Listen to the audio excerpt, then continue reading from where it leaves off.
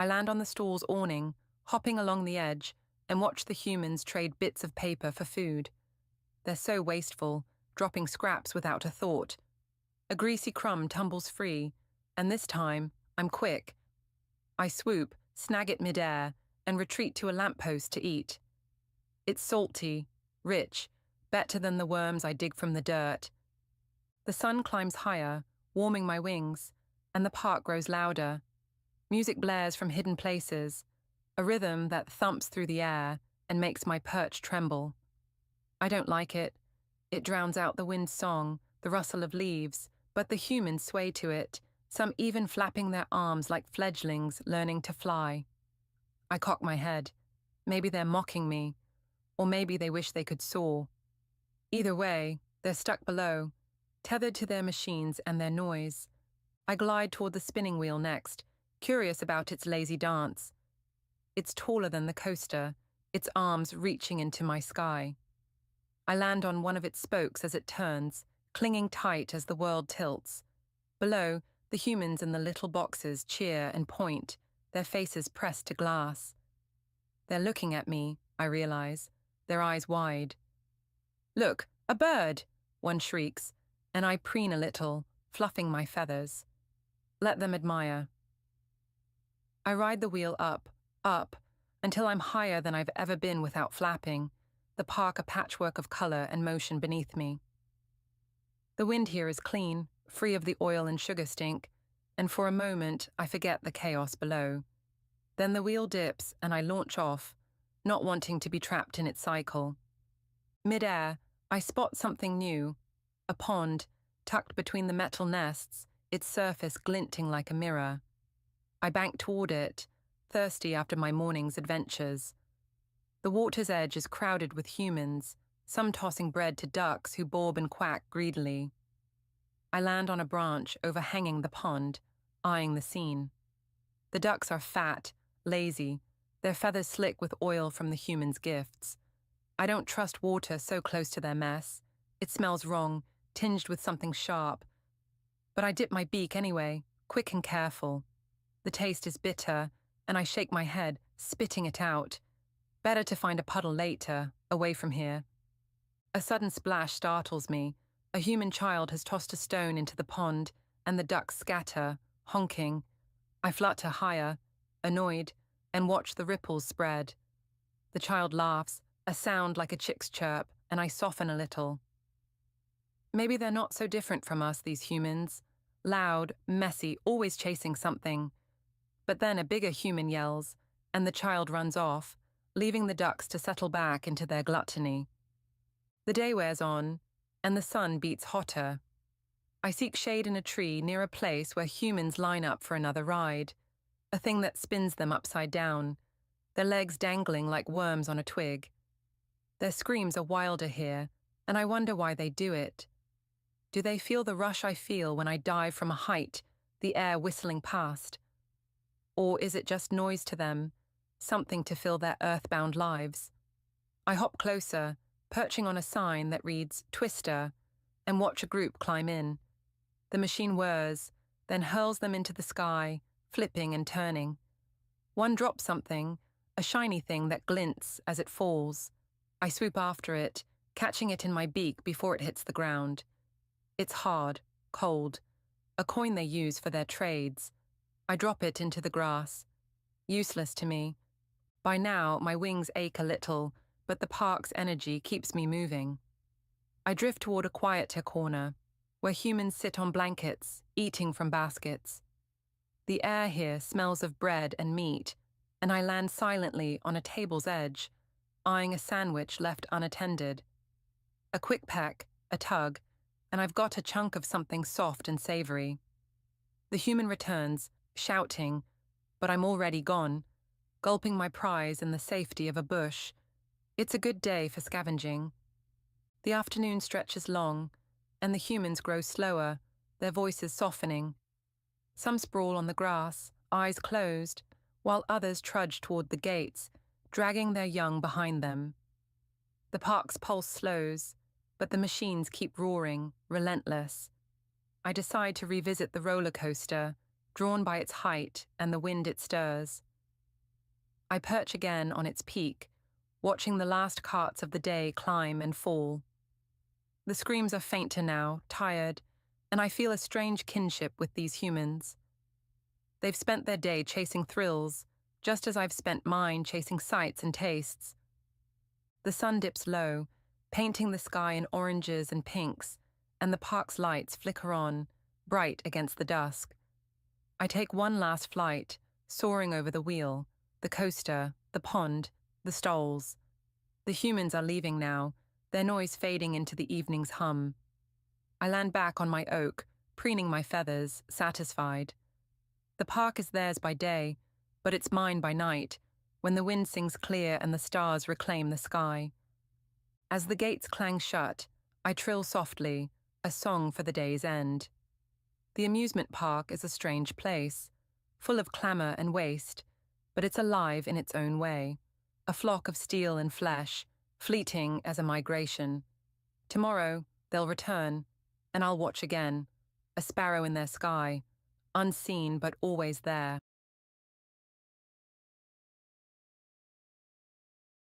Shadow's Edge. The desert wind stung Captain Elena Voss's face as she crouched behind a crumbling sandstone ridge. Her gloved hands gripped the scope of her rifle, steadying it against the gusts that carried the faint tang of diesel and blood. Somewhere out there in the sprawling dunes of southern Iraq was her target, a woman known only as the Wraith. Elena had been chasing her for 16 months, across 3 continents, through bombed-out cities and shadowed alleys. Tonight, she was close, too close. The Wraith wasn't just an assassin, she was a phantom, a blade that severed the threads of governments, militias, and corporations with surgical precision. Her kills were clean, her escapes cleaner. No fingerprints, no witnesses, just bodies left in her wake like discarded husks. Elena's team had dubbed her the Wraith after a grainy photo surfaced from a botched op in Minsk, a woman with sharp cheekbones and eyes like polished obsidian, vanishing into the night. That was 2 years ago. Since then, she'd racked up 37 confirmed kills, diplomats, warlords, CEOs, and twice as many rumored. Elena adjusted her scope, scanning the horizon. The intel had been solid this time, a black market arms deal gone sideways, a Syrian middleman found with his throat slit in a Baghdad safe house, and a whisper from a dying informant. She's moving south. The trail led here, to this desolate stretch of desert near the Saudi border, where a convoy of unmarked trucks had been spotted 2 hours ago. Elena's gut told her the Wraith was tied to it. Her gut was rarely wrong. "Voss, you got eyes," crackled Lieutenant Reese's voice through her earpiece. He was 2 clicks east, positioned with the rest of her 4-person team, Reese, Patel, and Kowalski. Special Forces, Tier 1, the best of the best, yet even they felt the weight of this hunt. "Negative," Elena murmured, her breath fogging faintly in the chill night air. "Hold position, she's here, I can feel it." Reese didn't argue. He'd seen Elena's instincts save them too many times, Kabul, Bogota, that hellhole in Lagos. She wasn't just their CO, she was their compass. At 34, Elena Voss was a legend in the shadows of the Spec Ops world. 5'9", lean as a whip, with hazel eyes that could cut through bullshit, and a mind that outmaneuvered chaos. Her dark hair was cropped short beneath her helmet, practical and unyielding, like everything about her. A flicker of movement caught her eye. She zeroed in, a silhouette darting between 2 dunes, low and fast, too fast for a civilian. Elena's pulse quickened, but her hand stayed steady. "Contact, 11 o'clock, she whispered. "Solo, moving west." "Copy," Reese replied. "We'll flank. Kowalski's got the drone up." Elena tracked the figure through her scope. It was a woman, lithe, dressed in black tactical gear, a scarf masking half her face, the Wraith. No doubt about it, she moved like liquid, every step deliberate, every glance calculated. Elena's finger grazed the trigger, but she held off. A shot now was too risky. The convoy was still out there, and she needed answers. Who hired her? What's the next target? Killing her was secondary. Understanding her was the mission. The Wraith paused, crouching near a cluster of rocks. She tilted her head, as if listening. Elena froze. Did she hear me? Impossible. She was a quarter-mile out, downwind, but the Wraith's instincts were legendary. Elena's team had lost her twice before because of it.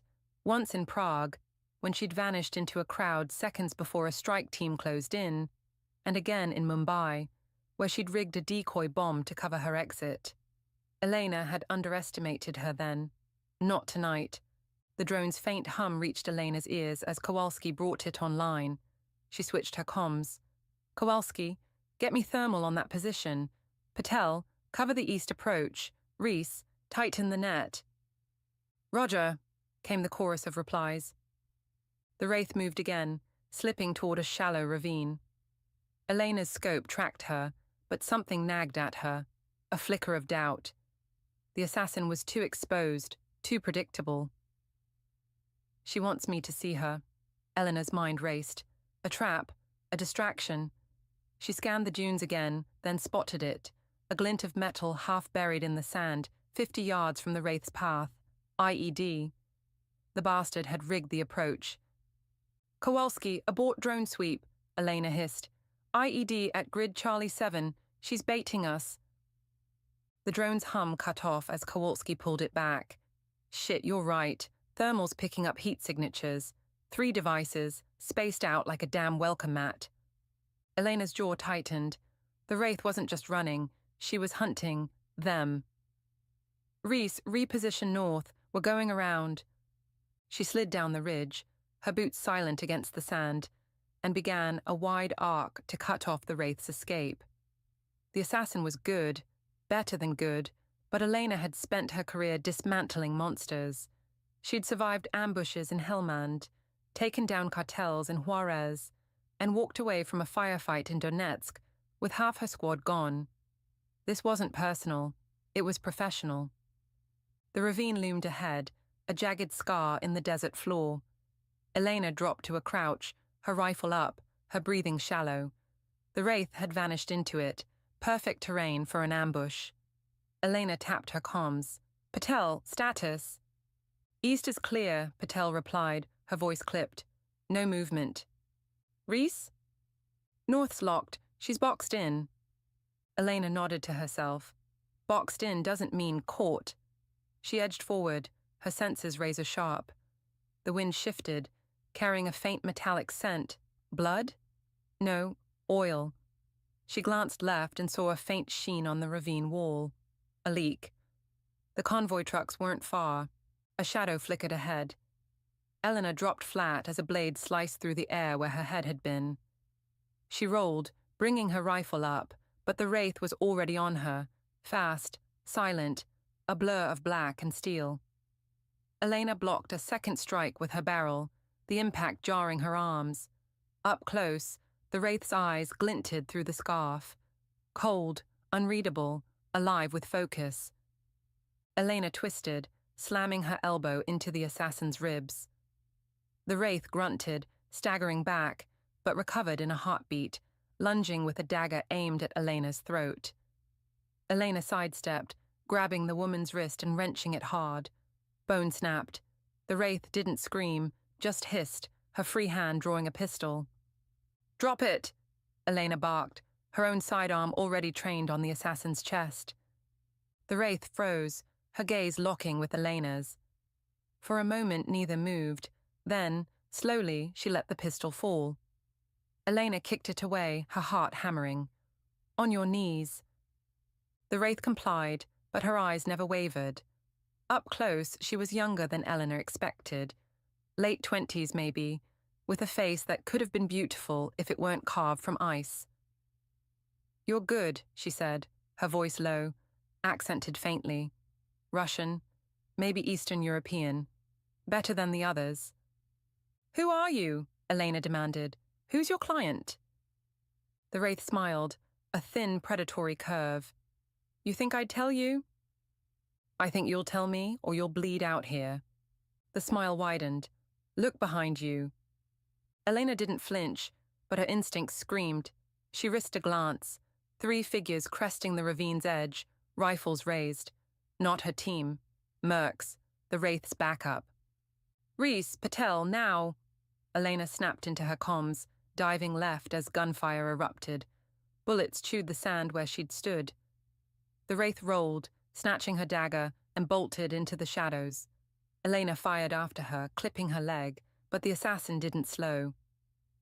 "Voss, we're pinned," Reese shouted. 6 hostiles, north side. "Hold them," Elena yelled, sprinting after the Wraith. She couldn't lose her, not now. The ravine twisted, narrowing into a choke point. Blood speckled the sand, hers. Elena followed, her lungs burning, her focus absolute. The trail led to a derelict truck, its engine still warm. The convoy. The Wraith was slumped against it, clutching her leg, but her eyes blazed with defiance. She raised a detonator in her good hand. "Don't," Elena warned, aiming at her head. "It's over." The Wraith laughed, a brittle sound. "You don't even know what's begun." Elena lunged as the detonator clicked. The world erupted in fire. When Elena came to, her ears rang and her body ached like it had been run through a shredder. Sand and smoke choked the air. The truck was a smouldering wreck, and the Wraith, or what was left of her, was pinned beneath it, her torso crushed, her eyes glassy, dead. "Voss, you alive?" Reese's voice crackled. "Barely," she croaked, staggering to her feet. "Team?" "Patel's hit but stable. Kowalski's got the mercs pinned. We're clear." Elena stared at the Wraith's body. Victory felt hollow. The assassin had taken her secrets to the grave, and the detonator suggested a bigger play, something Elena hadn't stopped. She limped back to her team, the desert swallowing the night behind her. The hunt was over. The war, she feared, was just beginning.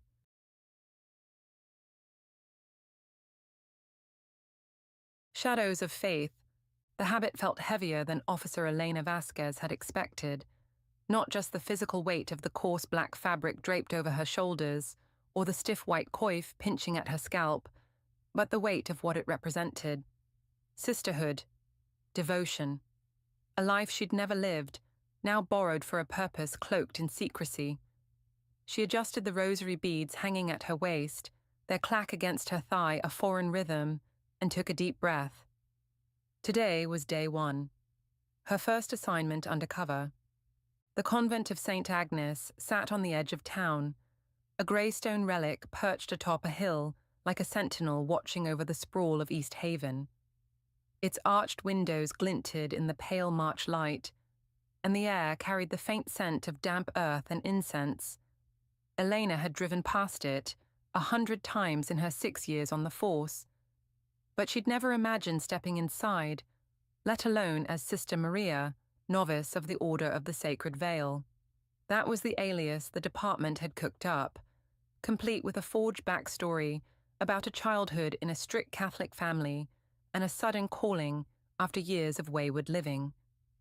It was close enough to her own life to feel believable, minus the calling part. Elena hadn't set foot in a church since her abuela's funeral a decade ago. Captain Hargrove had briefed her 2 weeks earlier in his cramped office, the blinds drawn tight against the precinct's fluorescent buzz. "We've got credible intel," he'd said, tapping a grainy photo of a woman in a nun's habit unloading crates from a van. "Drugs moving through St. Agnes. Could be a front for a cartel, could be something else. We need eyes inside. You're our best shot. Fluent Spanish, quick on your feet, and you've got that, what's the word? Gravitas." Elena had smirked at that, but the gravity of the assignment hadn't escaped her. Undercover work was a gamble. One slip and she'd be alone, no badge to flash, no backup to call. Just her wits and a prayer. Now, standing at the convent's iron gate, she felt the adrenaline hum in her veins. She pressed the buzzer, and a tinny voice crackled through the speaker. "Yes?" "Sister Maria," Elena said, her voice steady despite the knot in her stomach. "I'm expected." A pause, then the gate creaked open. She stepped through, gravel crunching under her sensible black shoes. and approached the towering oak doors. They swung inward before she could knock, revealing a wiry woman in her 50s with sharp eyes and a tight smile. Her habit was pristine, her posture rigid. "Welcome, Sister Maria," the woman said. "I'm Mother Superior Agatha. We've been awaiting your arrival." Elena dipped her head in what she hoped was a respectful nod. "Thank you, Mother Superior. I'm honored to be here." Agatha's gaze lingered a beat too long, as if peeling back layers Elena hadn't meant to show. Then she turned, gesturing for Elena to follow. "Come, I'll show you to your quarters." The interior of St. Agnes was a labyrinth of stone corridors, dimly lit by sconces that flickered like candles but were electric. The air was cool and musty, thick with the scent of old wood and wax. Elena's eyes darted to every detail: the worn tapestries depicting saints, the locked doors branching off the main hall, the faint sound of chanting echoing from somewhere deeper within. She catalogued it all, filing it away for the report she'd write later, assuming she made it out. "Your journey here," Agatha said as they walked, "it was uneventful." "Yes, Mother Superior. The train was on time, and the walk from the station was peaceful." Elena kept her tone soft, deferential. She'd rehearsed this, every word, every gesture, until it felt less like a lie and more like a second skin. "Good. Peace is what we seek here." Agatha's voice was clipped, her words carrying an edge Elena couldn't quite place. "You'll find our order strict but rewarding. Obedience and silence are our pillars. You'll take your vows of poverty, chastity, and obedience soon, but for now, you're to observe and learn." Elena nodded again, her mind racing. Obedience, silence, perfect cover for a smuggling operation, fewer questions, fewer loose lips. But where was the evidence? The crates in Hargrove's photo could have held anything: medical supplies, food, contraband. She needed to get closer, see more. They reached a small cell at the end of a narrow hall. A cot, a wooden desk, a single crucifix on the wall. No windows. "This will be yours," Agatha said. "Settle in. Vespers is at 6. Sister Beatrice will fetch you." "Thank you," Elena murmured, stepping inside. The door closed behind her with a soft thud, and she was alone. She exhaled, sinking onto the cot.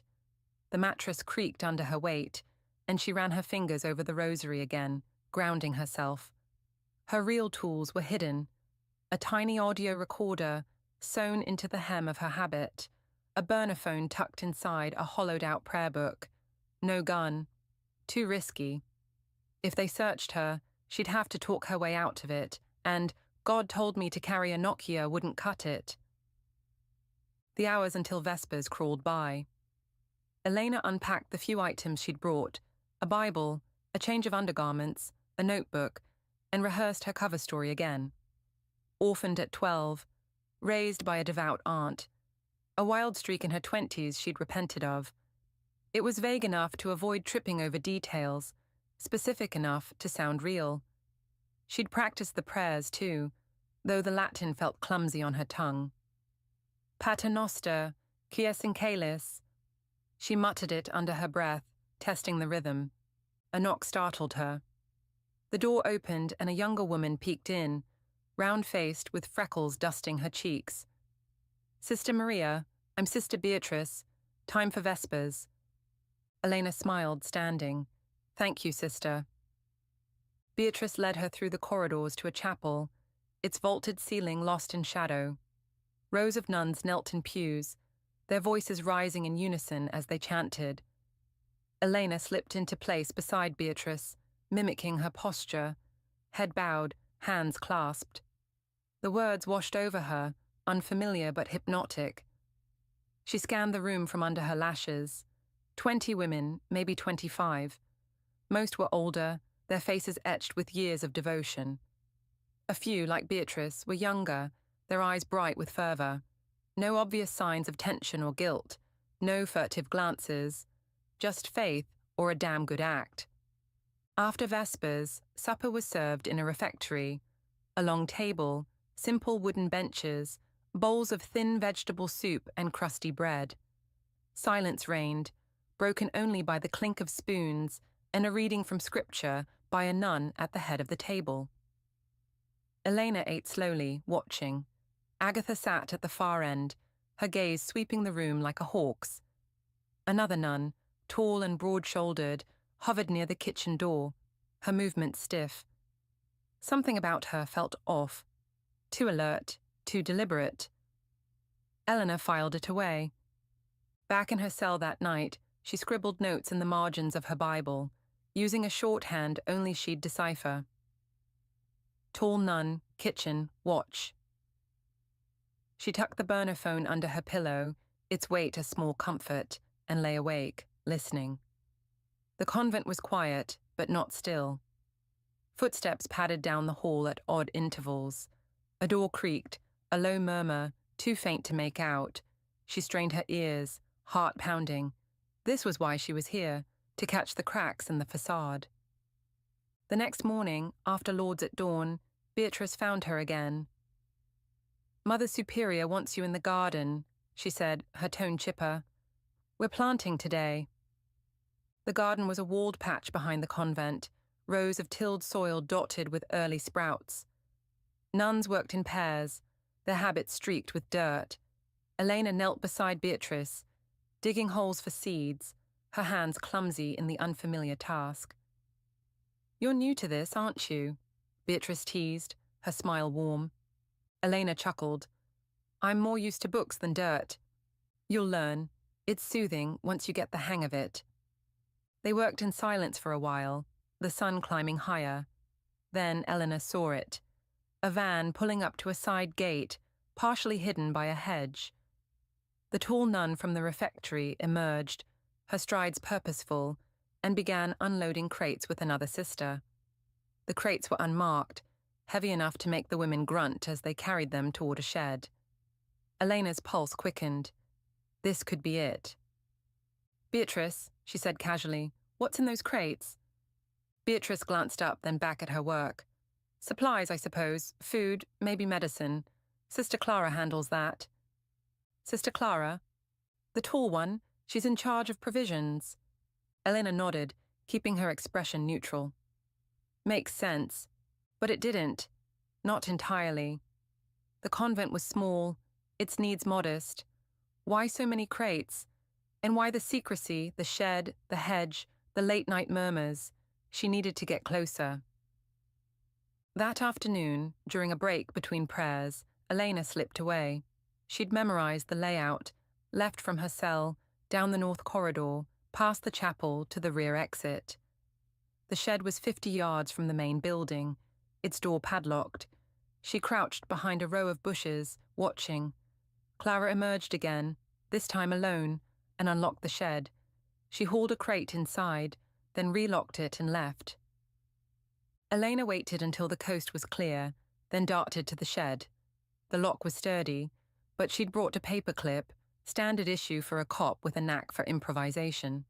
She bent it, working it into the mechanism. Her fingers steadied despite the sweat beading on her brow. A click. The lock popped open. Inside, the shed was dim, stacked with crates. She pried one open with her nails, wincing at the splinter that dug into her thumb. No drugs, no guns, just books. She lifted one, old, leather-bound, its title in Spanish. Tratado de Herbolaria, a treatise on herbs. Another crate held jars of dried leaves and roots, labeled in neat script. Medicinal herbs, she frowned, snapping a quick photo with the burner phone. This didn't add up. Cartels didn't smuggle oregano. Footsteps crunched outside. Elena froze, shoving the crate shut and ducking behind a stack. The door creaked open, and Clara stepped in, her silhouette filling the frame. "Who's there?" she barked. Elena held her breath, mind racing. She could bluff, claim she'd gotten lost, but Clara's stance, tense and coiled, suggested she wouldn't buy it. Before Elena could decide, Clara lunged, grabbing her arm and yanking her into the light. "You," Clara growled. "The new one. What are you doing here? I was curious, Elena stammered, channeling Sister Maria's meekness. I saw the crates and wondered. I'm sorry, sister, I didn't mean to pry. Clara's grip tightened, her eyes narrowing. Curiosity's a sin here. You'd do well to remember that. Yes, sister, forgive me. Clara released her, stepping back. Get out, and don't come back. Elena nodded, hurrying away, her heart hammering. She'd blown it, too eager, too soon. Back in her cell, she replayed the encounter. Clara's reaction was too sharp, too defensive. The herbs might be a cover, or something else entirely. She texted Hargrove a coded update via the burner. Crates, herbs, not drugs. Suspicious activity. Need more time. Night fell, and with it, a storm. Rain lashed the convent, thunder rumbling through the stone walls. Eleanor lay awake, the audio recorder running, capturing every sound. At 2 a.m., it caught something. A scrape, a thud, voices outside her door. She crept to the threshold, peering through the keyhole. Shadows moved in the hall. 2 figures, one tall, one shorter. Clara and Agatha. Too risky now, Agatha was saying. She's asking questions. She's a novice, Clara replied. They all snoop at first. Not like this. Keep an eye on her. The voices faded. Elena sat back, her mind whirling. They were onto her. Day 1, and she'd already tripped a wire. She needed evidence, hard proof, before they shut her out or worse. The next morning, she doubled down. During chores, she stuck close to Beatrice, probing gently. Sister Clara seems intense, she ventured. Beatrice laughed. She's protective, been here forever, keeps us fed, though. Does she ever leave? For supplies, I mean. Sometimes. Why?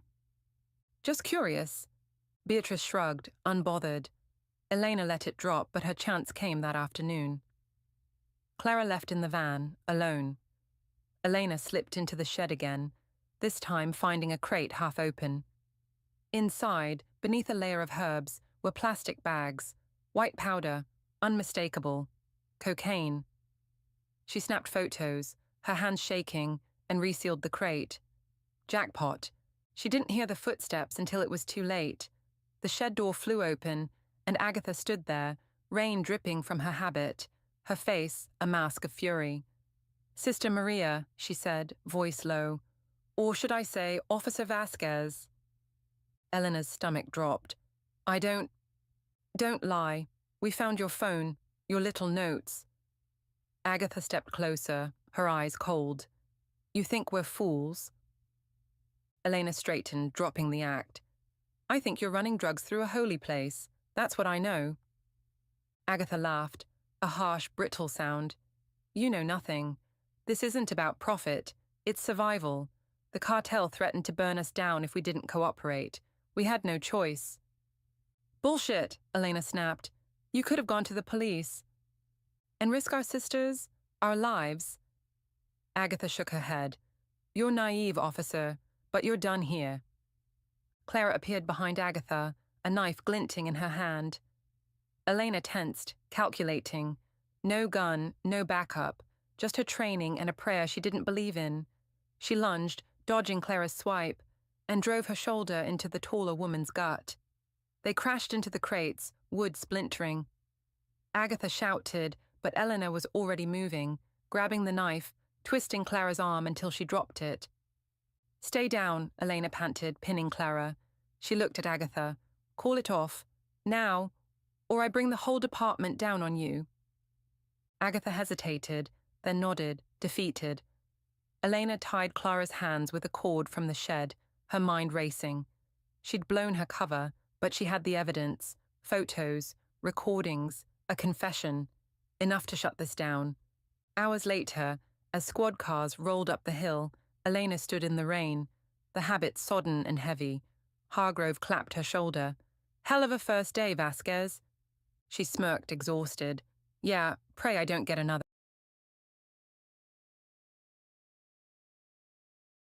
The blood beneath the circuitry.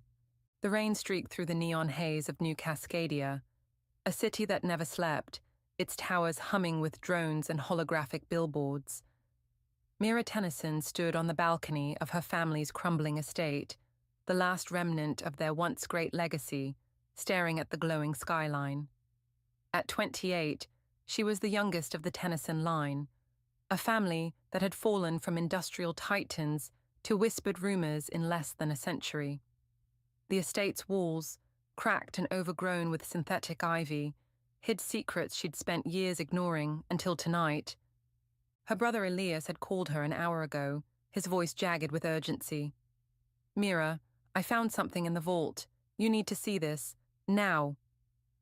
The vault, a sealed chamber beneath the estate, had been off-limits since their parents' deaths in a shuttle crash a decade ago. Elias, always the tinkerer, had apparently cracked its biometric lock. Mira sighed, tugging her coat tighter against the damp chill, and descended the spiral stairs to the basement. Elias waited by the vault door, his wiry frame silhouetted against the pulsing blue light of the control panel. His dark eyes gleamed with a mix of excitement and dread. "It's not just credits or old tech," he said, voice low. "It's us, our family, who we really are." Mira frowned, brushing damp hair from her face.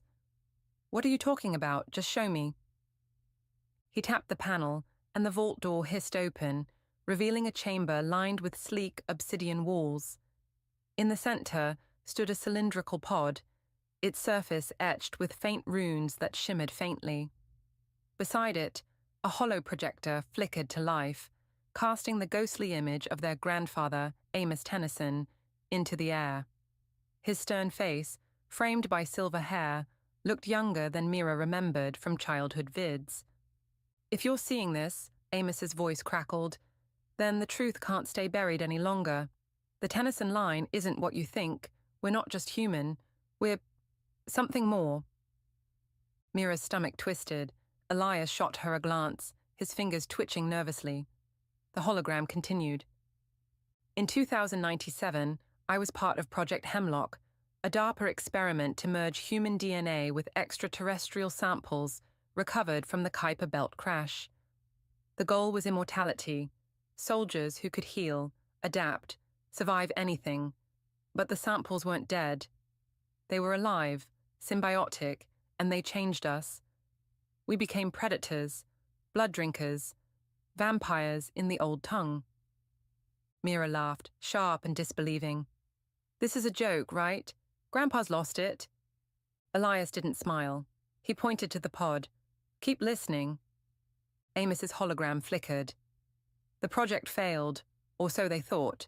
Most subjects died, but a few of us survived. We hid it, suppressed the hunger with synthetic plasma, built empires to keep our secret. Your parents knew. They chose to lock this away when they had you two, hoping you'd never manifest. But the gene's recessive.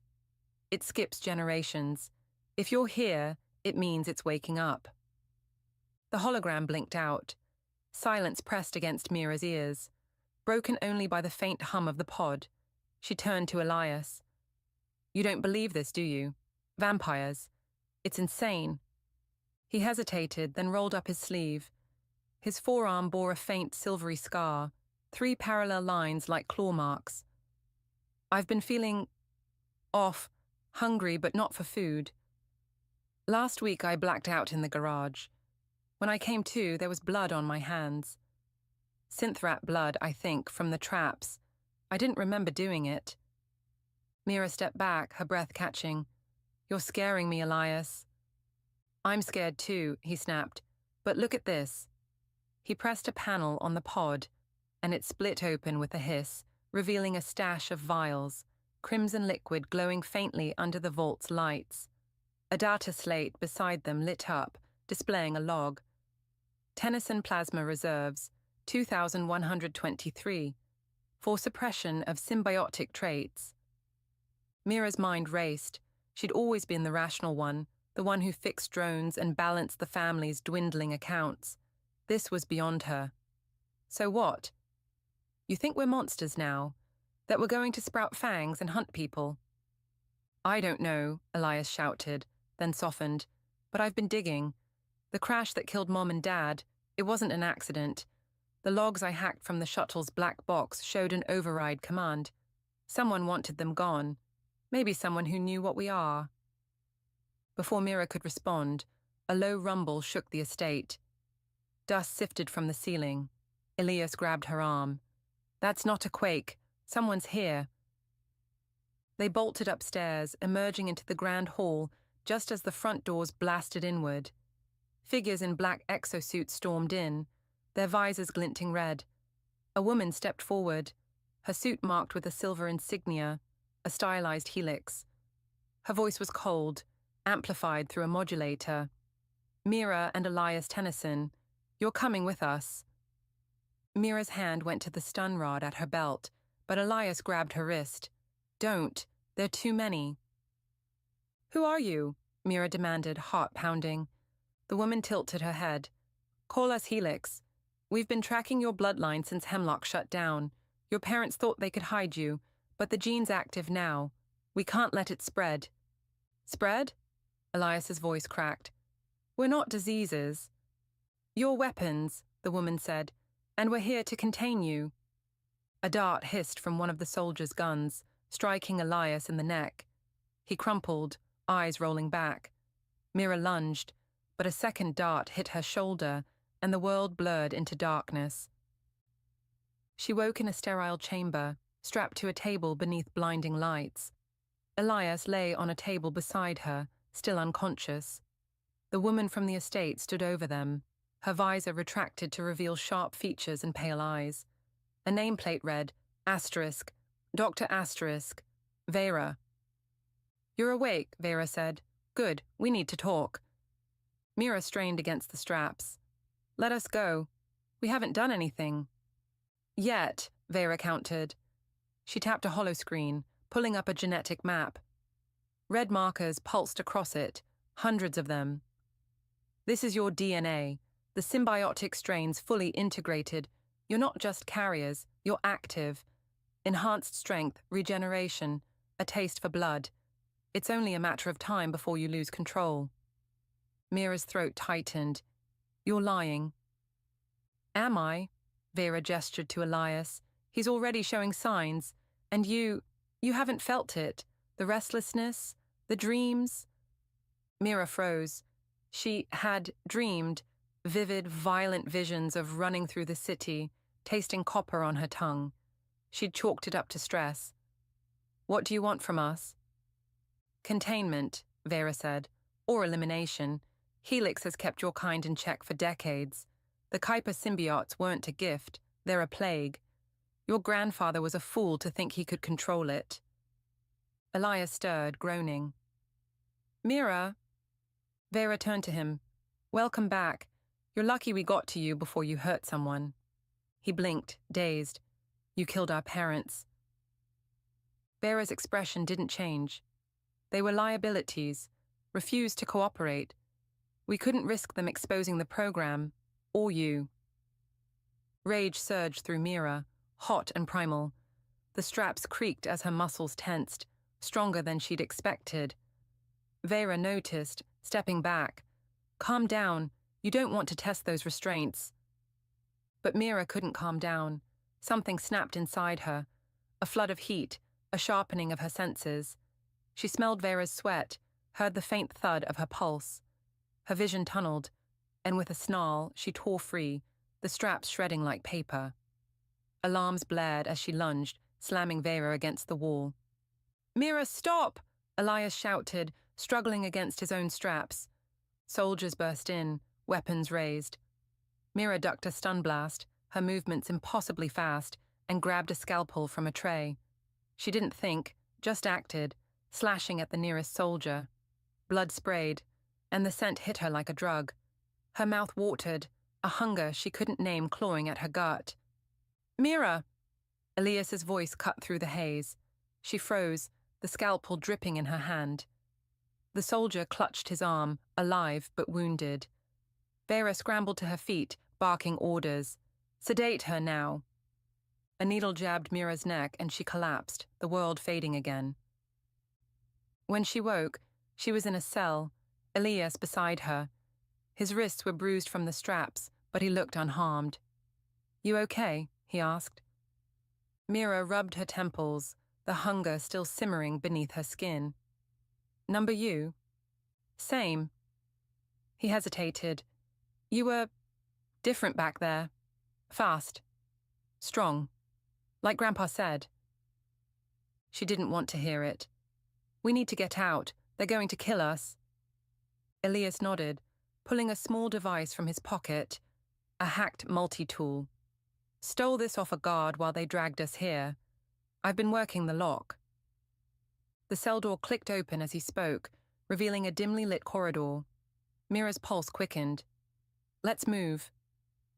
They slipped out, navigating a maze of sterile halls. Mira's senses sharpened with every step, the hum of machinery, the distant murmur of voices.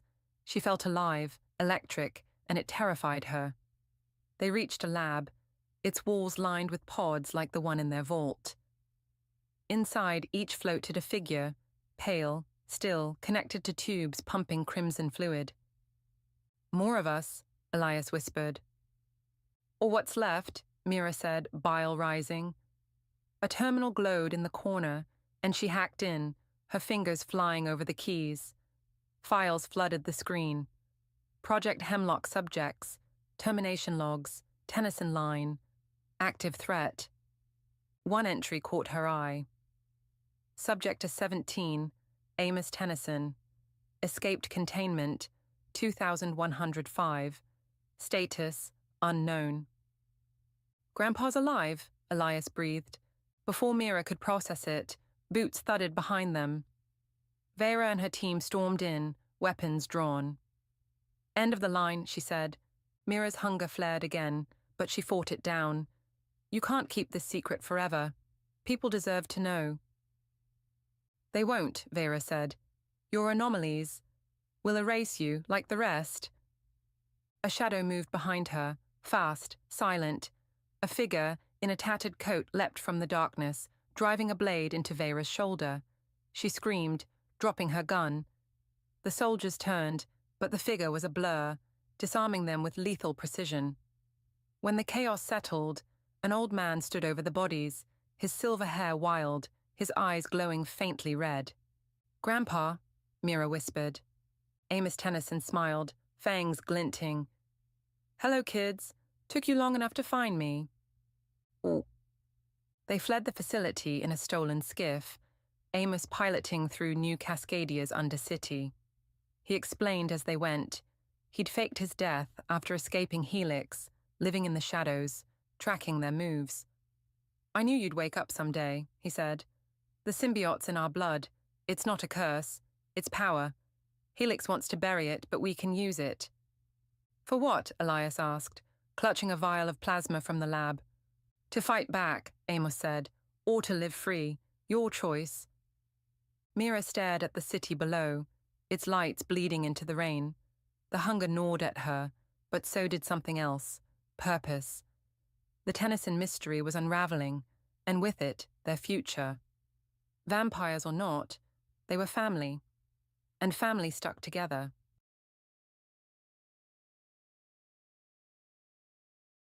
The blood of the fallen. The wind howled through the skeletal trees, clawing at the tattered cloak of the lone figure trudging across the frostbitten plain. Sir Eldric of Thornvale gripped the hilt of his sword, its leather wrap worn smooth by years of battle. His boots crunched into the frozen earth, each step a testament to the weight he carried, not just the chainmail beneath his tunic, but the burden of memory. 3 weeks had passed since the smoke rose over Thornvale, since the screams of his wife and daughters had faded into the crackling flames. 3 weeks since the raiders of Blackthorn Keep had left nothing but ash and silence. Eldric was no stranger to war. He had fought in the king's campaigns, felled men with names and without, and returned to his modest holdfast each time with scars to prove it. But this was different. This was not a soldier's duty, it was personal. The raiders' leader, a brute named Gorim Blackthorn, had taken everything from him. Now, Eldric's only purpose was to bury his blade in Gorim's heart. The journey to Blackthorn Keep was treacherous, cutting through the shadowed forest of the low marches and over the jagged spine of the Ironfang Ridge. Eldrick travelled alone, his squire dead in the raid, his men scattered or burned. His provisions were meagre: a waterskin, a loaf of stale bread, and a pouch of dried meat, but hunger was a distant concern. Vengeance fueled him more than food ever could. By dusk, he reached the edge of the marches, where the trees grew thick and twisted, their branches clawing at the sky like the hands of the damned. He built no fire, for the light would betray him to any scouts Gorham might have posted. Instead, he wrapped his cloak tighter and leaned against a gnarled oak, chewing a strip of meat as he studied the horizon. Blackthorn Keep lay 2 days hence, perched atop a crag overlooking the River Vane. Eldrick had seen it once, years ago, during a parley with its former lord. Now it was a den of wolves. Sleep came in fragments, haunted by the faces of his family. Lyra, his wife, with her gentle smile and hands calloused from tending their garden. Mara and Elise, his daughters, their laughter echoing through the halls of Thornvale. He saw them in the flames, reaching for him, their voices drowned by the roar of the fire. Each time he jolted awake, his hand flew to his sword, half expecting Gorham's men to be upon him.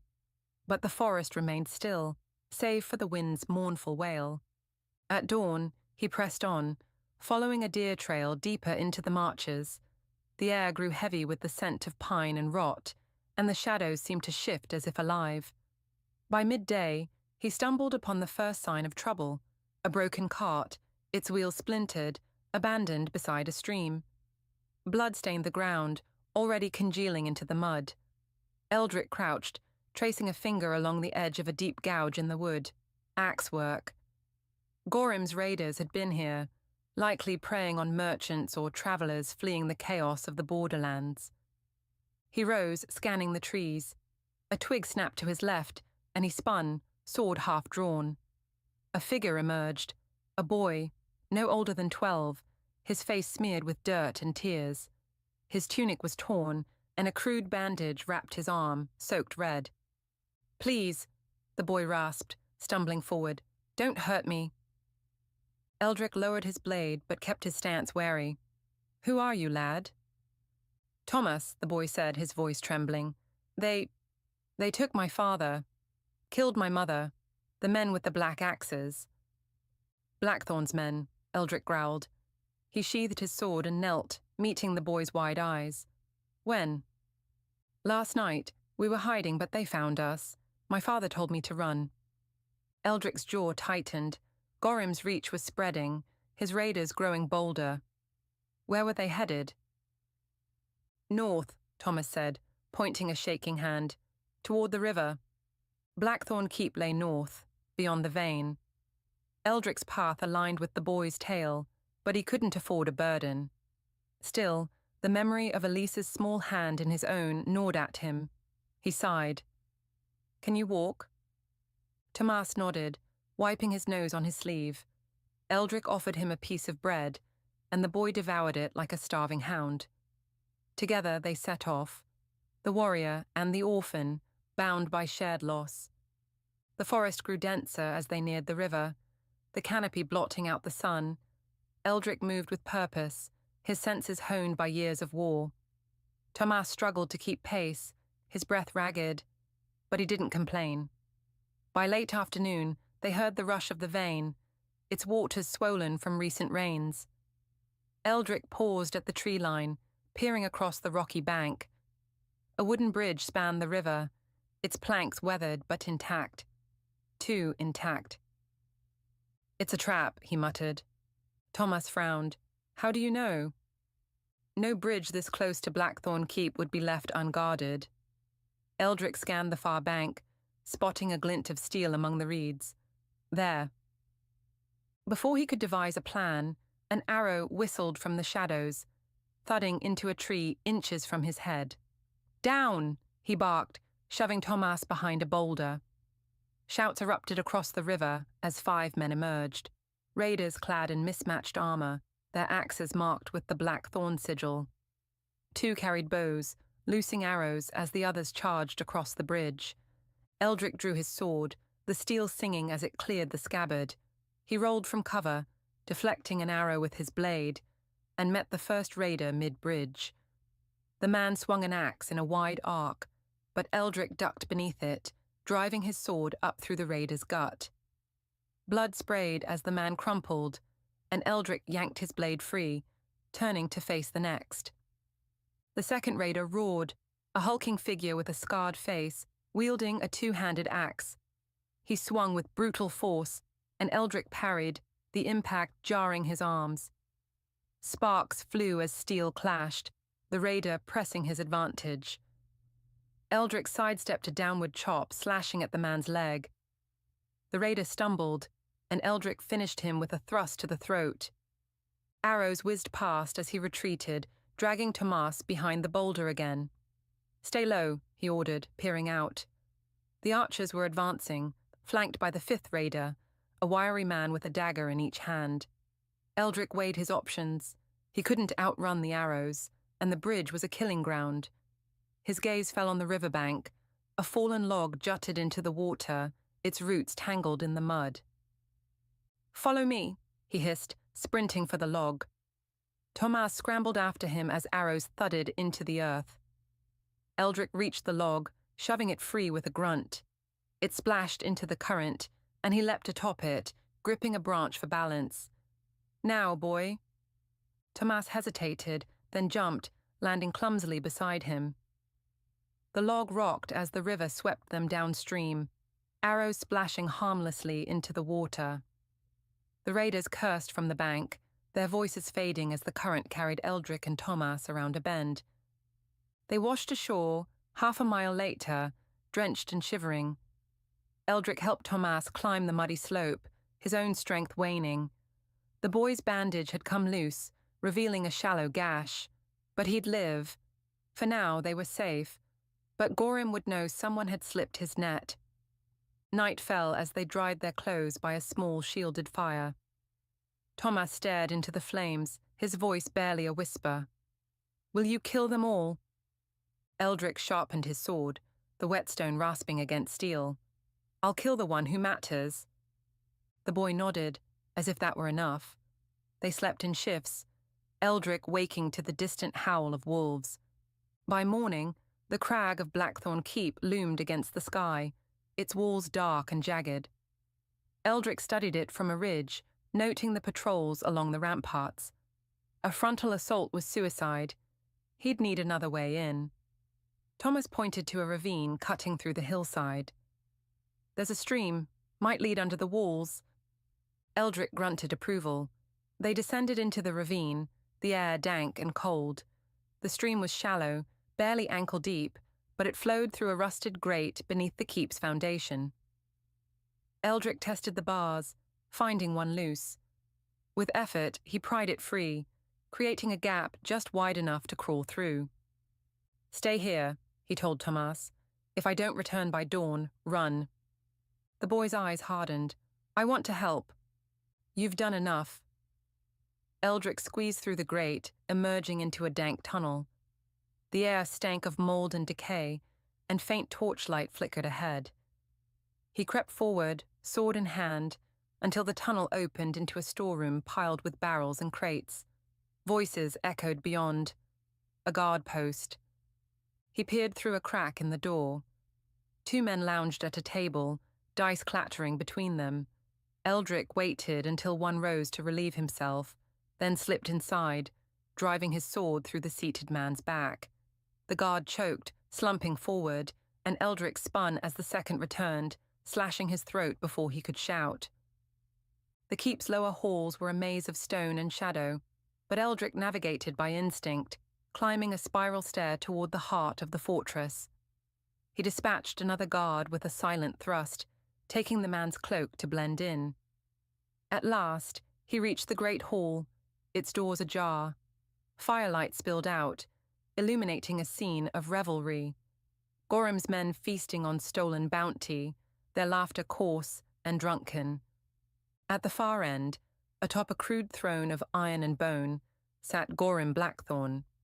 He was a giant of a man, his beard streaked with grey, his armour dented from countless fights. A great axe rested against his seat, its blade notched but wickedly sharp. Eldric's blood surged, the memory of Thornvale's ruin flashing before his eyes. He shed the cloak and stepped into the hall, sword gleaming. The raiders fell silent, hands reaching for weapons. Gorim's eyes narrowed, then widened in recognition. "Eldric of Thornvale," he rumbled, rising. "I thought you'd burned with the rest." "You thought wrong," Eldric spat, advancing. "This ends tonight." Gorim laughed, hefting his axe. "Come then, let's dance." The raiders formed a loose circle as the two clashed, steel ringing like a death knell. Gorim's strength was monstrous, each swing forcing Eldric back, but the warrior dodged and parried, waiting for an opening. He ducked a wild blow, slashing at Gorim's thigh. Blood welled, but the raider chief roared and swung again, the axe grazing Eldric's shoulder. Pain flared, but he pressed on, driving his sword toward Gorim's chest. The blade struck true, piercing armor and flesh, but Gorim seized Eldric's arm, twisting it until the sword clattered free. With a snarl, he hurled Eldric across the hall, crashing into a table. The raiders cheered as Eldric staggered up, blood dripping from his brow. Gorim advanced, axe raised, but Eldric rolled aside, grabbing a fallen dagger. As Gorim swung again, Eldric lunged, burying the blade in the raider's neck. Gorim gurgled, dropping the axe, and collapsed, his lifeblood pooling on the stone. The hall erupted as the raiders charged. Eldric snatched his sword, cutting down two before a spear caught his side. He stumbled, vision blurring, but fought on, driven by rage and grief. One by one, the raiders fell, until the hall was a graveyard of broken bodies. Eldric sank to his knees, clutching his wound. The keep was silent, save for his labored breathing. He'd done it. Gorim was dead, his family avenged. But the victory felt hollow, the weight of loss unchanged. Footsteps echoed behind him. He turned, expecting a straggler, but saw Thomas, pale and wide-eyed, holding a bloodied knife. I stopped one from running," the boy said. Eldric managed a faint smile. "You're braver than you know." Dawn broke as they limped from the keep, the crag bathed in cold light. Eldric's wounds ached, but he'd live, for now. Thomas walked beside him, a shadow of the warrior he might become. Together, they left Blackthorn Keep behind, its ruin a testament to the blood of the fallen.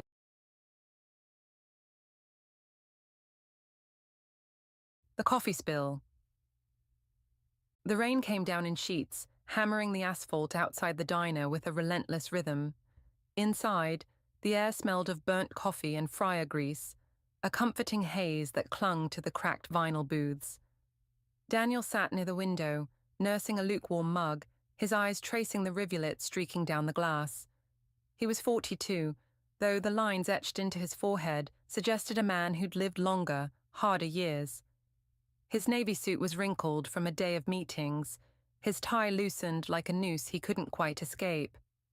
He'd stopped here on a whim, a detour on his drive back to Cincinnati from a work conference in Columbus.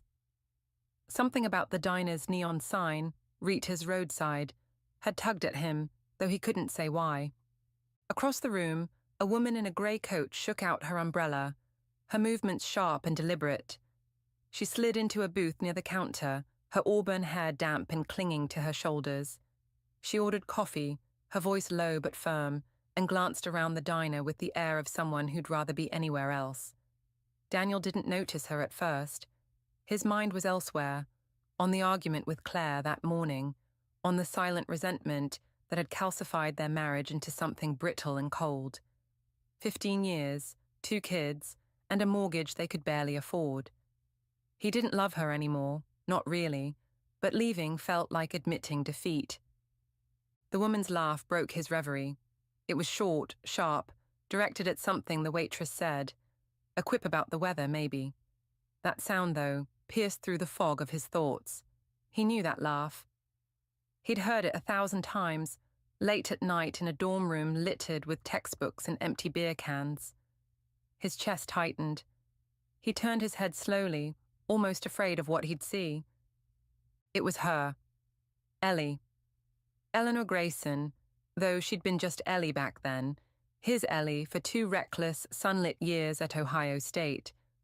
The recognition hit him like a punch, stealing his breath. She looked different. Older, of course. Her face softer but marked by faint lines around her eyes. Her hair was shorter too, brushing her collarbone instead of cascading down her back. But it was her, unmistakably her. She hadn't seen him yet. He could leave, slip out before she noticed, preserve this moment as a fleeting ghost of what might have been. But his feet wouldn't move. Instead, he watched as she stirred her coffee, her fingers tapping the spoon against the mug, in a nervous rhythm he remembered all too well. They'd never broken up, not officially. He'd graduated a year ahead of her, taken a job in Chicago while she finished her degree. They'd promised to stay in touch, phone calls, visits, the whole long-distance song and dance. But the calls dwindled, the visits never happened, and life pulled them apart like driftwood on a tide. No fight, no tears, just silence. He'd met Claire a year later, married her at 27. He assumed Ellie had done the same, built a life somewhere else. And yet, here she was, 15 miles off the 71, stirring coffee like no time had passed. He stood, his legs unsteady, and crossed the diner before he could talk himself out of it. Her head snapped up as he approached, her hazel eyes narrowing, then widening in shock. "Daniel?" Her voice was a whisper, laced with disbelief. "Hey, Ellie," he said, offering a lopsided smile that felt too small for the moment. "Mind if I sit?" She gestured to the seat across from her, still staring like he might vanish if she blinked. "What are you doing here?" "Passing through. Conference in Columbus. You?" "Visiting my sister in Dayton. She's got a new baby. I needed coffee before the drive home." She paused, then added, "I live in Pittsburgh now." "Pittsburgh," he echoed, nodding as if it made sense. "I'm in Cincinnati." A beat of silence stretched between them, heavy with 20 years of unsaid things. The waitress swung by, refilling Ellie's mug, and Daniel ordered another coffee he didn't need. When they were alone again, Ellie leaned back, studying him. "You look tired," she said, not unkindly. "You look good," he countered, and she smirked, brushing a strand of hair behind her ear. "Liar. I look like I've been driving in the rain for 3 hours." "You pull it off." She laughed again, that same sharp sound, and it unraveled something in him. They slipped into small talk. Jobs. He was in logistics. She taught high school English. Kids. He had 2. She had 1. The weather. Miserable. But beneath the surface, a current ran hot and wild, pulling them toward the past. "Do you ever think about it?" she asked suddenly, her voice quieter now. "Us?" He swallowed, caught off guard. "Yeah. Sometimes." "You?" "More than I should." She looked down at her mug, her fingers tightening around it. "I always wondered how it happened, how we just stopped." "We were young," he said, though the words felt hollow. "Life got in the way." "Maybe." She met his eyes, and there was something raw there, something that made his stomach flip. "But it never felt finished, did it?" He didn't answer. He didn't have to. The truth hung between them, fragile and dangerous. The diner emptied out as the rain slowed to a drizzle. They stayed, ordering pie neither of them ate, stretching the conversation into hours. She told him about her husband, Mark, an accountant who worked late and spoke less, a man she'd married because he was steady, reliable, until reliability turned into indifference. He told her about Claire, about the fights over money and the kids, the way they'd become roommates instead of partners. They didn't say they were unhappy, not outright, but it was there in the silences, in the way their voices softened when they spoke of the past. "Remember the lake?" Ellie said, a smile tugging at her lips. That time we skipped class and drove out to Alum Creek? God, yeah. We swam until it got dark, then slept in the car because we didn't have a tent. You snored like a chainsaw. I did not. You did. I recorded it once. Probably still have the tape somewhere. He laughed, the sound startling him. He hadn't laughed like that in months, maybe years. The memory flooded back, the cool water, her skin against his, the stars smudging the sky. They'd been 20, invincible, in love in a way that felt like it would never end. Sitting here now, he could almost taste it. I miss that, she said softly. Not just the lake, all of it, you. The words landed like a stone in his chest. He wanted to reach across the table, take her hand, feel the warmth he'd forgotten, but there were rings on their fingers, hers a thin gold band, his a scratched silver one, promises made to other people, lives built on other foundations. What are we doing, Ellie? He asked, his voice rough. I don't know. She looked away, out the window where the neon sign flickered. Catching up, I guess. It doesn't feel like catching up. No, she agreed. It doesn't. They paid the bill and stepped outside, the air cool and damp. The parking lot was nearly empty, just his grey sedan and her blue SUV. Neither moved to leave. The pull between them was palpable now, a thread stretched taut, ready to snap. I should go, she said, but her feet stayed planted. Yeah, me too. They stood there, inches apart, the space electric with possibility. He could see it in her eyes, the same question spinning in his own mind. What if they didn't go? What if they threw it all away, the marriages, the kids, the years, and ran back to that lake, to that version of themselves? I'm not happy, Daniel, she whispered. I haven't been for a long time. Neither am I. So what do we do? He stepped closer, close enough to smell the rain on her hair, the faint lavender of her perfume. His hand brushed hers, and she didn't pull away. For a moment he let himself imagine it, leaving Claire, starting over with Ellie, rebuilding what they'd lost. But then he saw his daughter's face, her gap-toothed grin, and the weight of it crashed down. I don't know, he said finally. I don't know if we can. She nodded, tears brimming in her eyes. I hate this. Me too. They stood there a moment longer, then she stepped back, breaking the spell. I need to go. My son's waiting. Yeah, drive safe. You too. She turned toward her car, then paused, looking back at him. If you're ever in Pittsburgh. If you're ever in Cincinnati. They smiled, small and sad, and then she was gone, her taillights fading into the night. Daniel got into his car, his hands shaking as he gripped the wheel. He didn't start the engine. Not yet. He sat there, replaying her laugh, her touch, the life they might have had. And for the first time in years, he let himself cry. The drive home was long, the road blurring beneath his tires. He didn't know what came next, whether he'd call her, she'd slipped him her number on a napkin, whether he'd try to fix things with Claire, or whether he'd just keep drifting. But as the city lights of Cincinnati rose in the distance, he knew one thing. Ellie wasn't just a memory anymore. She was a choice. And that choice, whatever it would be, would define the rest of his life.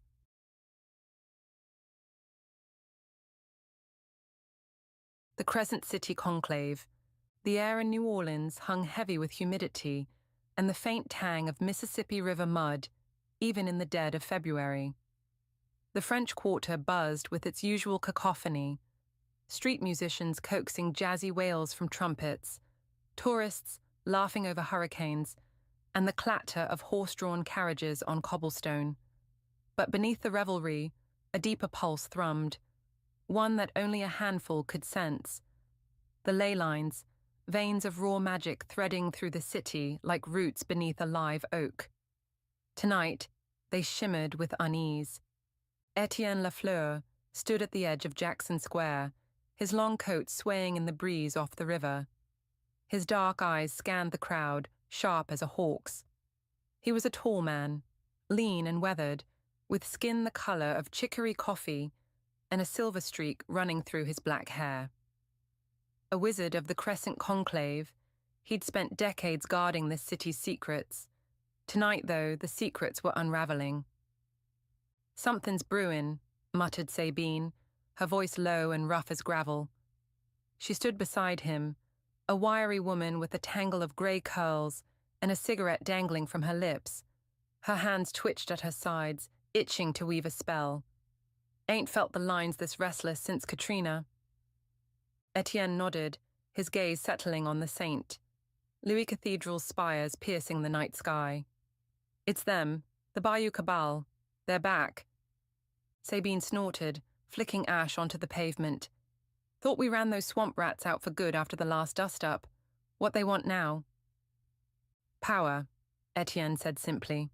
"Same as always. The Conclaves held the city's nexus for a century. They think it's their turn."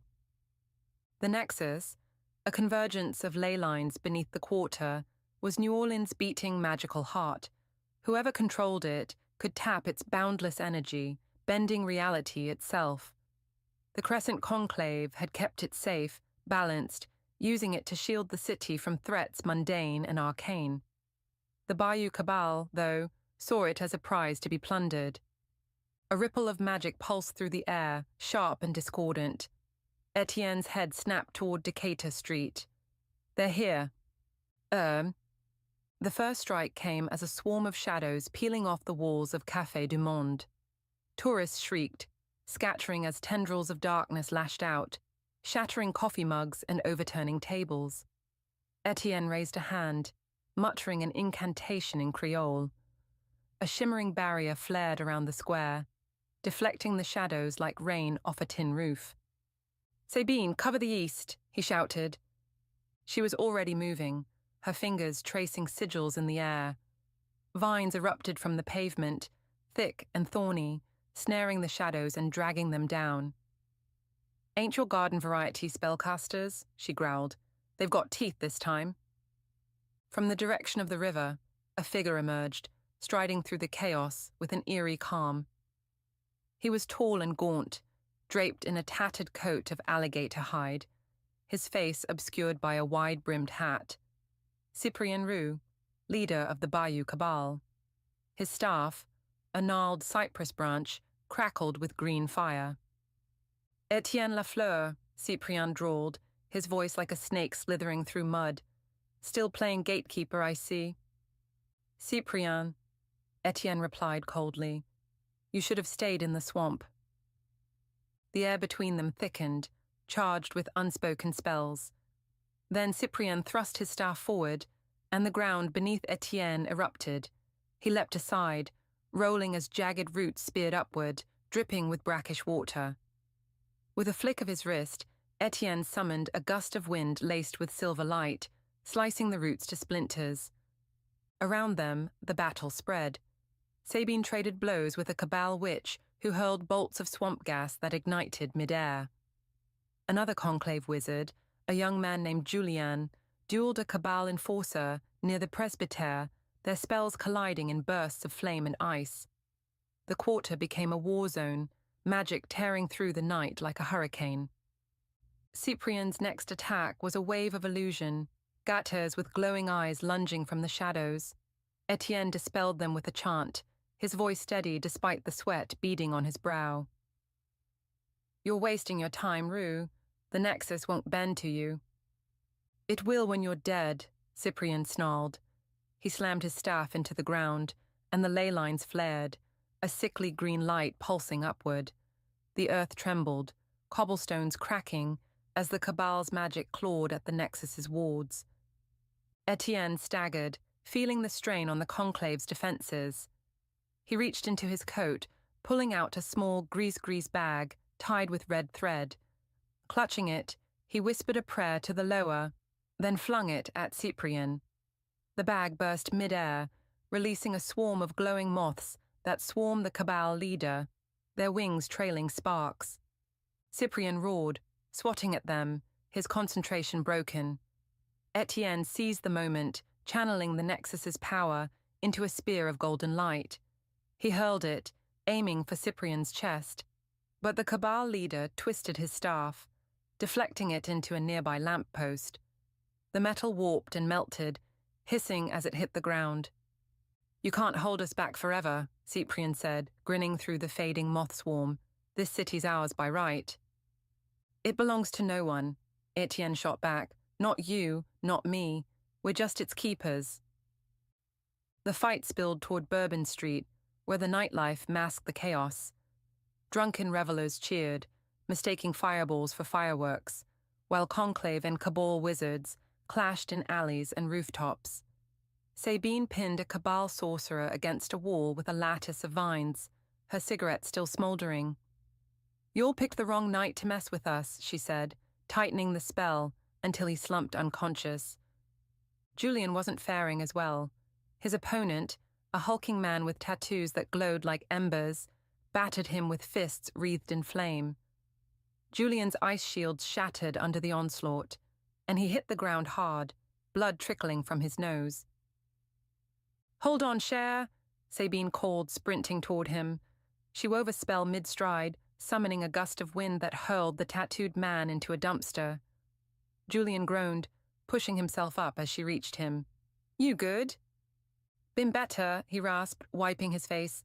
"They're too strong." "They're desperate," Sabine corrected. "That's worse." Back near the cathedral, Etienne and Cyprian's duel reached a fever pitch. Cyprian conjured a miasma of swamp fog, thick and choking, obscuring the square. Etienne countered with a radiant orb, its light cutting through the haze. The two circled each other, spells flying, lightning arcing from Cyprian's staff, countered by Etienne's barriers of woven air. "You're fighting a losing battle, Lafleur," Cyprian taunted. "The Nexus is slipping. Feel it?" Etienne did. The wards were fraying, the ley lines buckling under the Cabal's assault. He gritted his teeth, reaching deeper into his reserves. "Not while I'm still standing." The turning point came at the river's edge. The Cabal had spread their forces thin, attacking from multiple fronts, but the Conclave rallied. Julienne, limping but determined, froze a Cabal witch's feet to the ground, letting Sabine finish her with a thorned whip. Other Conclave members, masked figures wielding charms and chants, pushed back the Cabal's flank near the moonwalk. Etienne faced Cyprian alone now, the Mississippi lapping at their feet. The Cabal leader's eyes gleamed with triumph as he raised his staff high, channeling the ley line's stolen energy. A vortex of green fire spiraled upward, threatening to tear the Nexus wide open. "You're done, Etienne," Cyprian said. "Bow out, and I might let you live." Etienne didn't answer with words. He dropped to one knee, pressing both hands to the ground. The Gree bag's magic had been a distraction. This was his true gambit. He spoke a litany in French and Creole, calling on the city itself, its spirits, its history, its resilience. The ley lines answered, surging through him in a torrent of golden light. The vortex faltered. Cyprian's grin faded as the energy recoiled, lashing back at him. Etienne rose, his coat billowing, and thrust both hands forward. A wave of pure Nexus power slammed into Cyprian, hurling him into the river. The staff snapped in two, its green fire extinguished as the water swallowed him. Silence fell, broken only by the distant wail of a saxophone. The ley lines settled, their glow fading to a steady hum. The Cabal's remnants fled into the night, their leader gone. Dawn crept over New Orleans, painting the quarter in soft pinks and golds. Etienne stood at the riverbank, exhaustion etching lines into his face. Sabine joined him, offering a flask of bourbon. "We held it," she said, taking a swig before passing it over. "For now," Etienne replied, sipping. "They'll be back, always are." Julian limped up, his arm in a makeshift sling. "Worth it, though, city's still ours." Etienne looked out at the river, where the first steamboat of the day churned lazily upstream. The quarter was waking up, oblivious to the battle that had raged hours before. Tourists would flood the streets again, jazz would play, and the Nexus would hum beneath it all, safe for another day. Yeah, he said finally, a faint smile tugging at his lips. Worth it. And so, the Crescent City conclave endured, its wizards fading back into the shadows of New Orleans, ever watchful, ever ready. The magic of the city lived on, as wild and untamed as the river that cradled it.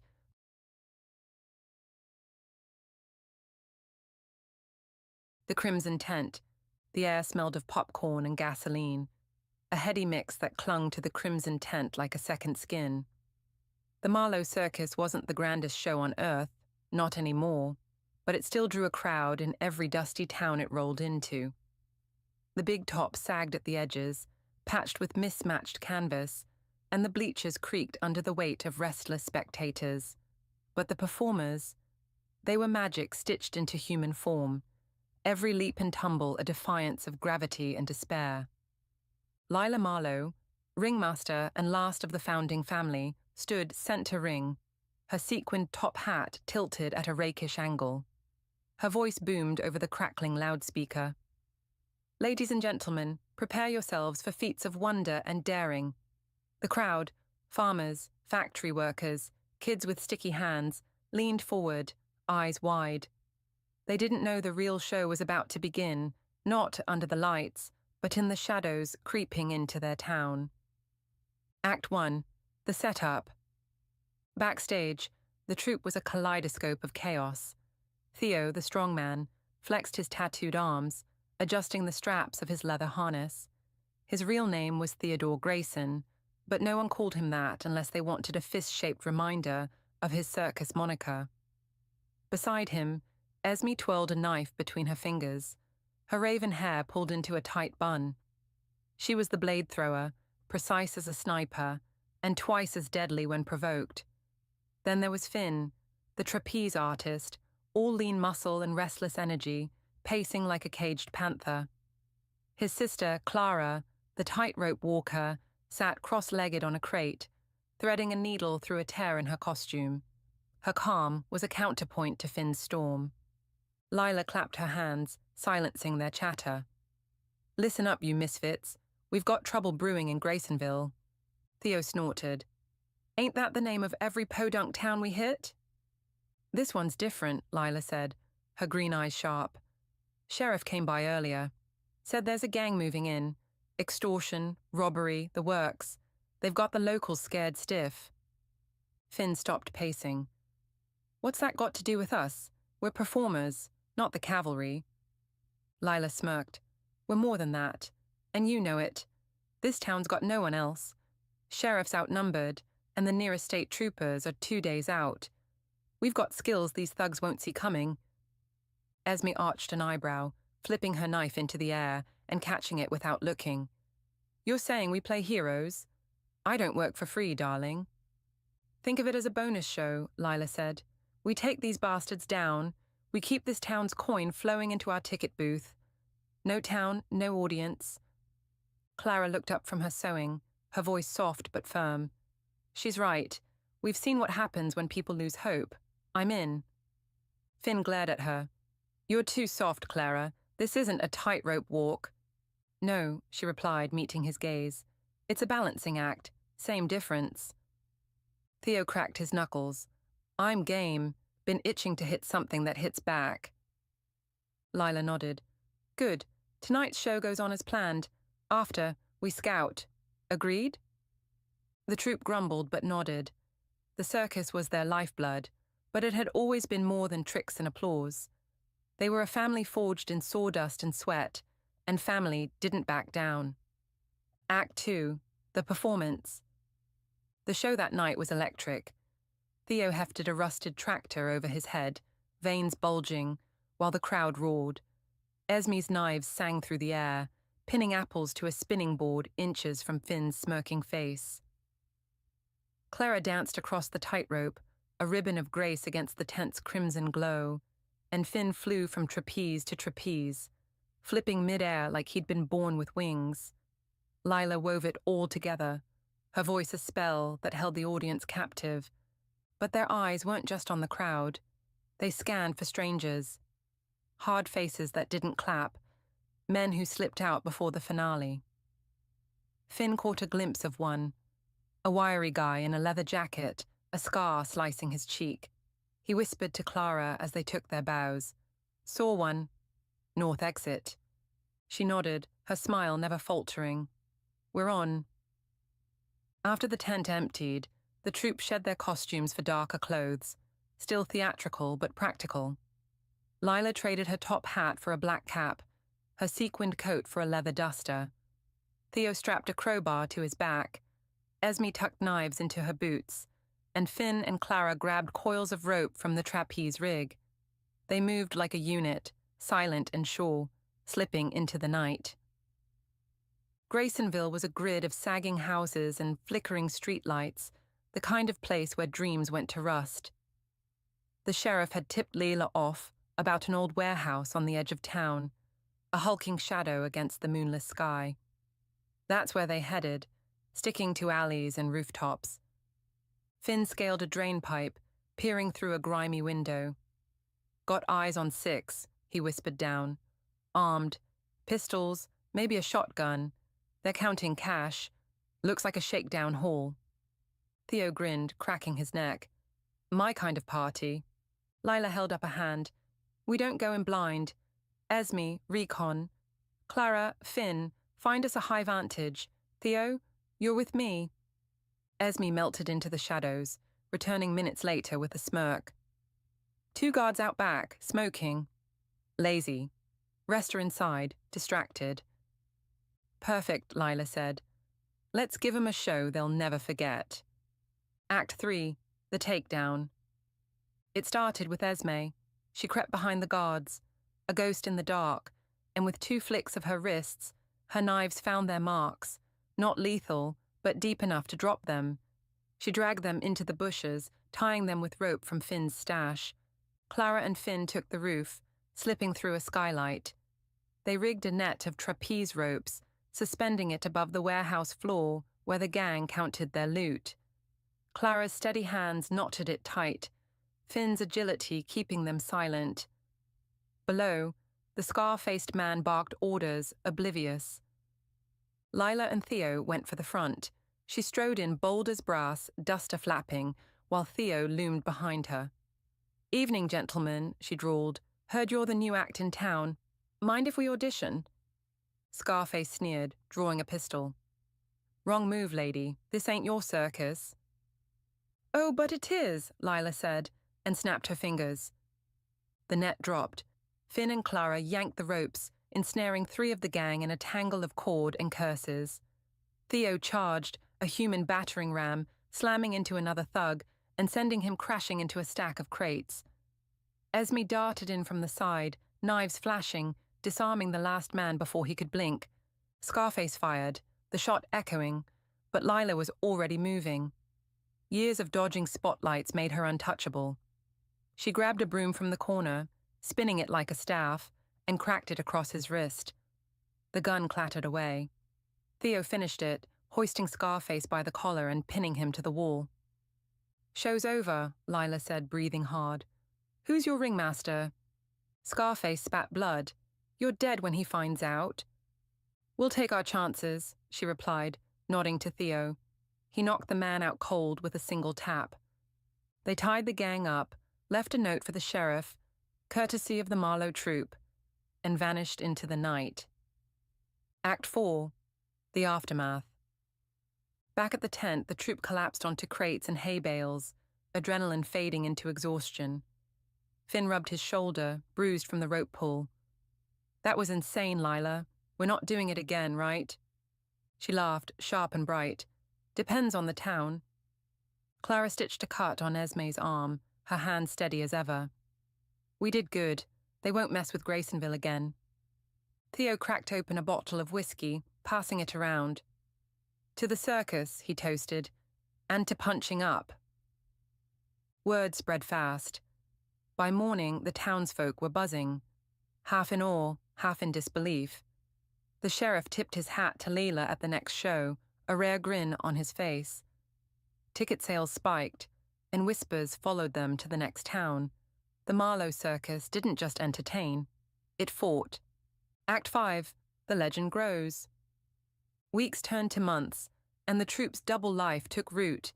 They'd roll into a town, dazzle the crowd, then sniff out trouble. A protection racket in Milford. Finn and Clara dropped from the rafters, scattering goons like startled pigeons. A smuggler's den in Oakridge. Esme's knives pinned maps to walls, while Theo smashed crates of contraband. Lila weaved every victory into their act, turning bruises into bravado, their legend growing with every mile. They weren't invincible. Finn took a bullet graze in Canton, Esme, a concussion in Dover, but they patched each other up, laughed through the pain, and kept going. The circus was their stage, but the world beyond it was their battlefield. One night, under a sky thick with stars, Lila stood outside the tent, watching her troop bicker and banter. They'd just busted a loan shark ring, and the air was thick with triumph. She lit a cigarette, the glow catching the lines of her face, still young, but carved with purpose. "We're not just performers anymore," she murmured to herself. "We're something else." Clara overheard, stepping up beside her. "Crime fighters?" Lila grinned. "Nah, too tame. We're the Crimson Tempest, storm in, storm out, leave 'em spinning." Clara smiled. "I like it." From the shadows of the next town, trouble waited, but so did they. The big top gleamed red against the horizon, a beacon of chaos and courage, and the Marlowe troop was ready to take the stage, any stage, by storm.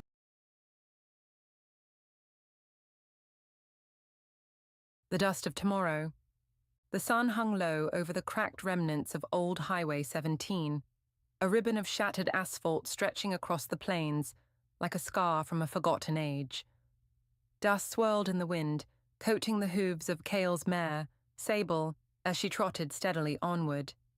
It was 2563, and the world had turned back the clock, not by choice but by necessity. Machines had failed, fuel had dried up, and the skies had grown too wild for anything but birds. Horses, once relegated to nostalgia, had risen again as the lifeblood of civilization. Kyle adjusted the wide-brimmed hat shielding his face from the relentless sun. At 24, he was a courier, one of the few who dared the long trails between the scattered settlements of the Plains Dominion. His saddlebags bulged with letters, small parcels, and a sealed canister of vaccine for the fever that had swept through Dusthaven last spring. Sable's ears flicked, catching the distant howl of a windstorm brewing on the horizon. Kyle patted her neck, his calloused fingers brushing her sweat-dampened coat. "Easy, girl. We've got a ways yet." The collapse of the old world wasn't a single event, but a slow unraveling. The stories passed down through generations spoke of cities that touched the clouds, machines that thought for themselves, and skies filled with metal birds. But the storms came. First the solar flares that fried the grids, then the tempests that tore through the coasts, and finally the droughts that turned rivers to dust. The tech died, and with it, the fuel. By the time Cale's great-grandparents were born, the last of the gasoline had been burned, and the remaining vehicles rusted into relics. Horses endured. Now, in 2563, the Dominion stretched across what was once the American Midwest, a patchwork of fortified towns linked by hoof-beaten trails. Horses weren't just transport, they were status, wealth, and survival. A good steed could mean the difference between life and death in a land where bandits roamed and storms could bury a traveler in hours. Cale's journey had begun 3 days ago in Redspire, a bustling hub of trade where the stables rivaled the council hall in size. He'd been hired by Elder Marine, a stern woman with a face like weathered leather, to deliver the vaccine to Dusthaven, 50 miles east. The pay was good, 10 silver bits and a new bridle for Sable, but the trail was treacherous. The old highway was a graveyard of rusted hulks, their hollow shells picked clean by scavengers decades ago. Worse were the rumors of the Black Rains, a band of raiders who stole horses and left their riders for the vultures. Sable snorted, her head dipping as she navigated a patch of broken road. Cale scanned the horizon. The wind was picking up, carrying the faint tang of ozone, a sign of a storm. He urged Sable into a canter, her hooves kicking up clouds of dust. The plan was to reach the way station at Carver's Bend by dusk, a sturdy outpost with a well and a barn. If the storm hit before then, he'd have to find shelter among the ruins, and that was a gamble he didn't relish. The world of 2563 wasn't lawless, but it was hard. The Dominion had its codes, enforced by mounted sheriffs who patrolled the trails on swift geldings. Towns thrived on barter, grain, cloth, horseshoes, and the stables were the heart of every settlement.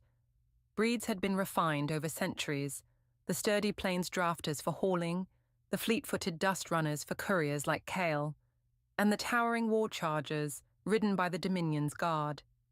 Sable was a dust runner, her lean frame built for speed, her dark coat blending with the shadows of dusk. As the sun dipped lower, casting long shadows across the road, Kyle spotted a flicker of movement ahead.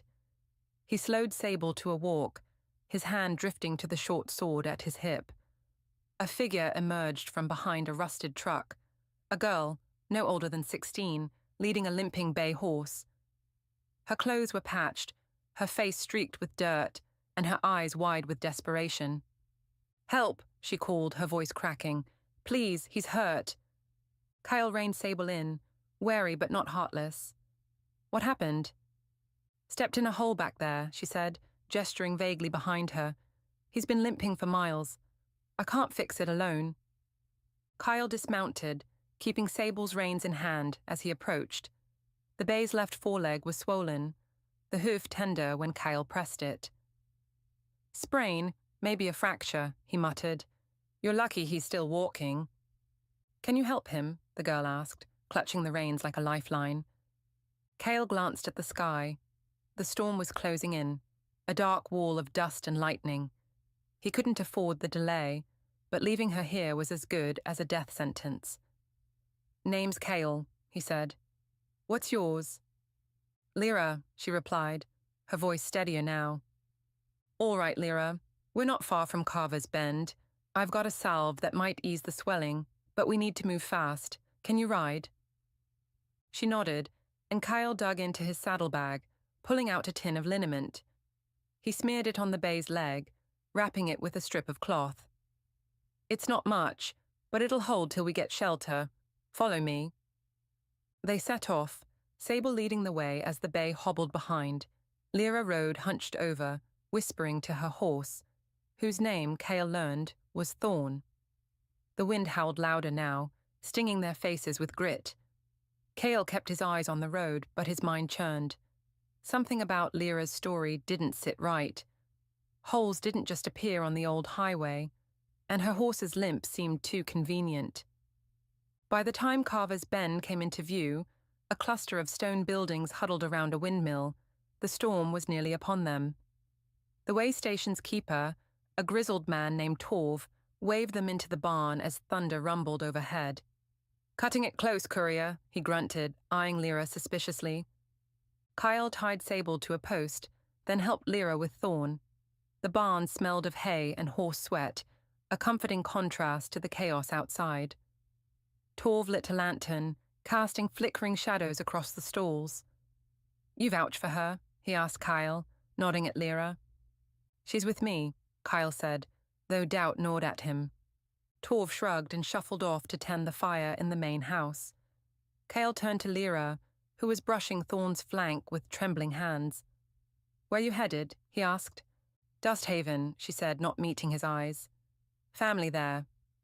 "Same as me. What's in Dusthaven?" She hesitated. "Just people waiting."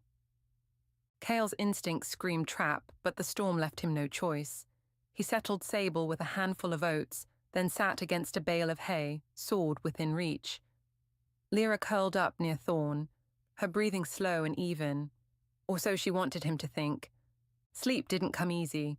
The storm raged through the night, rattling the barn's walls, and Cale's mind raced with possibilities. Was Lyra a decoy for the black rains, a runaway, or just a kid in over her head?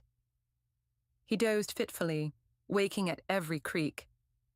Dawn broke grey and dusty, the storm spent. Kyle rose, stretching stiff muscles, and found Lyra already awake, saddling Thorn. The bay's limp was better, though not gone. "We should ride together," she said. "Safer that way." Kyle studied her. "Maybe, but I need the truth first. Who are you, really?" Her shoulders slumped, and for a moment, she looked younger than 16. "I'm from Redspire," she admitted. "My brother's with the Black Rains. They sent me to scout the trails, find couriers like you, but Thorn got hurt, and I can't do it anymore." Kell's hand tightened on his sword. "So you're leading me into an ambush?" "No," she said quickly. "I swear I'm done with them. I just want to get to Dusthaven, start over. Please, Kyle. I'll ride with you, help you. I know their tricks." He weighed her words. Trust was a rare coin in 2563, but something in her eyes, fear, shame, hope, rang true. "All right," he said finally. "But you step out of line and Sable outruns Thorn any day." They rode out under a sky still thick with dust, the old highway stretching east. Lyra proved useful, pointing out hidden gullies where raiders might lurk. By midday, they spotted Dusthaven's walls, stone and timber, topped with watchtowers. Kyle delivered the vaccine to the town healer, a wiry woman who paid him with a nod and the promised silver. Lyra lingered as he prepared to head back. "What now?" he asked. "Stay here," she said. "Find work. Thorn's all I've got left." Kyle nodded, tossing her a silver bit. "For the road you didn't take." She caught it, a faint smile breaking through the dirt on her face. "Thanks, Kyle." He mounted Sable and turned west, the mare's hooves kicking up dust as they retraced the trail. The world of 2563 was harsh and unforgiving, but it ran on horses, and on the fragile bonds between those who rode them. For Cale, that was enough.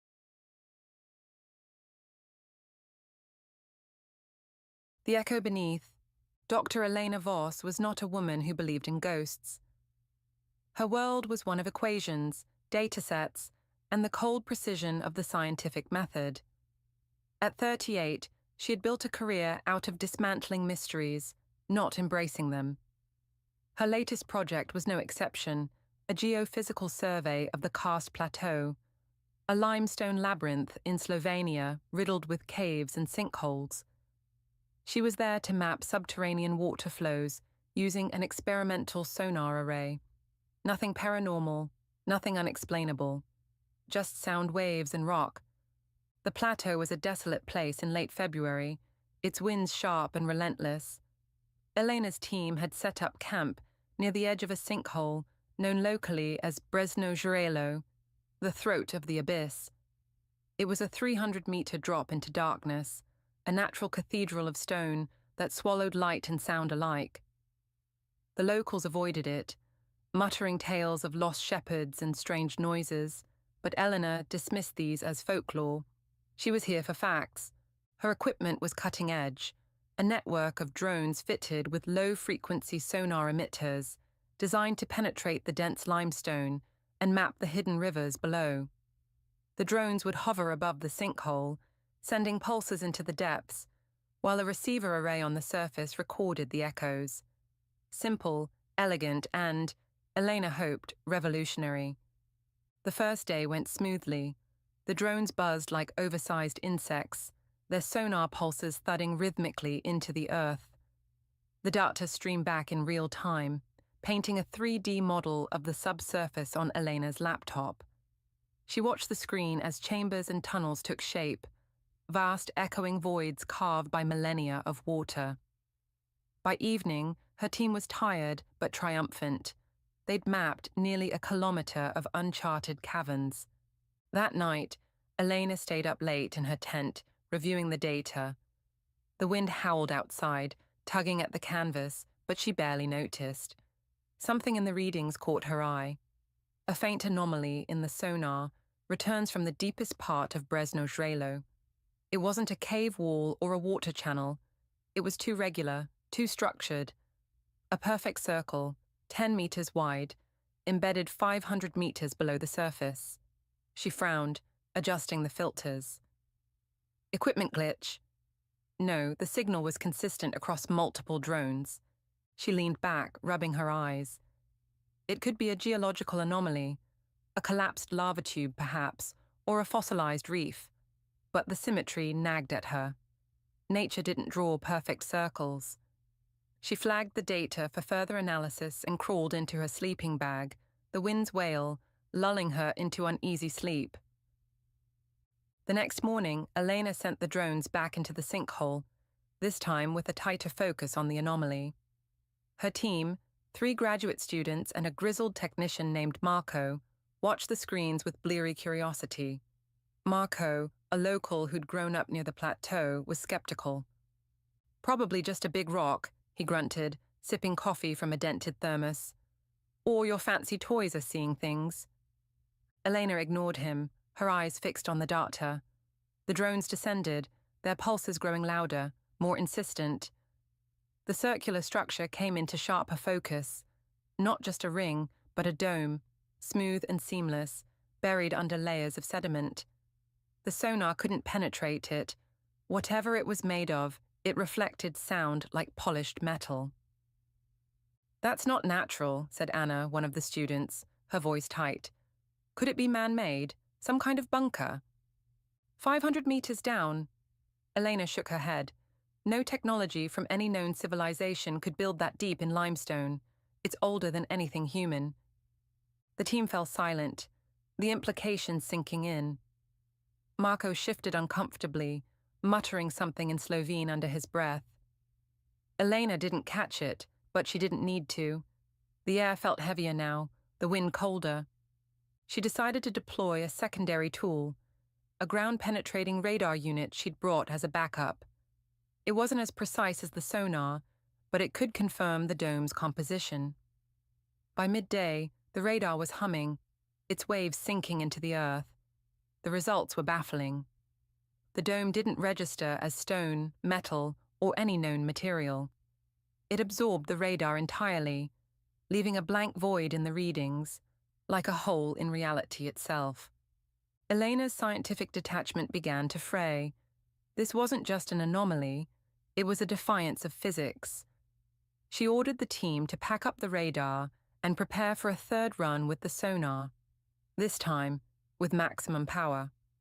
If the dome wouldn't yield its secrets easily, she'd force them out. The third run began at dusk. The drones hovered low, their engines straining as they unleashed a barrage of high-intensity pulses. The sound was deafening, a deep thrumming that rattled Elena's teeth and sent pebbles skittering across the ground. On the screen, the dome's outline sharpened, then flickered. "Did you see that?" Anna whispered, pointing at the display. The dome's edge had wavered, like a mirage, before snapping back into focus. "Interference," Elena said, though her voice lacked conviction. She increased the sonar's frequency, pushing the equipment to its limits. The thrumming grew into a roar, and then, abruptly, it stopped. The drones went silent, their lights winking out one by one. The screens blanked. "Power surge?" Marco asked, already moving toward the generator. "No," Elena said, her heart pounding. "The generator's fine. Look." She pointed at the sinkhole. A faint glow was rising from its depths, pulsing in time with the sonar's last echoes. It wasn't the drones. They were dark and lifeless, drifting like dead leaves. This was something else. The team stood frozen as the light intensified, casting long shadows across the plateau. It wasn't white or yellow, but a sickly green, like phosphorescence from some deep-sea trench. And then came the sound, a low, resonant hum, not mechanical but alive, vibrating through the ground and into their bones. "What the hell is that?" Marco shouted, backing away. Elena didn't answer. She couldn't. Her mind raced, grasping for explanations.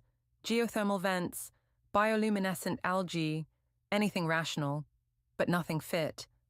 The hum grew louder, resolving into a pattern, almost like words, though no language she knew. It tugged at her, pulling her toward the sinkhole's edge.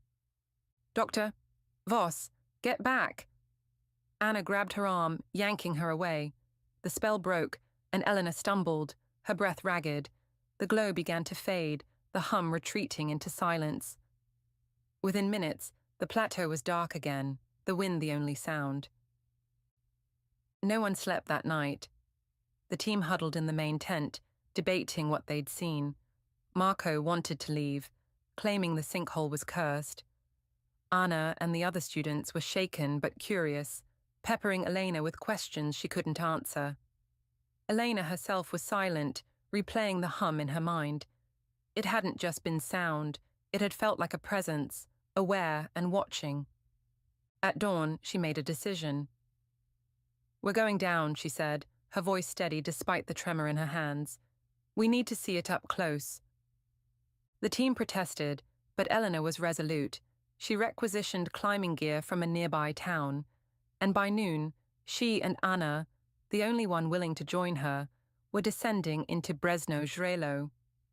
The sinkhole's walls were sheer and slick, its air damp and heavy.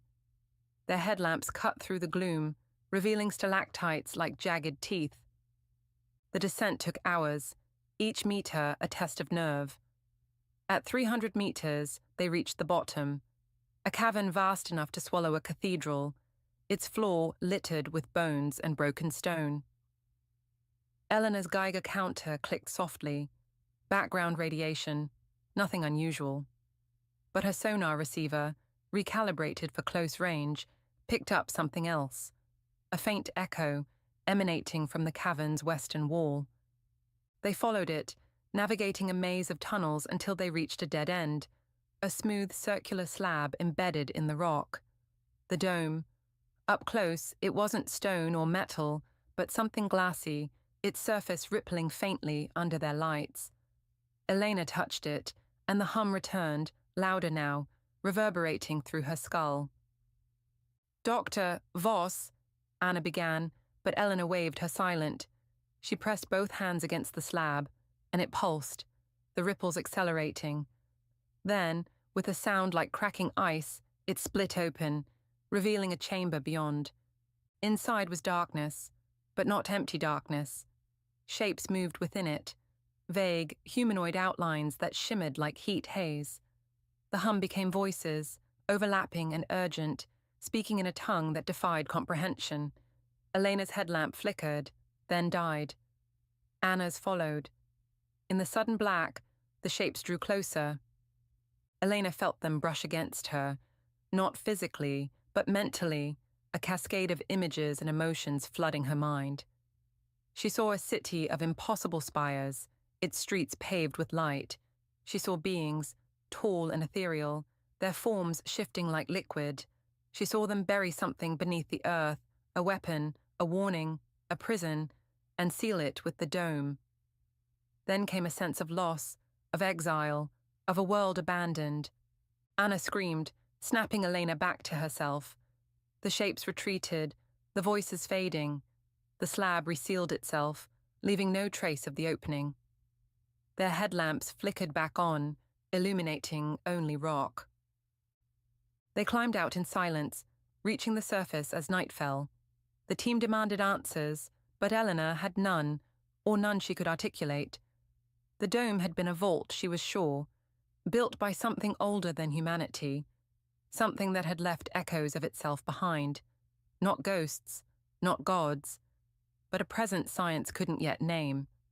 She reported the discovery as a geological anomaly, omitting the chamber and the voices. The data was archived, the project quietly shelved. Her team dispersed, Marco retiring to his village, Anna pursuing a safer career. Elena returned to her lab, but she wasn't the same. The hum lingered in her dreams, a siren call she couldn't ignore. Months later, alone in her office, she powered up the sonar array's backup files. The last recording played. Not just echoes, but a single, clear phrase, buried in the noise. She ran it through every linguistic database she knew, and at last it translated, not perfectly, but enough. "We are still here." Elena stared at the screen, her hands trembling. She didn't believe in ghosts, but she was starting to believe in something.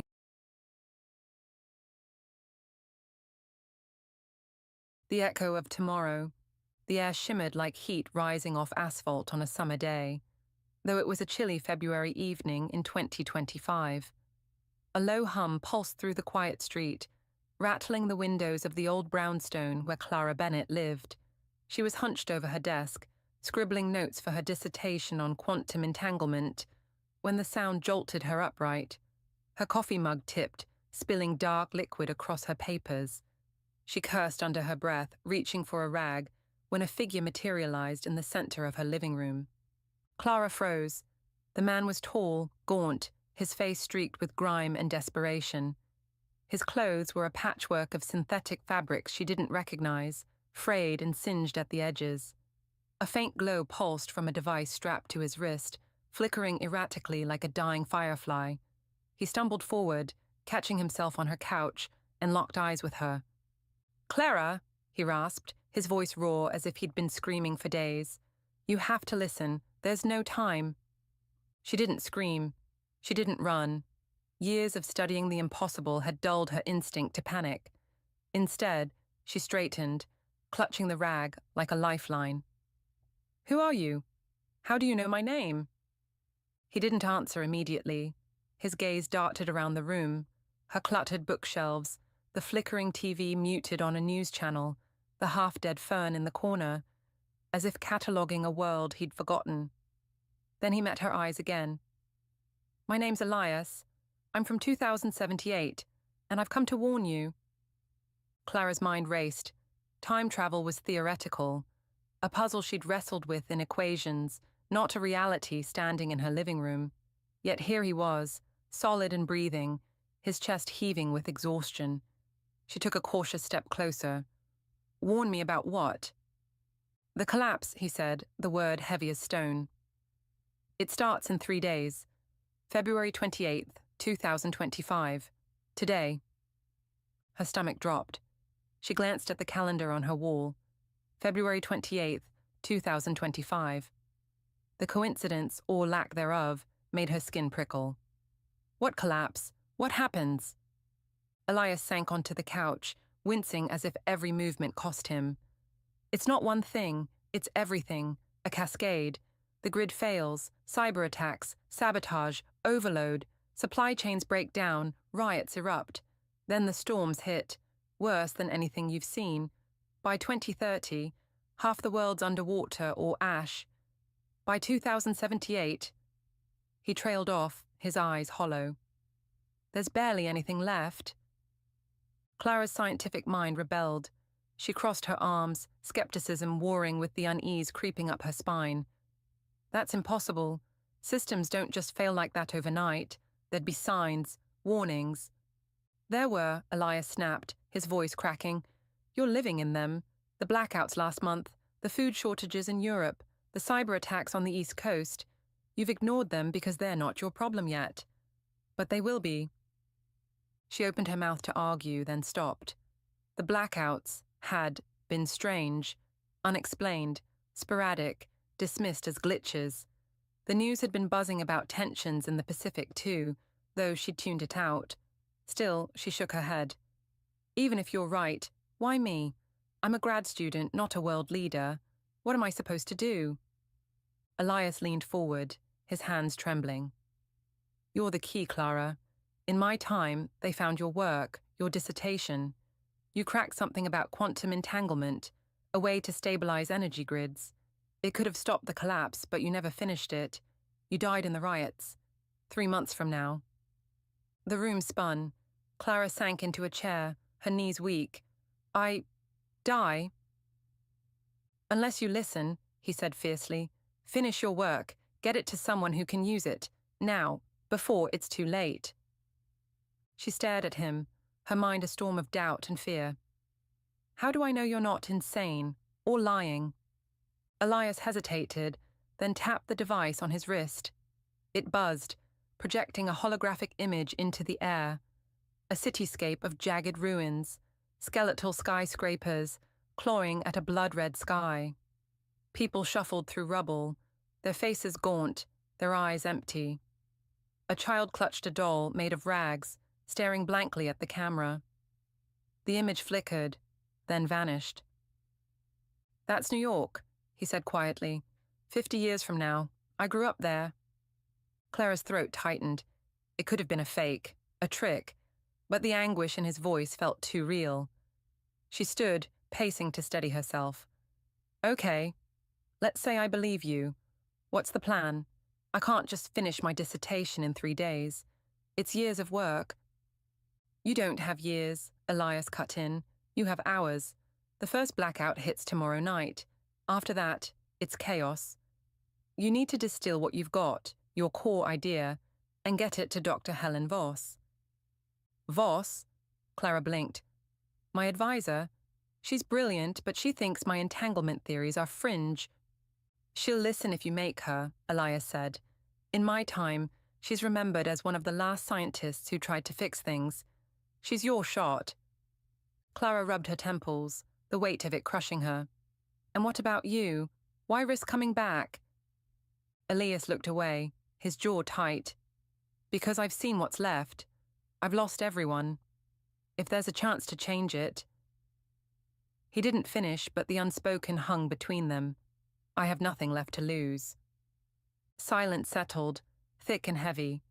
Clara glanced at her soaked notes, the equations she'd been wrestling with for months. Could they really hold the key to saving the world? She didn't know, but the desperation in Elias's eyes, and the faint hum of that wrist device, pushed her past doubt.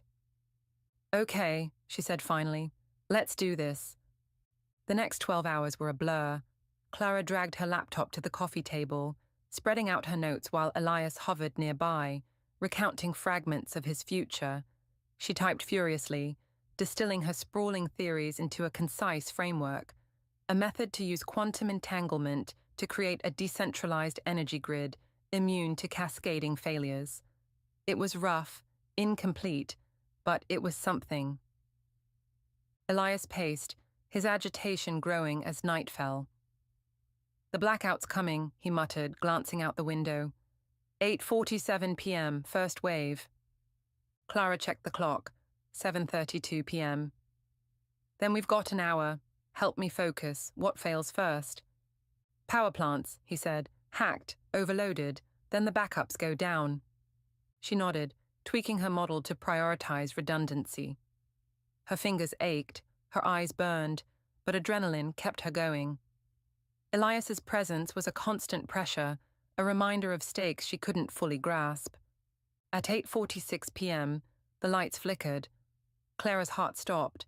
Elias tensed, gripping the couch. Then, at 8:47, the room plunged into darkness. The laptop screen glowed faintly, running on battery. "It started," Elias whispered. Clara didn't look up.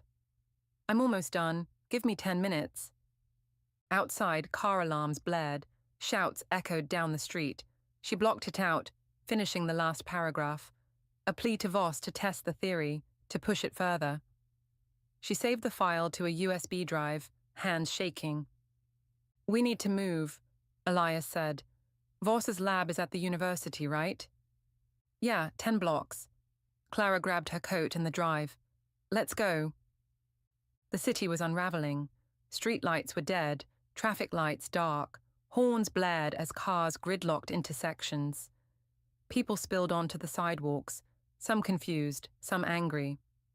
Clara and Elias wove through the chaos, her breath fogging in the cold. His wrist device flickered, its glow dimming. "Is that thing dying?" she asked, dodging a man yelling into his phone. "It's unstable," Elias admitted. "Traveling back burned it out. I don't know how long I've got." She didn't press him. They reached the university, its campus eerily quiet without power. Voss's lab was in the physics building, a brutalist slab of concrete. The doors were locked, but Elias pried a window open with a shard of metal from his belt. They climbed inside, the air thick with the smell of dust and chemicals. Voss was there, hunched over a desk by candlelight, scribbling on a notepad. She looked up, startled, as Clara burst in. "Clara? What the hell?" "No time," Clara said, thrusting the USB drive at her. "Read this. It's my work. Entanglement for grid stability. It could stop what's happening." Voss frowned, peering at Elias. "Who's he?" "Someone who knows what's coming," Clara said.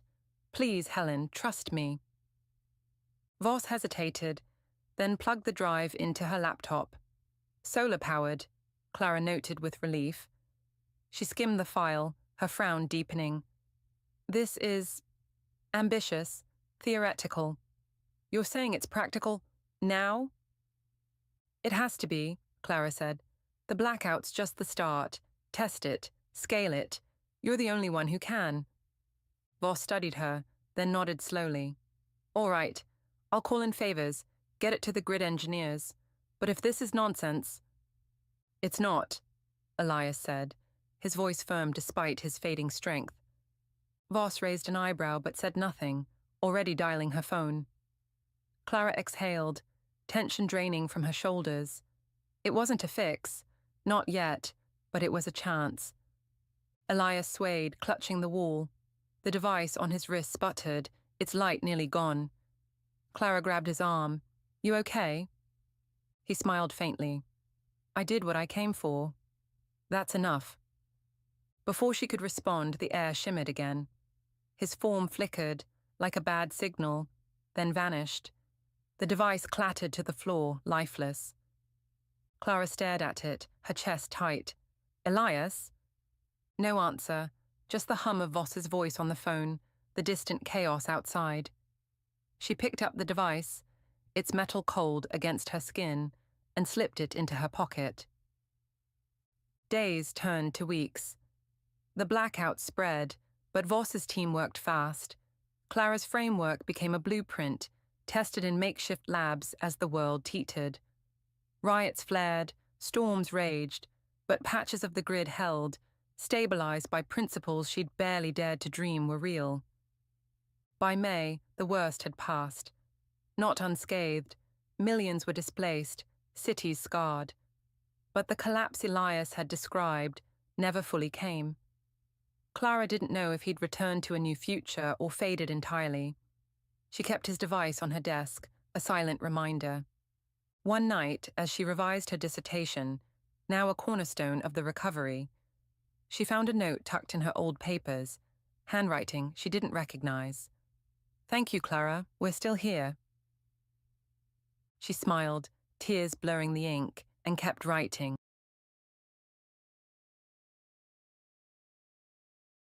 The echoes of the hollow. The air smelled of damp earth and pine as the 5 students stood at the edge of Hollow Creek Woods. The forest loomed before them, a tangle of gnarled branches and shadows that seemed to swallow the late afternoon light. It was February 27th, 2025, and the chill of late winter clung to their breath in faint clouds. They weren't supposed to be here, not according to the university's rules or common sense, but the email had been too strange, too compelling to ignore. "Prove your worth in the hollow," Mia recited, her voice trembling slightly as she reread the message on her phone. She was the smallest of the group, her dark hair tucked under a beanie, her brown eyes wide with a mix of curiosity and fear. "That's all it says. No sender, no context, just coordinates and that line." "Sounds like a horror movie setup," Lucas said, grinning despite the unease in his green eyes. He adjusted his backpack, the straps creaking under the weight of snacks and a flashlight he'd insisted on bringing. His sandy hair stuck out at odd angles, a testament to his habit of running his hands through it when nervous. "Then why'd you come?" Priya shot back, crossing her arms. She was the tallest, her sharp features softened by the oversized scarf wrapped around her neck. Her tone was skeptical, but her presence here betrayed her curiosity. "Because it's better than another night of scrolling X and pretending I care about midterms," Lucas replied, shrugging. Speak for yourself, Jonah muttered. He stood a little apart, hands shoved deep into the pockets of his worn jacket. His curly hair was a mess, and his glasses fogged slightly in the cold. He'd been the quiet one in their group since freshman year, always observing, rarely leading, until now. He'd been the first to suggest they actually follow the email's instructions. Okay, but what's the challenge? Ellie asked, her voice cutting through the banter. She was the practical one, her blonde ponytail swinging as she scanned the tree line. We're here, but what are we supposed to do? No one had an answer. The email had arrived in their inboxes 2 days ago. Identical messages sent to each of them. No CC, no trace of a source. They were an unlikely crew, thrown together by a shared history class at Westbridge University, in a group project that had somehow turned into a fragile friendship. Mia, the dreamer, Lucas, the joker, Priya, the skeptic, Jonah, the thinker, and Ellie, the doer.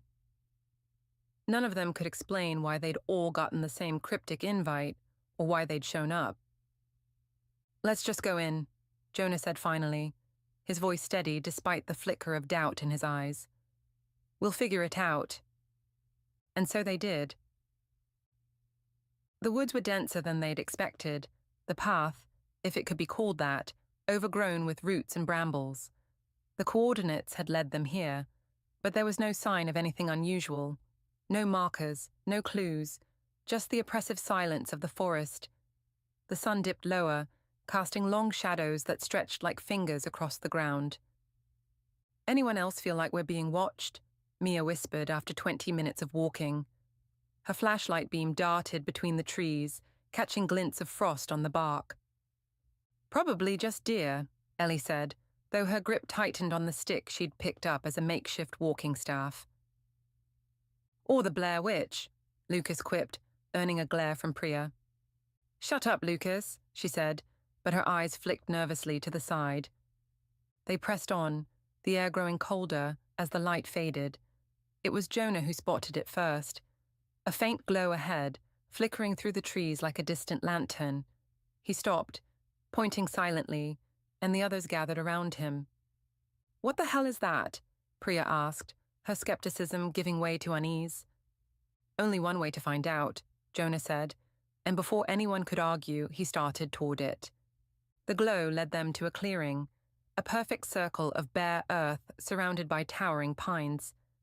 In the center stood a stone archway, ancient and weathered, its surface carved with symbols none of them recognized. The light came from within the arch, a soft, pulsing blue that seemed to hum with energy. It wasn't natural. It wasn't right. Okay, I'm out, Priya said, taking a step back. This is some cult shit. Wait, Mia said, her voice barely audible. She pointed to the base of the arch, where words were etched into the stone. Prove your worth in the hollow. Face what lies within.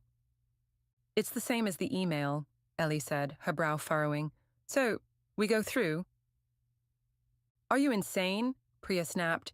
We don't even know what this is. But we came this far, Lucas said, his usual bravado tempered by a note of awe. What if it's like a test? Something big? Jonah stepped closer to the arch, peering into the light. It's not just a test, he said quietly. It's a choice. Before anyone could stop him, he walked through. The world on the other side was not the forest they'd left. It was a vast, empty expanse, the ground a cracked mirror reflecting a sky of swirling grey. The air was heavy, thick with a silence that pressed against their ears. Jonah stood alone for a moment, then turned as the others stumbled through behind him, one by one, drawn by some unspoken pull. Where are we? Mia whispered, clutching her flashlight like a lifeline.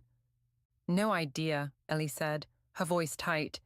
She tapped the ground with her stick, and the sound echoed unnaturally, bouncing back distorted. Look, Lucas said, pointing ahead. In the distance, 5 figures stood motionless, silhouettes against the grey. They were too far to make out details, but something about them felt familiar. We should go back, Priya said, turning toward the arch, only to find it gone. The way out had vanished. Great, she muttered, trapped in Narnia with no Aslan. We're not trapped, Jonah said, though he didn't sound entirely convinced. We just need to figure out what's next.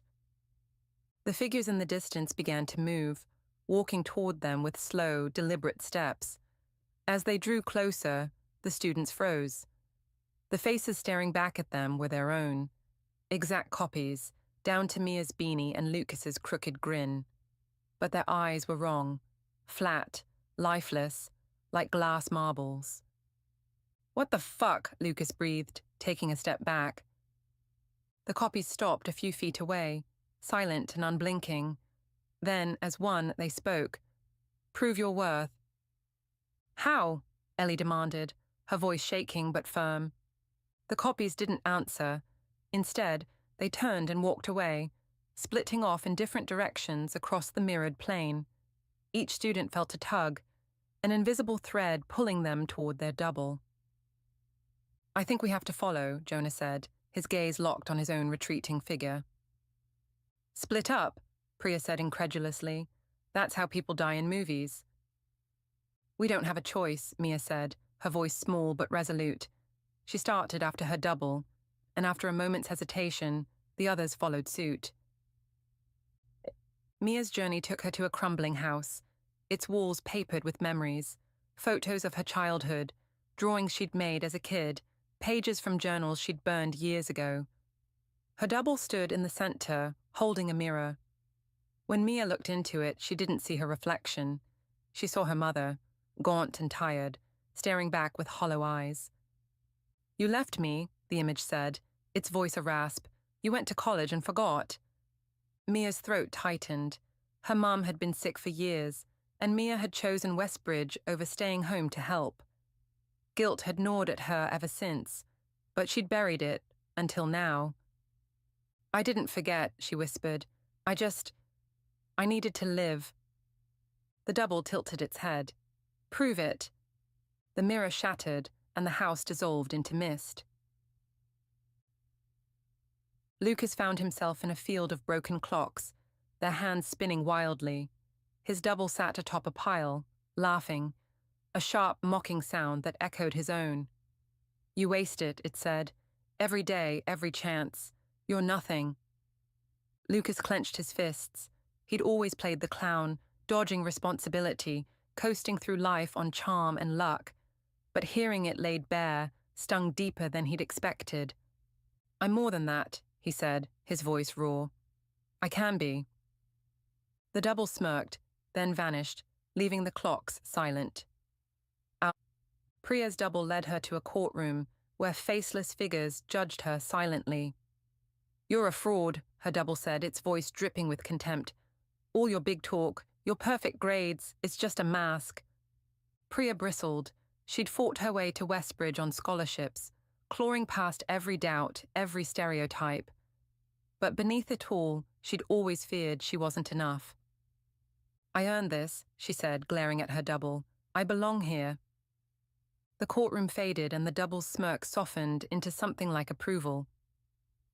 Ellie faced a maze of locked doors, her double tossing her a single key. Choose, it said, one chance, one future. Ellie's life had been a series of safe bets, good grades, practical major, steady plans. But the doors stretched endlessly, each a risk she'd never dared take. She hesitated, then picked one at random, a red door with a cracked handle, and turned the key. The double nodded as the maze dissolved. Good enough? Jonah's path ended at a cliff, his double standing at the edge. Below was a void, black and infinite. You think too much, it said. You watch, you wait, you never act. Jonah swallowed. He'd always been the observer, analyzing life instead of living it. Stepping out here, following the email, had been his first real leap. I'm here now, he said, stepping closer to the edge. That's something.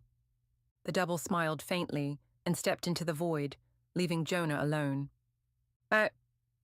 When they returned to the clearing, the archway was back, its light dimmer now. The students stood together, shaken but whole, their doubles gone. No one spoke at first. They didn't need to. Whatever they'd faced had stripped them bare, forcing them to confront truths they'd avoided for years. "Did we pass?" Mia asked finally, her voice steadier than before. "I think so," Jonah said, adjusting his glasses. "Or maybe it wasn't about passing. Maybe it was about seeing." "Seeing what?" Lucas asked, his usual grin absent.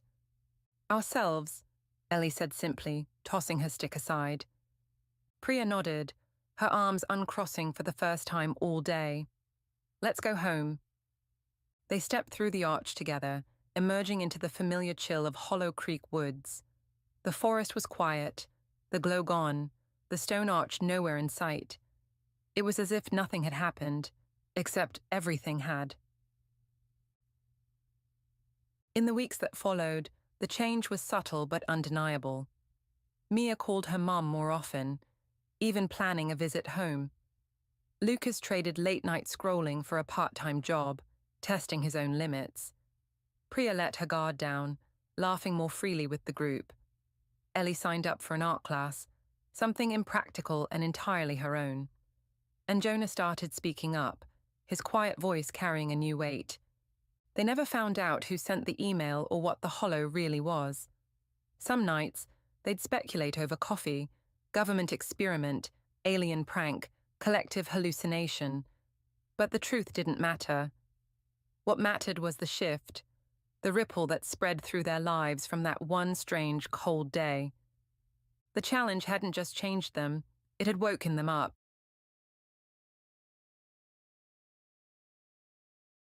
The echoes of Alara. The Calypso drifted silently through the void, its hull glinting faintly under the light of a distant, unnamed star. Beyond the reinforced viewport, the cosmos stretched out in an endless tapestry of black, punctuated by pinpricks of light that felt both impossibly close and infinitely far. Captain Erin Voss stood at the helm, her hands clasped behind her back, her eyes tracing the faint outline of their destination. Alara 7, a rogue planetoid tumbling through the uncharted reaches of the Orion Spur. 3 days out, muttered Lieutenant Jace Karan, hunched over the navigation console. His fingers danced across the hollow screen, pulling up a shimmering 3D model of Alara 7. No atmosphere to speak of, surface temp hovering around -200°C. Looks like a real paradise. Erin smirked, though her gaze didn't waver from the viewport. Paradise isn't the point, the signal is dot. The signal. It had come 6 months ago. A faint, rhythmic pulse picked up by an XAI deep space probe on the edge of human exploration. It wasn't random noise, too structured, too deliberate. The analysts back on Europa Station had debated its origin. A natural phenomenon, a glitch, or something else entirely. Erin didn't care much for the debate. She cared about answers. That's why she'd volunteered the Calypso and its crew of 6 for the mission. "Any updates from the probe?" she asked. Jace shook his head. "Lost contact 2 weeks ago. Last transmission showed it was closing in on the source, then nothing." "Great," said Dr. Mira Tan, the ship's xenobiologist, as she stepped onto the bridge. Her dark hair was pulled into a tight bun, and she carried a tablet flickering with data. "So, we're chasing a ghost signal to a dead rock, and our only eyes out there went blind. Did I miss anything?" "Just Jace's sparkling optimism," Erin replied dryly. Mira chuckled, but there was an edge to it. The crew had been together long enough, 3 years, 4 missions, to read each other's silences. This wasn't their first trek into the unknown, but something about Alara 7 felt different. The signal wasn't just a curiosity, it carried a weight, a pull that gnawed at their collective instincts. "Prep the lander," Erin said after a moment. "We'll touch down near the coordinates. I want boots on the ground as soon as we're in range." Jace nodded and relayed the order to the engineering bay. Below deck, the hum of machinery kicked up as the crew stirred to life. Erin stayed at the viewport a moment longer, watching Alara 7 grow from a speck to a shadowed crescent. It wasn't beautiful, not like the gas giants of the inner systems, or the glowing nebulae they'd charted last year.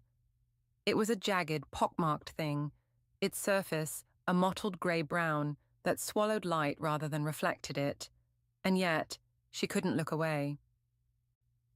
2 days later, the Calypso settled into a low orbit. The lander, a squat beetle-like craft named Hawk, detached with a shudder and dropped toward the planetoid. Inside, Erin strapped into the pilot's seat, flanked by Jace and Mira.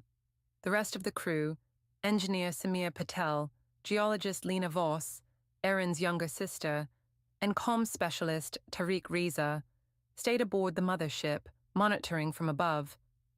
The descent was rougher than expected. Elara 7's weak gravity did little to soften the turbulence, as unseen currents of dust and gas buffeted the Hawk.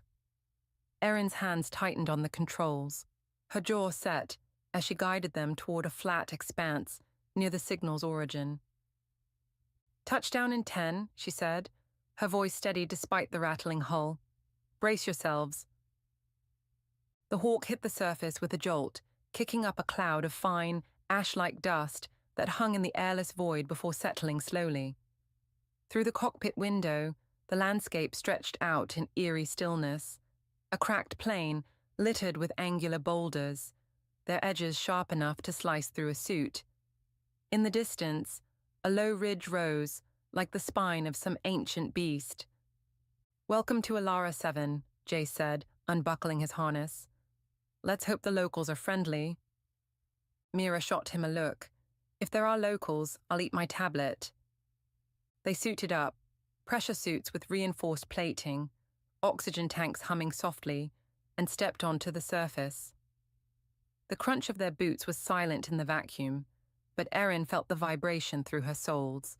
She activated her helmet's HUD, overlaying a map of the signal's last known coordinates, 1/2 kilometer north, near the ridge. The team moved in single file, their headlamps cutting through the oppressive dark. The signal pulsed faintly through their comms, a low rhythmic thrum that seemed to vibrate in their chests. It wasn't sound, not exactly. More like a sensation, a heartbeat from something buried deep. "Picking up anything?" Erin asked Mira, who was scanning with a handheld spectrometer. "Traces of silicates, iron oxides. Nothing unusual yet," Mira replied. "But the signal's definitely stronger here. It's not electromagnetic, more like a gravitic wave, modulated somehow." "Gravitic?" Jace frowned. "That's not natural." "Not that we know of," Mira said. "Could be a remnant of something. Tech, maybe." Erin's pulse quickened. Tech meant intelligence. Intelligence meant they weren't alone out here. They reached the ridge, a jagged wall of rock that loomed 20 meters high. At its base, a narrow fissure split the stone, barely wide enough for a person. The signal's intensity spiked, emanating from within. "Looks like our door," Erin said. "Jace, you're with me. Mira, stay out here and keep the line open to the Calypso." Mira nodded, though her expression was tight. "Be careful, Erin. We don't know what's down there." Erin clapped her shoulder. "That's why we're here." She squeezed through the fissure, Jace close behind. The passage twisted downward, the walls narrowing until their suits scraped against the rock. Their lamps cast long, distorted shadows that danced across the uneven surfaces. The signal grew louder, more insistent, until it felt like it was pressing against their skulls. After 10 meters, the tunnel opened into a chamber. Erin stopped short, her breath catching in her throat. The space was vast, its ceiling lost in shadow, its floor smooth and unnaturally flat. At the center stood a structure, a monolith, maybe 10 meters tall, its surface a dull, metallic sheen. It wasn't carved from the rock, it was embedded in it, as if the planetoid had formed around it. "Holy hell," Jace whispered. "That's not human." Erin approached, her HUD scanning automatically. The monolith hummed with energy, faint vibrations rippling through the ground. Its surface was etched with symbols, spirals, intersecting lines, clusters of dots that shifted subtly as she moved, like a holographic projection. Mira, you reading this? Erin said into her comms. Signal's off the charts, Mira's voice crackled back. What do you see? Something artificial. Big. Old Erin reached out, hesitating, then pressed her gloved hand to the surface. It was warm, impossibly so, given the freezing void around them. The moment she touched it, the chamber flared to life. Light erupted from the monolith, bathing the walls in a soft amber glow. The symbols pulsed, rearranging into patterns that tugged at the edges of her mind, almost recognizable, but not quite. A low tone resonated through the space, deep and mournful, like the tolling of a bell. Erin! Jace grabbed her arm, pulling her back. What did you do? I don't know, she said, her voice trembling, but I think it's awake. Back on the Calypso, Tariq's console lit up with alerts. Captain, we've got activity, energy spikes all over the surface. Whatever you did down there, it's spreading. Lena, peering through the ship's scopes, gasped. Erin, the ridge, it's moving. Cracks are opening up everywhere. Erin and Jace scrambled back through the tunnel, emerging to find Mira staring at the horizon. The ground trembled faintly, a network of fissures snaking outward from the ridge. Above, the sky, or lack thereof, remained unchanged, but the planetoid itself seemed to stir. Get to the Hawk, Erin ordered. Now! They ran, the surface buckling beneath them. Dust swirled in slow, eerie arcs, caught in the low gravity. By the time they reached the lander, the monolith's hum had become a chorus, overlapping tones that echoed in their bones. The Hawk lifted off just as the ridge collapsed, revealing a cavernous maw, lined with more structures, towers, arches, fragments of a city long buried. Erin piloted them back to the Calypso, her mind racing. Whatever they'd found, it wasn't dormant anymore. Aboard the mothership, the crew gathered on the bridge, watching as Alara 7 transformed. The surface split and shifted, exposing vast metallic frameworks that gleamed in the starlight. The signal morphed into a broadcast, a cascade of data flooding their systems. It's a language, Tariq said, his fingers flying over his console. Encrypted, layered, but it's trying to communicate. Can you decode it? Erin asked. Working on it, but it's fast, faster than anything we've built. Samir, the engineer, cut in. Captain, the ship's picking up a power surge. Something's charging down there. If it's a weapon... We don't know that, Mira interrupted. It could be a beacon, a generator. Or a trap, Jace finished. Erin stared at the view screen. The planetoid now a patchwork of ancient machinery and raw stone. The data stream intensified, and Tariq's console beeped. Got something, he said. It's fragmented, but it's a warning. Translate it, Erin said. Tariq swallowed, his eyes scanning the text. Flee. The echoes wake. The hunger follows. Silence fell over the bridge. Below, Alara 7 shuddered, a pulse of energy rippling outward. The Calypso rocked, alarms blaring as the crew scrambled to their stations. Get us out of here, Erin barked. Full thrust now! Samir engaged the engines, and the ship lurched forward, pulling away from the planetoid. But the signal didn't fade. It grew, chasing them through the void. On the view screen, Alara 7 began to fracture, pieces of its surface lifting into space, drawn toward a growing vortex of light at its core. What the hell is that? Lena whispered. Mira's voice was grim. I think we just woke up something that's been sleeping a long time. The Calypso raced toward the edge of the system, the vortex expanding behind them. The data stream shifted again, a single phrase looping through their comms, in a voice that wasn't human. You cannot outrun the hunger. Erin gripped the armrests of her chair, her mind spinning. They'd come for answers, but they'd found something else, a relic of a civilization lost to time, a force that defied comprehension. As the ship jumped to faster than light, the last image of Alara 7 burned into her memory, a world unraveling, consumed by its own awakening. Days later, safe in the black between stars, the crew sat in uneasy quiet. The signal had stopped, but its echoes lingered in their dreams, haunting, insistent.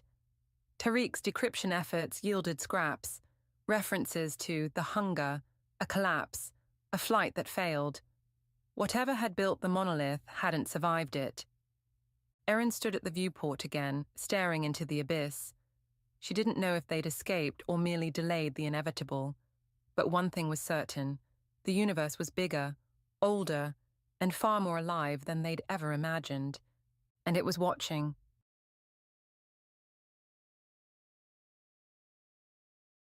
The Edge of Truth. The newsroom buzzed like a hive of restless bees, a cacophony of ringing phones, clacking keyboards, and overlapping voices shouting deadlines across cubicles. For Riley Carter, it was home, a chaotic, adrenaline-soaked sanctuary where the pursuit of truth was both a calling and a curse. At 34, she'd carved out a respectable career at The Sentinel, a mid-tier paper clinging to relevance in an age of dying print and clickbait empires. She wasn't a star, not yet, but her bylines had earned her a quiet reputation, tenacious, sharp, a bloodhound for stories the big dogs overlooked. That morning, Riley sat hunched over her desk, a lukewarm coffee staining a ring on her notepad, her eyes glued to a grainy photograph pinned to her corkboard. It was a blurry shot of Victor Marrow, a reclusive tech billionaire who'd vanished from public view 2 years ago after his company, Nexlify, collapsed amid a storm of fraud allegations. The feds had sniffed around, but the case went cold. No charges, no trace of Marrow, just whispers of offshore accounts and a private jet last seen landing in Panama. Riley had been chasing the ghost of Victor Marrow for months, piecing together crumbs from disgruntled ex-employees, leaked emails, and a single cryptic voicemail left on her burner phone. "He's not gone. Look closer." Her editor, Hank Grayson, lumbered over, his tie askew and his perpetual scowl deepening as he glanced at her desk. "Carter, you still chasing that Marrow pipe dream? We've got a city council scandal brewing. Real meat, not your conspiracy fan fiction." Riley didn't look up. "This isn't fan fiction, Hank. It's the story of the decade. A billionaire vanishes, billions disappear, and no one's asking why. I'm close. I can feel it." Hank snorted. "Feelings don't pay the bills. You've got nothing solid. Give me a draft on the council mess by Friday, or I'm pulling you off this wild goose chase." He shuffled off, leaving Riley simmering. She knew Hank was right. She had no hard evidence, just a mosaic of hunches and half-truths. But she also knew Marrow was out there, hiding, and if she could find him, it'd be her ticket out of the mid-tier grind and into the pantheon of investigative legends. She just needed a break. The break came that night, in the form of a text from an unknown number. "Meet me, 11 p.m., Pier 17, bring cash." Riley's pulse quickened. She'd cultivated a network of shadowy tipsters over the years, dock workers, cabbies, low-level grifters. But this felt different, urgent, dangerous. She arrived at Pier 17, under a moonless sky, the air thick with salt, and the faint reek of rotting fish. A figure emerged from the shadows, hood up, hands stuffed in a ratty jacket. Riley clutched the envelope of cash in her coat pocket, $500, her emergency stash. "You, Carter?" the man rasped, his voice like gravel. "Yeah, you got something on Marrow?" He glanced over his shoulder, then stepped closer. "I work security for him. After Nexlify tanked, he didn't run to Panama. He's holed up in a compound upstate, Adirondacks, off-grid. I can give you coordinates, but it'll cost." Riley's heart thudded. "How do I know you're not full of shit?" He pulled out a phone, swiped to a photo. A blurry shot of a man in a parka, face half hidden, standing outside a cabin surrounded by snow-dusted pines. It could have been anyone, or it could have been Marrow. Riley's gut screamed jackpot. 500, she said, handing over the envelope. He passed her a scrap of paper with GPS coordinates, scrawled in shaky ink, then melted back into the dark. Back at her apartment, Riley pored over maps and satellite imagery, cross-referencing the coordinates. The location was remote, a speck in the Adirondack wilderness, no roads in or out, just a faint outline of a structure buried in the trees. It was plausible, too plausible to ignore. She could have called Hank, pitched a team effort, but the thought of sharing the glory, or worse, having it yanked away, gnawed at her. This was hers. The next morning, she rented a car and drove north, the city's grey sprawl giving way to rolling hills and skeletal forests. By dusk, she'd parked a mile from the coordinates and hiked in, her boots crunching through snow, a camera slung around her neck, and a recorder in her pocket. The cabin materialized through the trees, ramshackle, unassuming, with a faint glow seeping from a curtained window. She crouched behind a pine, breath fogging in the frigid air, and waited. Hours passed. Her legs cramped, her fingers numbed, but she didn't move. Then, a shadow crossed the window. A man, tall, broad-shouldered, moving with a deliberate gait. Riley snapped photos, the shutter's soft click deafening in the silence. She couldn't see his face, but the build matched Marrow's. It had to be him. She crept closer, heart hammering, and pressed herself against the cabin's wall. Through a crack in the curtains, she glimpsed him, a man in his 50s, greying hair, hunched over a desk littered with papers. He turned slightly, and Riley's breath caught. The profile, the sharp jawline, it was Victor Marrow. She'd found him. But triumph soured fast. A story this big needed more than blurry photos and a hunch. She needed proof, documents, a confession, something concrete. She could knock, confront him, but he'd bolt or deny everything. She needed leverage. Back in the city, Riley wrestled with her next move. The photos were a start, but they weren't enough. Hank would demand corroboration, and the tipster's word wouldn't cut it. She needed inside access, a smoking gun. That's when the idea hit, a line she'd never crossed, a line she'd sworn she never would. She'd fake it. Not the whole story, just enough to nudge it over the finish line. A forged document, a doctored audio clip, something to sell the scoop, while she dug for the real dirt. It wasn't lying, she told herself. It was expediency. The truth was out there, and this was just a shortcut to force it into the open. Riley spent days crafting her bait. She mocked up a memo on Nexlify letterhead, dated post-collapse, signed with Marrow's looping signature, detailing a plan to siphon funds into a shell company. She lifted the signature from an old SEC filing, tweaked it in Photoshop, weathered the paper with coffee stains and creases. Then she recorded a fake voicemail, using a voice modulator to mimic Marrow's clipped cadence from old keynote speeches. The accounts are secure. No one's looking upstate. She layered in static, made it sound like a dropped call. It was crude, but believable. She pitched the story to Hank, laying out the photos, the coordinates, and her evidence. His scowl softened into something like awe. Jesus, Carter, if this checks out, it's Pulitzer material. But we're running it past legal first, no shortcuts. Legal greenlit it faster than Riley expected. The memo and voicemail were circumstantial, they said, but paired with the photos and her first-hand account, it was defensible. The story hit the front page on a Sunday. Billionaire fugitive found hiding in wilderness, the fall of Victor Marrow. Riley's byline glowed in bold type. The fallout was instant.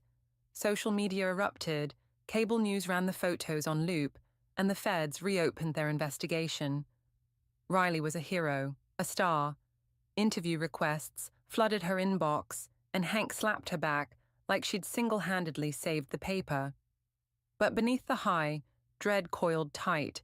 She'd crossed a line, and the truth was still out there, fragile as glass. 2 weeks later, the cracks appeared. A Nexlify whistleblower surfaced, claiming the memo's details didn't match the company's internal structure. Wrong department codes, wrong terminology. A tech blog hired a forensic analyst who flagged the voicemail as synthetic, citing unnatural pitch shifts. Riley deflected in interviews, leaning on her photos and the tipster's intel, but the scrutiny intensified. Readers didn't care about the cabin. They wanted the smoking gun she'd promised. Then came the knock on her door. 2 FBI agents, stone-faced, flashing badges. "Ms. Carter, we need to talk about Victor Marrow."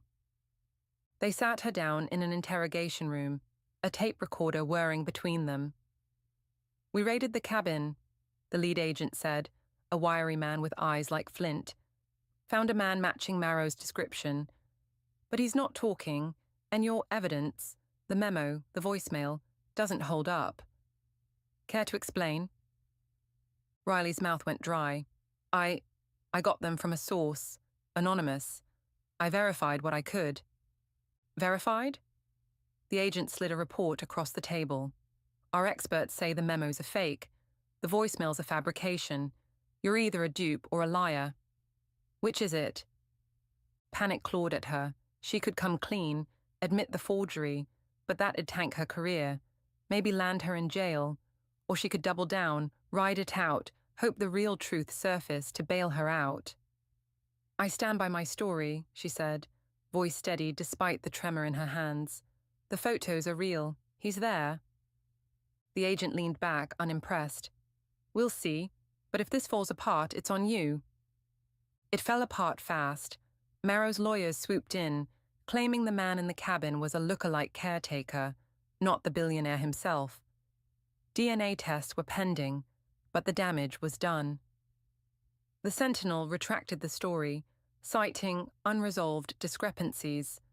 Hank fired Riley on the spot, his face purple with rage. "You screwed us, Carter. You screwed me." The journalism world turned on her. Peers who'd praised her tenacity now branded her a fraud. Her inbox filled with hate mail, some calling her a disgrace, others threatening worse. She stopped leaving her apartment, paralyzed by the wreckage of her ambition. Weeks later, a package arrived, no return address, just a USB drive and a note. "You were right. Keep looking." On the drive was a grainy video. Victor Marrow, unmistakable, pacing in a different cabin, ranting about cleaning the slate. It was real, unedited, a lifeline, but Riley didn't move. The truth was hers again, but the cost had hollowed her out. She'd crossed the line, and there was no going back.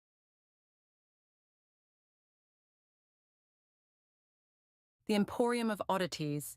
In the heart of Willow Creek, a sleepy town nestled between rolling hills and whispering pines, there stood a peculiar establishment that locals had long avoided. The Emporium of Oddities, as its weathered sign proclaimed, was a ramshackle 2-story building on the edge of Main Street. Its windows were perpetually fogged with dust, and the faded purple paint peeled like old skin.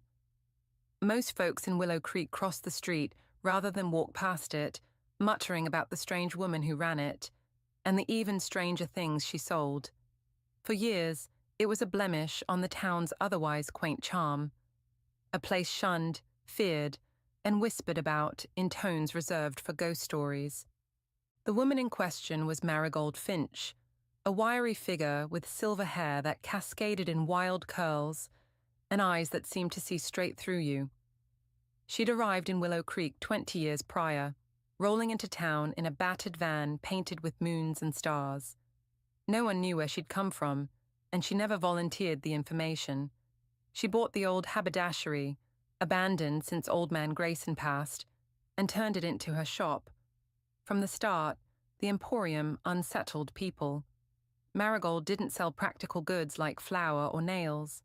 Instead, her shelves brimmed with jars of glowing mushrooms, pendants that hummed faintly, and books written in languages no one recognized. There were rumors of a back room where she conducted consultations.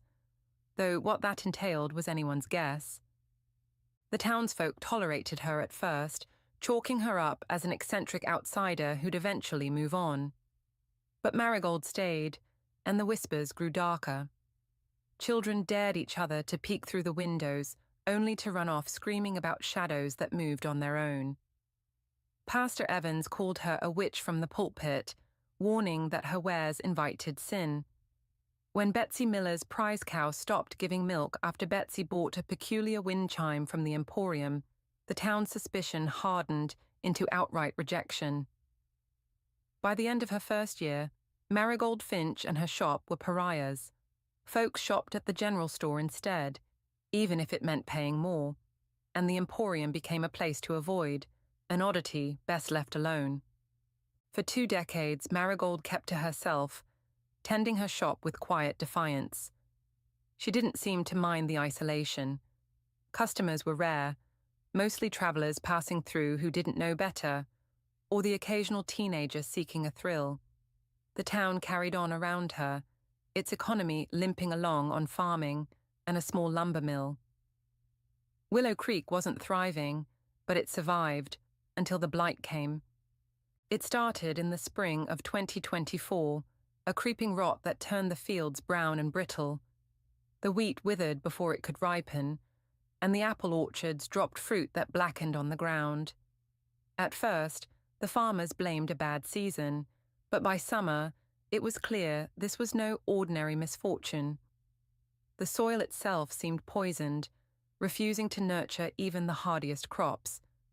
The mill slowed too, as the pines began to yellow and shed needles like tears. By autumn, Willow Creek faced ruin. Families packed up and left, their savings drained. The general store shuttered, its owner fleeing north. Main Street grew silent, save for the wind-rattling empty storefronts. Desperation set in. The town council held meeting after meeting, but no one had answers. Scientists from the state university came, took samples, and left with vague promises of reports that never arrived. Pastor Evans prayed until his voice cracked, but the heavens stayed silent. Willow Creek was dying, and no one knew how to stop it. No one, perhaps, except Marigold Finch. It was Clara Thompson, the mayor's wife, who first crossed the threshold of the Emporium that fall. Clara was a practical woman, not given to superstition, but she'd run out of options. Her husband's sleepless nights and the town's dwindling pantry had worn her resolve thin. She'd heard the old rumors, Marigold's consultations, the strange cures she supposedly offered, and decided to see for herself. Swallowing her pride, she pushed open the Emporium's creaking door. Inside, the air smelled of sage and something metallic. Shelves loomed with their bizarre treasures. A clock that ticked backward, a jar of feathers that fluttered without a breeze. Marigold sat behind the counter, polishing a crystal orb. She didn't look surprised to see Clara, only nodded as if she'd been expecting her. "I need help," Clara said, her voice trembling despite herself.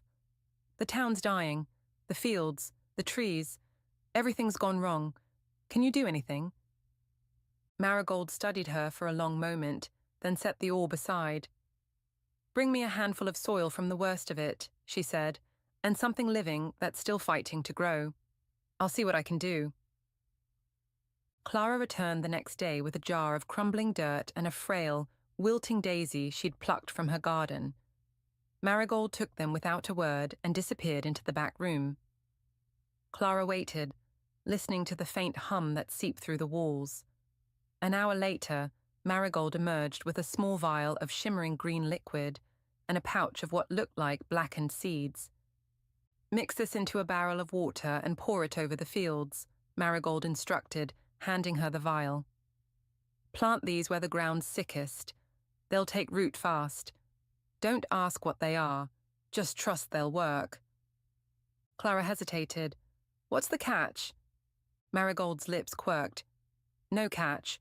But if it works, tell your husband to stop glaring at my shop from his office window."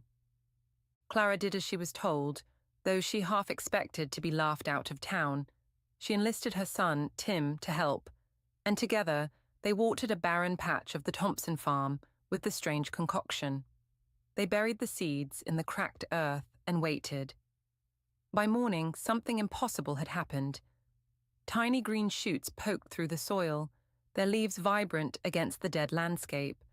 Within days, the shoots grew into thick, twisted vines with blossoms that glowed faintly at night. The rot retreated wherever they spread, the soil softening and darkening with life. Word got out. Farmers begged Clara for answers, and she pointed them to the Emporium. Soon a line formed outside Marigold's door, people who'd once spat at the mention of her name, now clutching jars of soil and pleading for help. Marigold didn't gloat or turn them away. She handed out vials and seeds, her instructions always the same. Water the land, plant the cure, wait. And it worked. Fields revived, orchards bloomed, and the pines stood tall again. By winter, Willow Creek was green and growing, a miracle in a world that had forgotten such things. The town's gratitude was slow but sincere. The council offered Marigold a seat, which she declined with a wry smile. Pastor Evans mumbled an apology from his pulpit, calling her a blessing in disguise. Families brought her pies and quilts, tokens of thanks she accepted with quiet grace. The Emporium became a hub, its once dusty shelves now picked over by curious locals. Marigold even hired Tim Thompson to sweep the floors, teaching him bits of her odd knowledge in exchange. No one fully understood what she'd done, how mushrooms from another world or seeds that pulsed with light could heal their land. Some still whispered about witchcraft, but the whispers held awe now, not fear. The Emporium of Oddities, once shunned, had become Willow Creek's saving grace, and Marigold Finch, the strange woman who'd weathered their scorn, stood at its heart, her wild curls glinting in the sun as the town flourished around her.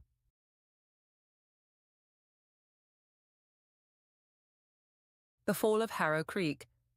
Harrow Creek was the kind of town where everyone knew your name, your business, and the exact spot your pickup truck parked on Sunday mornings outside the Baptist church. Nestled in a valley between rolling hills, its main street boasted a diner, a hardware store, a post office, and a barber shop that doubled as the unofficial town hall. For decades, it thrived quietly. Population 1,200, give or take a few births and funerals. On modest farms, a small lumber mill, and the stubborn pride of its people. That was until the summer of 2024, when the winds of change blew in, carried on the tongues of men in suits who didn't belong.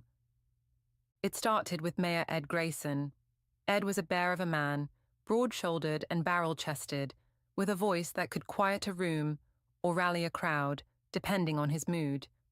He'd been mayor for 12 years, elected on a platform of keeping things as they are, which suited Harrow Creek just fine.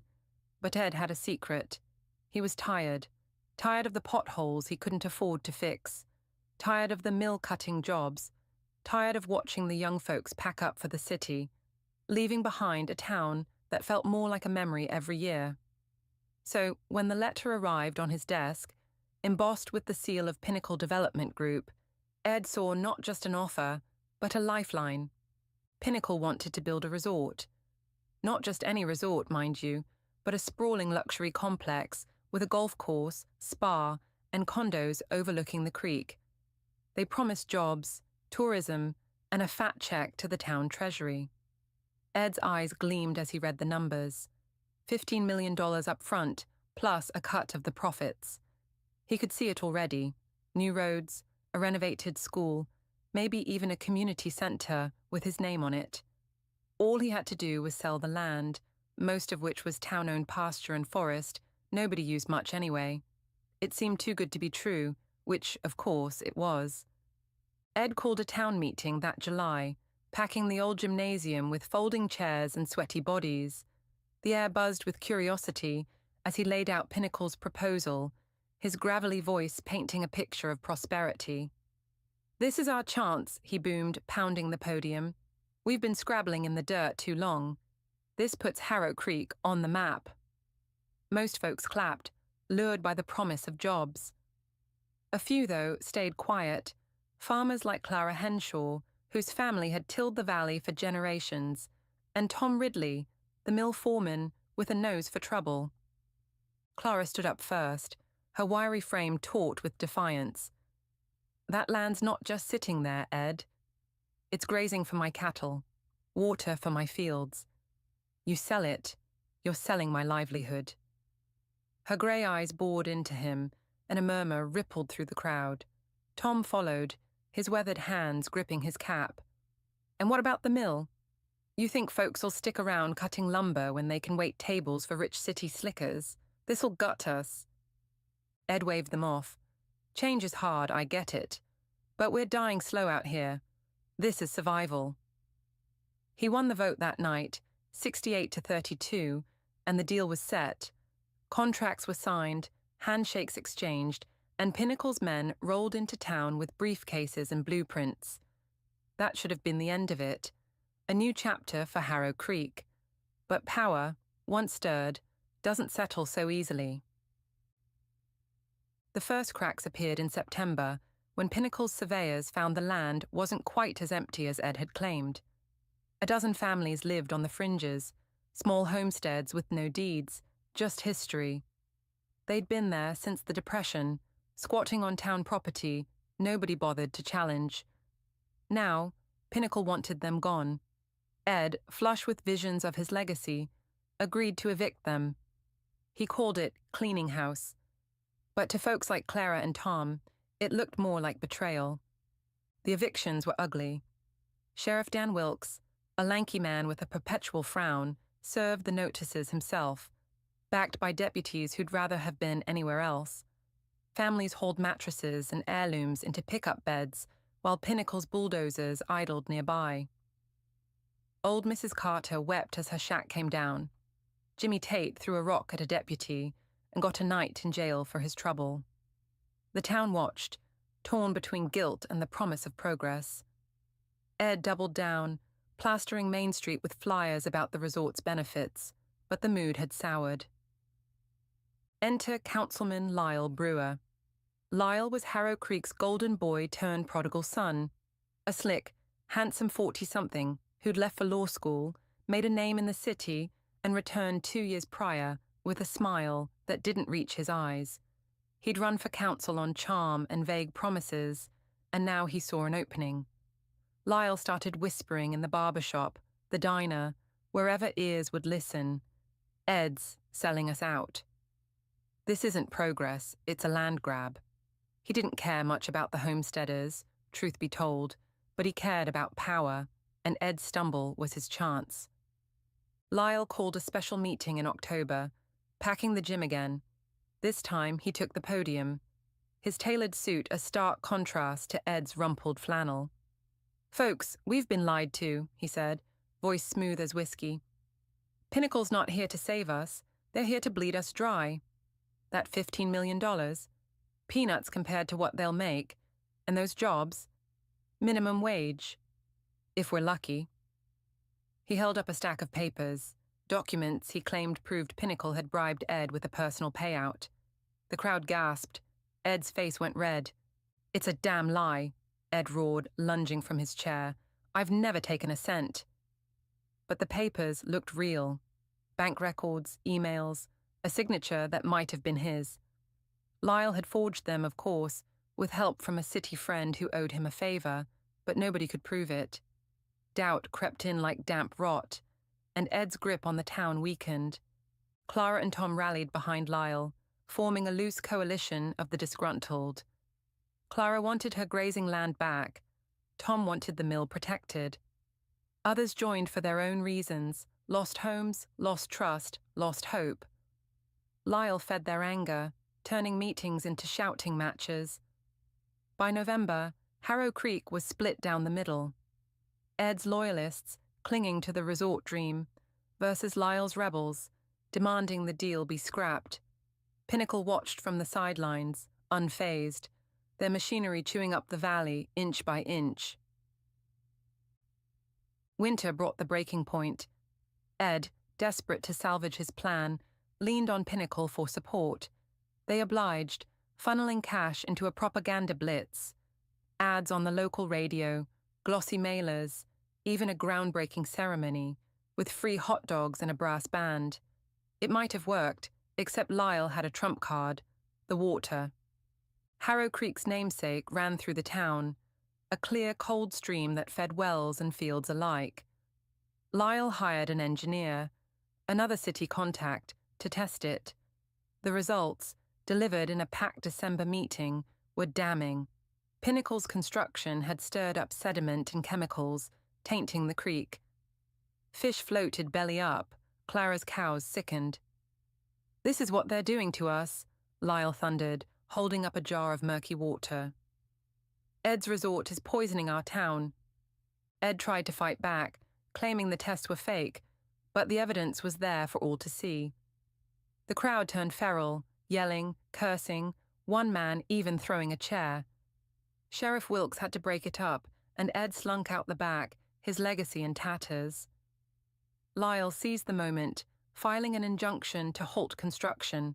The judge, swayed by the water samples and a fat envelope from Lyle's city friends, granted it. Pinnacle's bulldozers went silent, and the town held its breath. But Lyle wasn't done. He'd tasted victory and wanted more. With Ed disgraced, he pushed for a recall election, painting himself as Harrow Creek's savior. He won in a landslide, taking the mayor's office in January 2025. Ed retreated to his farm, a broken man, while Pinnacle pulled out, leaving half-dug foundations and a $2 million lawsuit against the town for breach of contract. Lyle shrugged it off. "We'll fight it," he said, but the treasury was empty, and the bills piled up. Lyle's reign was a disaster masked as triumph. He'd promised to undo the damage, but the creek stayed muddy, the mill kept shedding jobs, and the evicted families drifted away. He pivoted to grandstanding, photo ops with cleanup crews, speeches about resilience, while quietly courting new developers. By February 27, 2025, whispers spread that Lyle had his own deal in the works, this time with a fracking company eyeing the hills. The payout would be smaller, but the kickback would be his alone. Clara caught wind first, confronting him at the diner. "You're no better than Ed," she spat, loud enough for the room to hear. "Worse, even. You lied to our faces." Lyle smirked, sipping his coffee. "Progress, Clara. You'll thank me when the checks roll in." She stormed out, and the town's fracture deepened. Tom tried to organize a resistance, but the fight had gone out of Harrow Creek. Folks were tired, of meetings, of promises, of each other. The diner grew quiet, the barbershop emptier. Main Street's windows dulled with dust as businesses shuttered. The fracking deal went through in March, rigs rumbling in where bulldozers once stood. The creek turned black, the hills scarred, and the air thickened with diesel fumes. Lyle pocketed his cut and bought a condo, 2 counties over, claiming he'd earned a break. By summer, Harrow Creek was a shadow, population down to 800, the school half empty, the mill a rusting relic. Clara sold her farm and moved north. Tom drank himself numb at the bar. Ed died of a heart attack in June, alone in his barn, the unsigned Pinnacle contract still on his desk. Lyle visited once, ribbon-cutting a gas station funded by fracking cash, but left when the booze started. The town didn't collapse all at once. It eroded, piece by piece, under the weight of ambition and mistrust. The political machinations that began with a letter ended with a whimper, a hollowed-out valley where dreams went to die. Harrow Creek wasn't on the map anymore, not the way Ed had hoped. It was a cautionary tale, whispered in other small towns, about what happens when power forgets the people it's meant to serve.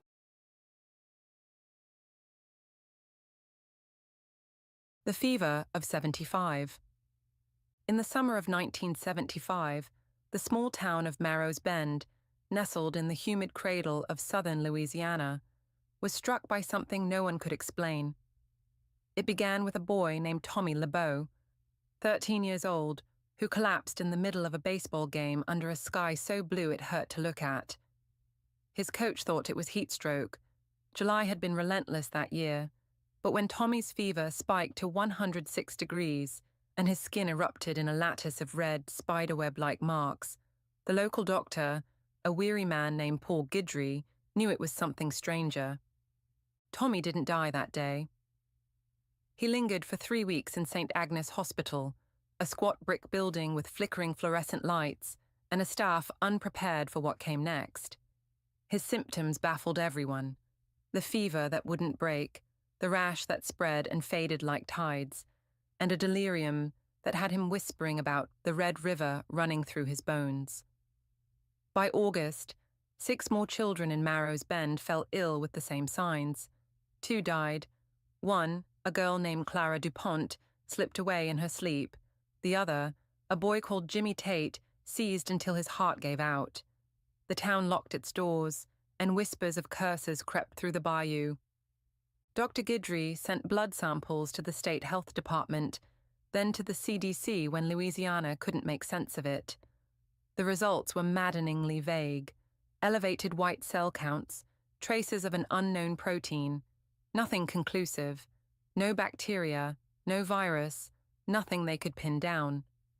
The CDC sent a team in hazmat suits who poked around the town's water supply, the mosquito-heavy swamps, and the rusted chemical plant 30 miles upriver that had shut down a decade earlier.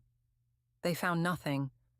By September, the cases stopped as abruptly as they'd begun. 5 children survived, scarred with faint web-like marks on their arms and legs. The dead were buried, and Marrow's Bend tried to forget. But forgetting wasn't easy. The survivors, Tommy LeBeau among them, grew up strange. They were prone to migraines, bouts of dizziness, and an uncanny sensitivity to heat. Tommy, once a wiry kid with dreams of pitching for the majors, became a quiet man who worked odd jobs and avoided the sun. The town called it the Fever of 75, a ghost story for campfires, but for those who'd lived it, it was a wound that never healed. Mud. In 1995, 20 years later, a young epidemiologist named Dr. Sarah Kessler stumbled across the fever while researching obscure outbreaks for her dissertation. She was a sharp, restless woman, driven by a need to solve what others had abandoned. The files on Marrow's Bend were buried in a dusty archive at the CDC, a thin folder of yellowed reports and grainy Polaroids of kids with those eerie rashes. The lack of answers gnawed at her. 7 cases, 2 deaths, no cause. It was a statistical speck, but to Sarah, it was a siren call. She drove to Marrow's Bend unannounced, her beat-up Toyota rattling over the potholed roads. The town had shrunk since 75.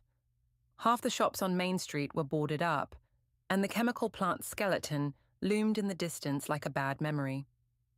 Sarah tracked down Tommy LeBeau, now 33, living in a trailer on the edge of the swamp. He was gaunt, with dark circles under his eyes, and those faint red marks still visible on his forearms. "I don't like talking about it," he said, sitting on a sagging porch chair, a cigarette trembling in his hand. "But you're not the first to come asking." Sarah pressed gently. "Who else?" "Some doctor, maybe 10 years back, said he'd figure it out.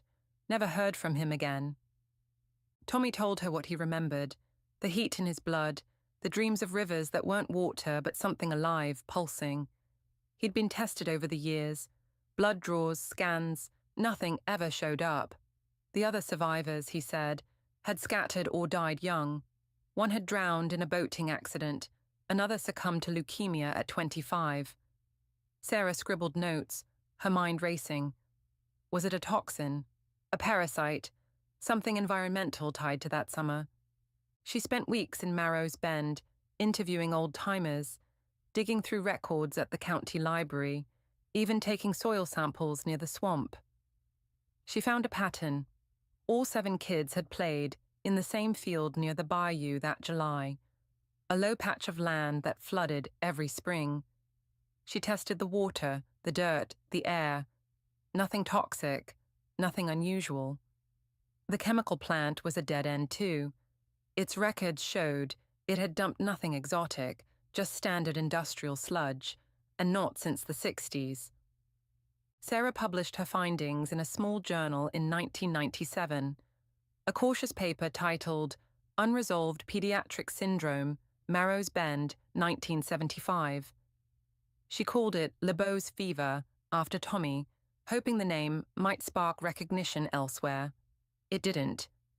The medical world shrugged, and Sarah moved on to other mysteries, though the fever lingered in the back of her mind like a splinter. By 2015, the story had faded into obscurity, a footnote in Louisiana folklore. Tommy LeBeau was 53, living alone, his health deteriorating. The migraines had worsened, and his hands shook too much to hold a job. He'd never married, never left Marrow's Bend. That spring, he collapsed in his trailer, feverish and delirious, the red marks on his skin flaring brighter than ever. He died in St. Agnes Hospital, the same place he'd survived 40 years earlier. His body autopsied by a coroner who noted unexplained vascular anomalies and possible systemic inflammation. No one connected it to 75. The hospital staff were too young to remember. But the fever wasn't done. That same year, in a suburb of Baton Rouge, 90 miles away, a 9-year-old girl named Mia Carter spiked a fever of 105. Her mother rushed her to the ER, where doctors watched, stunned, as red web-like marks bloomed across her chest. Mia survived, but 2 weeks later, a boy in the same neighborhood fell ill with identical symptoms. Then a third case, then a fourth. By summer's end, 12 children in Baton Rouge had been struck, 3 fatally. The media dubbed it the Red Web Plague, and panic rippled through the state. Dr. Sarah Kessler, now in her late 40s and a senior researcher at Johns Hopkins, saw the news and felt her stomach drop. She dug out her old notes, the Polaroids, the maps of Marrow's Bend. The symptoms were identical: the fever, the rash, the delirium. She called the Louisiana Health Department, begging them to look at her 1997 paper. They did, reluctantly, and soon she was on a plane back to the south. The Baton Rouge cluster was bigger, messier, but the same wall of ignorance loomed. Tests revealed nothing. No pathogens, no toxins, just those cryptic proteins in the blood. Sarah interviewed Mia Carter, a shy girl with a soft voice, who spoke of red threads moving under her skin. It was Tommy's Red River all over again. Sarah's team scoured the suburb for a link, a park where the kids had played, a shared water source, a new construction site unearthing old soil. Nothing fit. Then a virologist on her team, Dr. Raj Patel, noticed something odd. The proteins in the Baton Rouge kids' blood matched the incomplete profiles from 75, but they weren't static. They seemed to degrade and reform, like something alive but not quite. "It's not a virus," Raj said, peering through a microscope. "It's not anything we've seen." He theorized a prion-like agent, self-replicating but dormant, triggered by unknown conditions. Sarah latched onto the idea, but it led nowhere. Prions didn't cause fevers or rashes like this. The outbreak stopped in September 2015, as mysteriously as the first. 9 kids survived, marked like Tommy had been. Sarah stayed in Louisiana, haunted by the parallels, wondering if the fever had been smoldering all along, waiting to flare. It was February 27th, 2025, 50 years since Marrow's Bend, when the fever struck again, this time in Seattle, of all places. A cluster of 6 cases, children aged 7 to 14, hit a rainy suburb with no swamps or chemical plants in sight. The symptoms were unmistakable: the fever, the rash, the whispers of red visions. Sarah, now 60, her hair streaked with grey, flew west with a sinking heart. She'd spent half her life chasing this ghost, and it was still outpacing her. The Seattle outbreak was smaller, but no less baffling. The kids had no connection to Louisiana, no travel history, no shared exposures beyond a local library, where they'd all spent a rainy Saturday. Sarah's team, Raj included, ran every test modern science could muster: genomic sequencing, environmental scans, even AI-driven pattern analysis. They found traces of those same proteins, still shifting, still undefined. Raj, older and bolder now, suggested a radical idea. What if it's not terrestrial? What if it's something we picked up, cosmic dust, a meteor fragment, something that's been here for decades? Sarah scoffed at first, but the thought stuck. She dug into historical records, cross-referencing 1975, 1995, and 2015.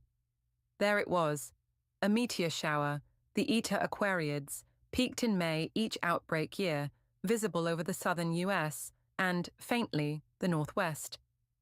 Could something have drifted down, settled into soil or water, activated by heat or moisture? It was a wild leap, but no wilder than 50 years of dead ends. She tested the theory, sampling soil from Marrow's Bend, Baton Rouge, and Seattle. Under an electron microscope, she found microscopic particles, silicate-like, but with an odd, fractal structure, present in trace amounts at all three sites. They weren't conclusive, but they were something. She wrote a paper, a hypothetical extraterrestrial etiology for LeBeau's fever, and sent it to the world, knowing it might end her career. The scientific community split. Half called it genius, half called it lunacy. The Seattle cases faded by spring 2025, leaving 4 survivors and 2 graves. Sarah stood at the edge of a park where the kids had played, rain soaking her coat, staring at the sky. 50 years, 3 outbreaks, no answers. Was it a disease? A signal? A visitor that didn't care if they understood it? She didn't know, and she feared she never would. In Marrow's Bend, the old baseball field lay fallow, overtaken by weeds. Kids didn't play there anymore. The town had shrunk to a whisper. But in the quiet, on warm nights, the air sometimes hummed, a low, red pulse no one could hear unless they'd felt it in their bones. The fever of 75 wasn't gone, it was waiting.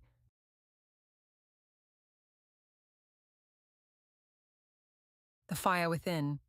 The air smelled of diesel and desperation as Elena Marquez stepped off the rickety campaign bus, her boots crunching against the gravel of a small-town parking lot in southern Arizona.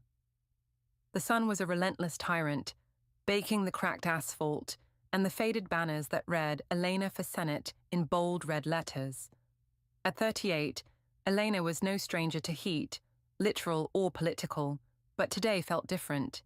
Today, the whispers of corruption weren't just rumors, they were a stench she couldn't ignore.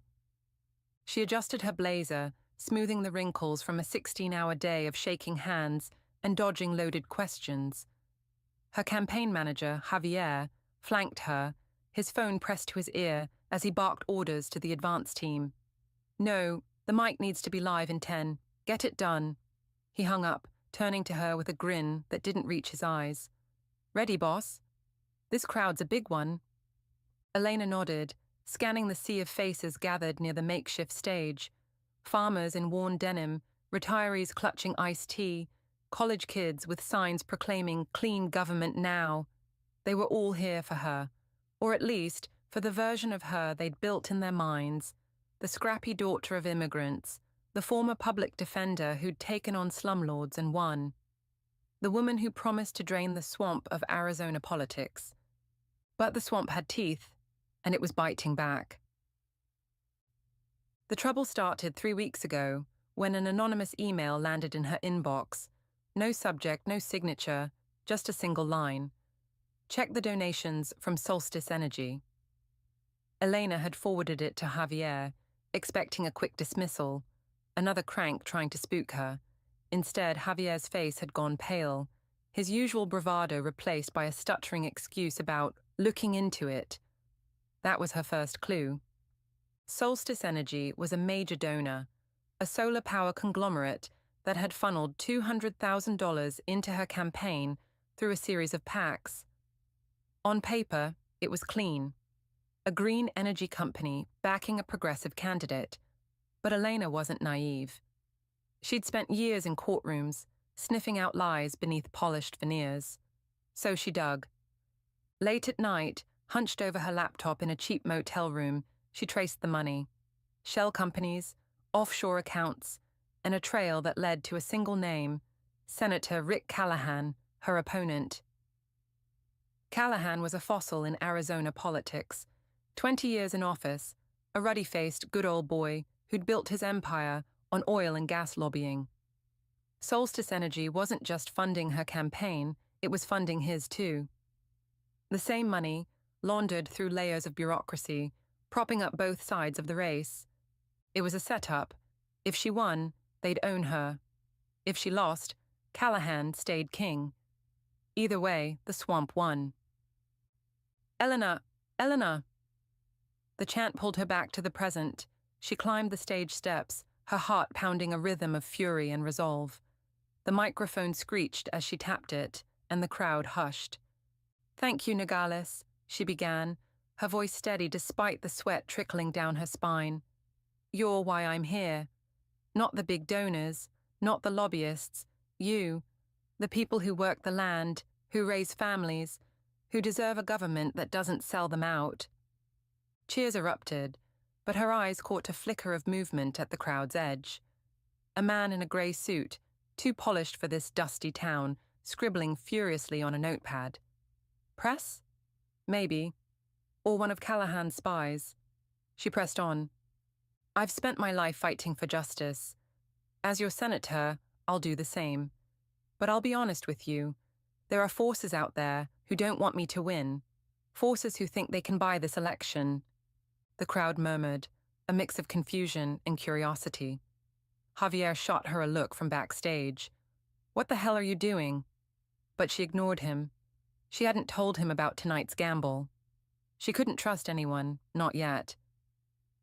"I've uncovered evidence," she said, her voice rising, "that some of my own campaign funds, money I thought came from honest supporters, might be tied to the same corrupt players backing Senator Callahan.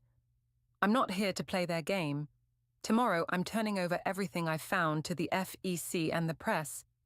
Let the chips fall where they may." The crowd exploded, some cheering, some shouting questions. The man in the grey suit vanished into the throng. Javier stormed toward her as she stepped off stage, his face a thunderstorm. "Are you insane?" he hissed, grabbing her arm. "You just torched our war chest. We can't survive an FEC investigation this close to the election." Elena yanked free. "If that money's dirty, I don't want it. We'll find another way." "There is no other way," Javier's voice cracked. "You think grassroots donations will keep us afloat against Callahan's machine? You're dreaming, Elena." She studied him, the man who'd been with her since her city council days. His eyes darted, his hands trembled. "Javier," she said quietly, "did you know about Solstice?" He froze, and that was her answer. The next morning, the campaign office was a war zone. Staffers scrambled to draft press releases while phones rang off the hook. Reporters, donors, and furious party operatives demanding explanations. Eleanor sat at her desk, a lukewarm coffee in hand, staring at the FEC filing she'd sent at dawn. Every transaction, every suspicion laid bare.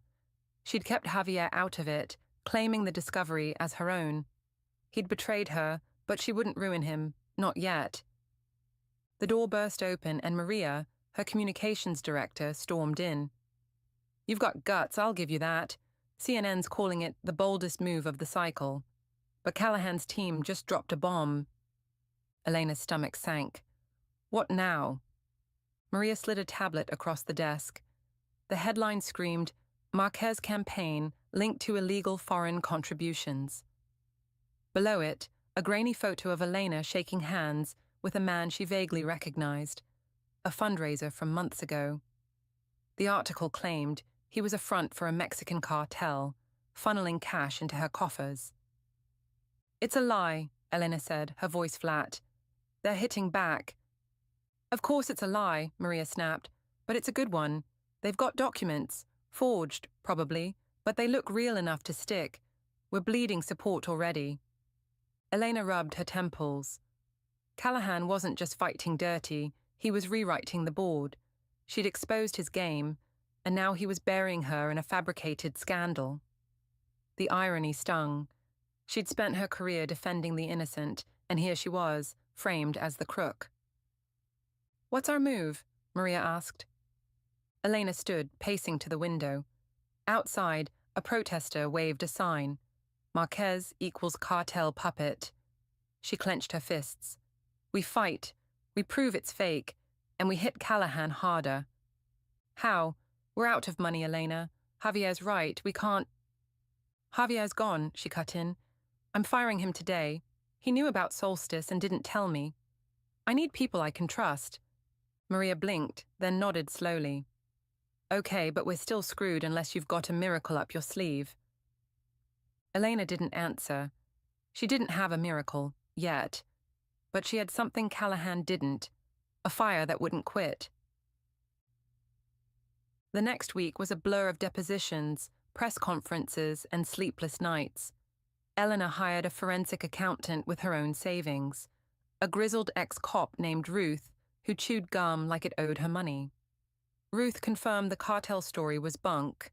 Dates didn't match, signatures were off, but the damage was done. Polls showed Elena trailing Callahan by 15 points with 3 weeks to go. Meanwhile, the Solstice Energy thread unraveled further. Ruth traced the funds to a shell company in the Caymans, linked to a Callahan aide who'd conveniently retired last year. Elena leaked it to a scrappy online journalist, bypassing the corporate media that had already written her off. The story gained traction on X, hashtags like #CallahanCorrupt trending among her base. It wasn't enough to win, but it kept her alive. Then came the break she'd been praying for. Late one night, her phone buzzed with a blocked number. She answered, expecting another crank. Instead, a woman's voice, low and nervous, crackled through. "Ms. Marquez, I worked for Solstice. I've got proof, emails, recordings. They told me to shred it, but I didn't." Elena's pulse raced. "Who are you?" "Doesn't matter. Meet me tomorrow, 10 p.m., behind the old mill in Tucson. Come alone." The line went dead. The mill smelled of rust and abandonment, its silhouette jagged against the moonlit sky. Elena parked a block away, her heart hammering as she slipped through the shadows. She'd told no one, not Maria, not Ruth. If this was a trap, she'd face it herself. A figure emerged from behind a rusted silo, a woman in a hoodie clutching a USB drive. "Here," she whispered, thrusting it into Elena's hands. "It's everything. Callahan's people bribing Solstice execs, rigging bids. They'll kill me if they know I talked." Elena gripped the drive. "Why risk it?" The woman's eyes glinted with tears. "Because you're the only one who might stop them." Before Elena could respond, headlights flared in the distance. The woman bolted, vanishing into the night. Elena stuffed the drive into her pocket and ran, her boots pounding the dirt as a black SUV roared closer. She dove behind a dumpster, holding her breath as the vehicle slowed, then sped off. Callahan's goons? She didn't wait to find out. Back at her motel, she plugged the drive into her laptop. The files were a goldmine, audio of Callahan's chief of staff promising tax breaks for Solstice, emails detailing the laundering scheme. It was enough to bury him, if she could get it out before they silenced her. The final debate was her last shot. The auditorium buzzed with cameras and tension, Callahan smirking across the stage like a man who'd already won. Elena stood tall, the USB drive burning a hole in her pocket. When the moderator asked about campaign finance, Callahan launched into his rehearsed spiel. "I've always been transparent, unlike my opponent who's tangled in foreign scandals." Elena waited for him to finish, then stepped to the mic. "Senator, Let's talk transparency. I have evidence, right here, that you've been taking dirty money from Solstice Energy, the same company you claim to regulate. Bribes, kickbacks, the works. Care to explain?" The crowd gasped. Callahan's smirk faltered. "That's a desperate lie from a failing campaign." "Then you won't mind if I play this." She pulled out her phone, connected to the podium's audio, and hit play. The grainy recording filled the room. "Rick, we'll push the solar tax credits if you greenlight our permits. Deal?" His aide's voice unmistakable. Chaos erupted. Callahan sputtered denials, but the damage was done. Eleanor handed the drive to the moderator, a neutral party, and walked off stage as the audience roared. Election night was a nail-biter. The scandal tanked Callahan's lead, but the cartel smear lingered. Elena watched the returns with Maria and Ruth, her hands clasped so tight her knuckles ached. At 2 a.m., the call came. Elena Marquez, senator-elect by a razor-thin 1,200 votes. She stepped onto the victory stage, the crowd's cheers washing over her. "This isn't my win," she said, voice hoarse but firm. "It's ours. We fought the swamp, and we're just getting started." Backstage, Maria hugged her, whispering, "You're a damn legend." Ruth just nodded, popping her gum. Elena smiled, but her mind was already racing. The swamp wouldn't go quietly. She'd won the battle, but the war was far from over, and she'd be ready.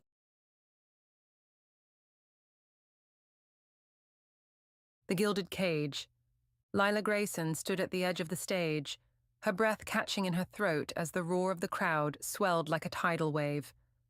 Thousands of voices chanted her name, a symphony of adoration that vibrated through the polished floorboards beneath her silver heels. The spotlight burned hot against her skin, illuminating the sequins of her dress in a cascade of shimmering light. She was 28, and this was her moment, the pinnacle of a dream she'd nursed since she was a girl singing into a hairbrush in her childhood bedroom.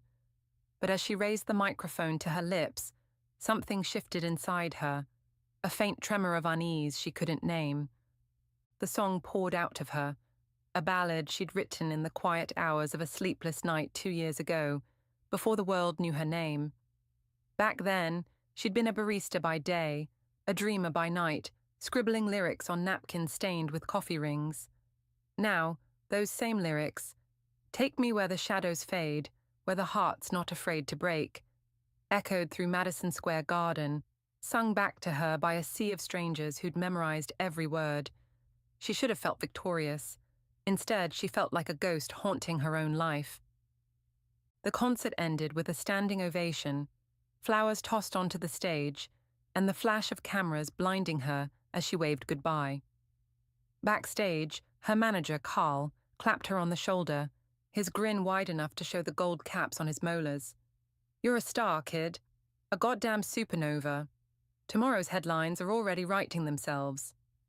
Lila smiled, the practiced curve of her lips as automatic as breathing. "Thanks, Carl. I'm just tired." "Tired?" He laughed, a barking sound that grated against her nerves.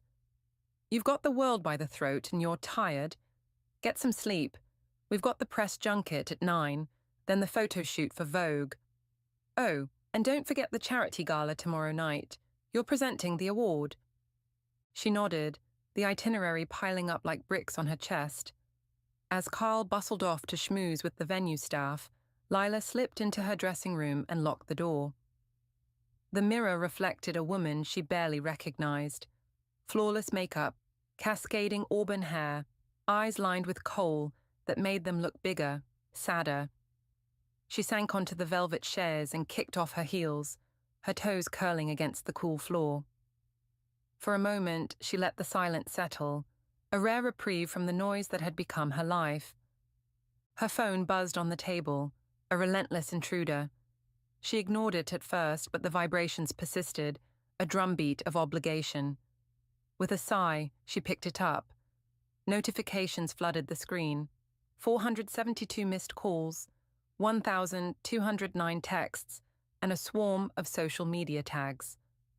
Fans praising her performance, critics dissecting her every note, paparazzi shots of her leaving the venue already circulating online. One headline caught her eye: Lila Grayson's emotional breakdown, singer spotted looking exhausted post-show. Beneath it, a blurry photo of her stepping into her car, her face etched with fatigue. She hadn't even noticed the cameras. Her thumb hovered over the screen, tempted to scroll, to dive into the endless stream of opinions about her life. But she set the phone down instead, her hands trembling. When had it started feeling like this? Like the world owned pieces of her she hadn't agreed to give away. The next morning, Lila sat in a sterile hotel conference room, surrounded by journalists wielding microphones like weapons. The press junket was a marathon of recycled questions. What inspired your latest album? How does it feel to be a global sensation? Any plans for a love life amidst the chaos? She answered on autopilot, her voice smooth and polished, a performance as choreographed as her concerts. But halfway through, a young reporter with sharp eyes and a sharper tongue leaned forward. Lila, your fans adore your vulnerability, but some say you're playing a role, the tortured artist trope. How do you respond to claims that your authenticity is just a marketing ploy? The room went quiet, the air thick with anticipation. Lila's smile faltered, a crack in the facade. She felt Carl's gaze boring into her from the sidelines, a silent command to deflect, to charm. But something snapped inside her, a thread pulled too tight. I don't know, she said, her voice softer than intended. Maybe they're right. Maybe I don't even know who I am anymore. The reporters scribbled furiously, their pens carving her words into stone. Carl swooped in, laughing too loudly, steering the conversation back to safer waters. But the damage was done. By noon, the internet was ablaze with speculation. Lila Grayson admits to identity crisis. Is the pop star's reign coming to an end? She escaped to the photo shoot, where a stylist tugged at her hair and a photographer barked orders. Chin up, eyes fierce, give me heartbreak. As if she were a doll to be posed. The Vogue spread would be stunning, she knew that. Airbrushed perfection, a glossy lie. But as she stood there, draped in couture, she felt less like a person and more like a product, packaged and sold to the highest bidder. That night, at the charity gala, she presented the award with a smile that didn't reach her eyes. The room glittered with wealth and power, celebrities air-kissing, philanthropists sipping champagne. She was halfway through her scripted speech when she spotted a woman in the crowd, a face from her past. Marcy, her best friend from high school, the one who'd stayed up with her plotting dreams over cheap wine. Marcy's eyes met hers, and for a moment, Lila saw something raw. Recognition, yes, but also pity. After the event, Lila found Marcy lingering near the bar. They hugged, the embrace awkward with the weight of years unspoken. Marcy looked the same, freckled cheeks, unruly curls, while Lila felt like a stranger in her own skin. You're really living it, huh? Marcy said, her tone warm but cautious. The big time. Yeah, Lila replied, forcing a laugh. Big time. Marcy studied her, the way she used to when she could tell Lila was hiding something. You okay? You don't seem... You? The question pierced her, a blade slipping between ribs. She wanted to confess everything. The exhaustion, the loneliness, the way fame had wrapped chains around her she couldn't see until they started to choke. But a photographer materialized, snapping a candid shot, and the moment shattered. Marcy squeezed her hand and slipped away, leaving Lila with the echo of her words. Days bled into weeks, a blur of performances, interviews, and red carpets. The unease grew, a shadow she couldn't outrun. She started noticing the strings attached to every choice, the label dictating her next single, the sponsors demanding endorsements, the fans clamoring for more of her soul. Her apartment, once a sanctuary, became a prison of unanswered mail and security cameras. She couldn't step outside without a bodyguard, couldn't post a thought online. without it being dissected by millions. One night, after a show in Los Angeles, she slipped away from her entourage. No phone, no plan, just a hoodie pulled low and a desperate need for air. She wandered into a dive bar, the kind of place she'd played gigs in before the world cared. The bartender barely glanced at her as she ordered a whiskey, her voice rough from singing. She sat in a corner, nursing the drink, watching people who didn't know her name laugh and argue and live. A man at the bar strummed a guitar, his voice gravelly but honest. He sang about freedom, about breaking chains, and Lila felt tears prick her eyes. She hadn't cried in months, too busy, too watched. But here, in the dim light of a nowhere bar, she let herself feel the weight of it all. The hidden chains weren't just the schedules or the scrutiny, they were the expectations she'd internalized, the fear of disappointing a world that had crowned her their queen. She left a 20 on the table and walked out into the night, the city sprawling before her. For the first time in years, she didn't know where she was going, and it felt like the beginning of something real. The next morning, Carl found her at a coffee shop, her hair tangled, her eyes clear. He was furious, ranting about missed calls and breached security protocols. "You can't just disappear, Lila. You're not some nobody anymore." "I know," she said, cutting him off, "but I'm not a machine either." He stared at her, thrown by the steel in her voice. She didn't fire him, not yet, but she laid down new rules. Fewer appearances, more control over her music, time to breathe. The label pushed back, the fans grumbled, but Lila held firm. She started writing again, not for the charts but for herself, songs raw and unpolished, like the girl she'd once been. The headlines shifted. Lila Grayson's rebellion, a star reclaims her life. Some called it a meltdown, others a triumph. She didn't care. Fame still had its chains. She'd never fully escaped them, but she'd learned to see them, to loosen their grip. And in the quiet moments when the world wasn't watching, she began to find herself again, one unshackled note at a time.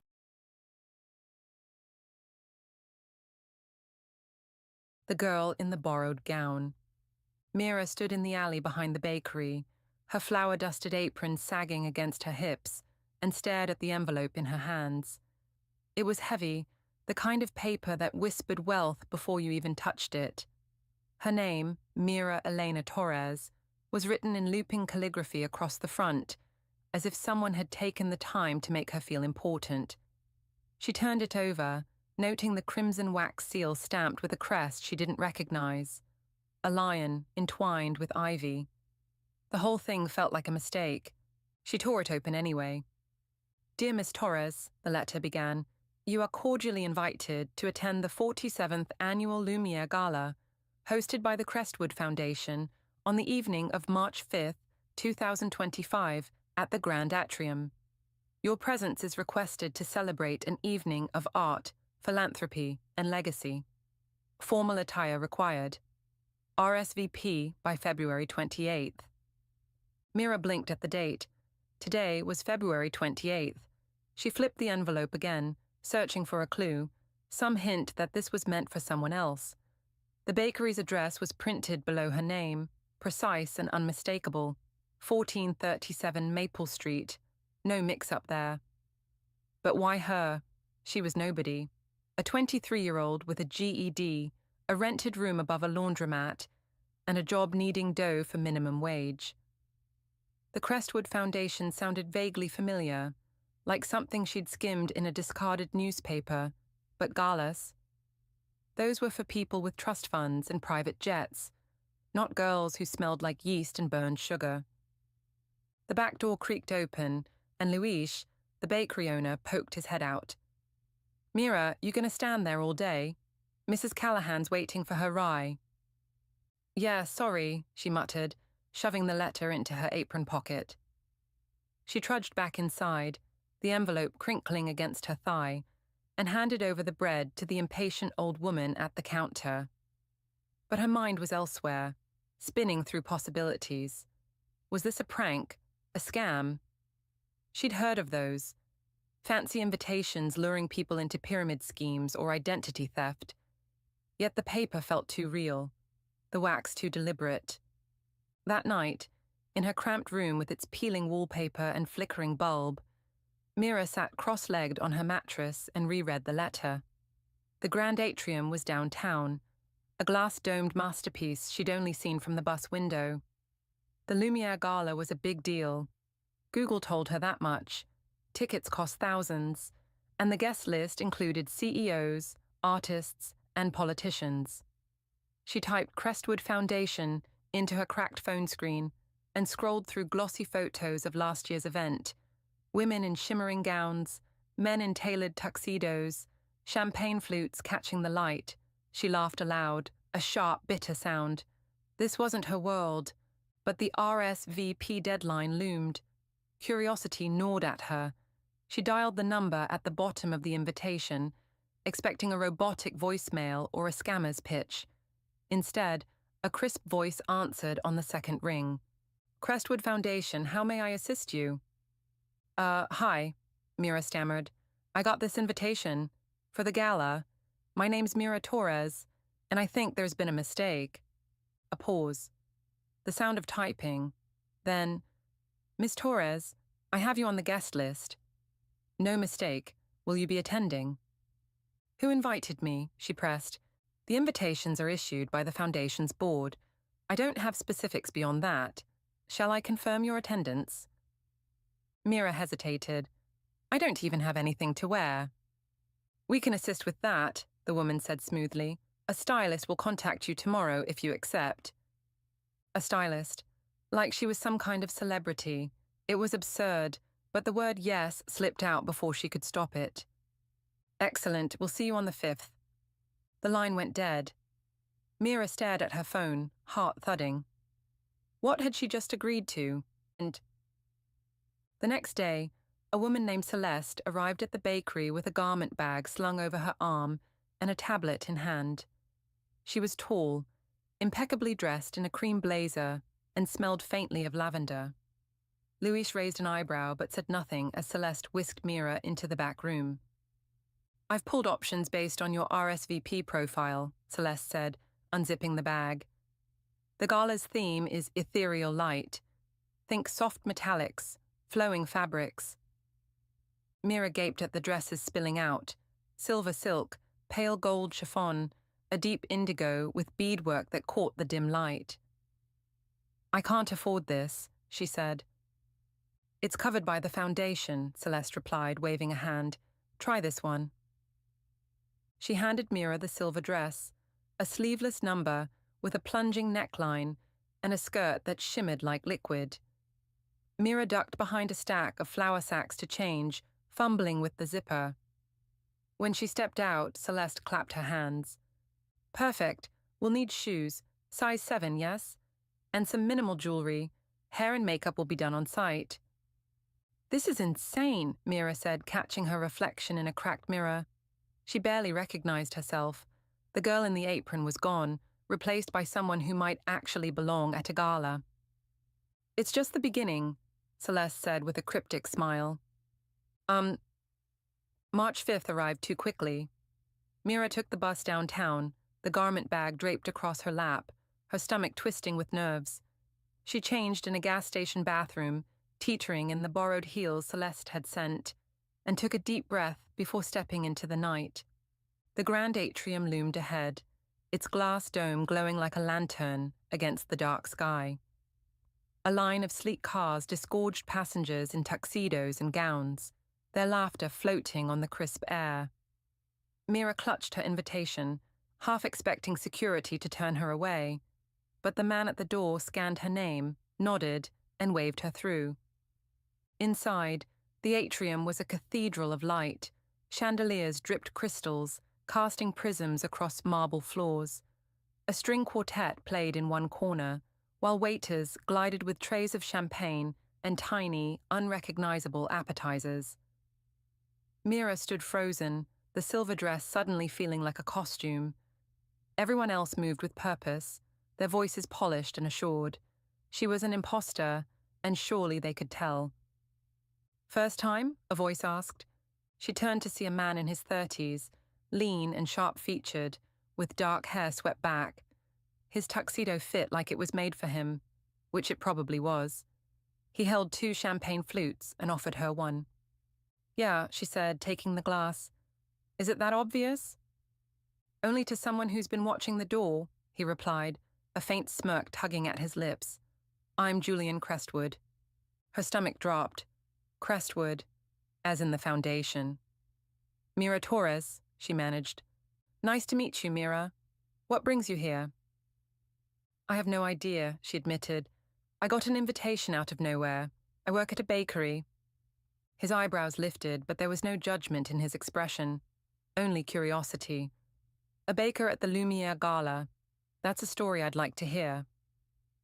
Before she could respond, a woman in a crimson gown swept over, looping her arm through Julian's.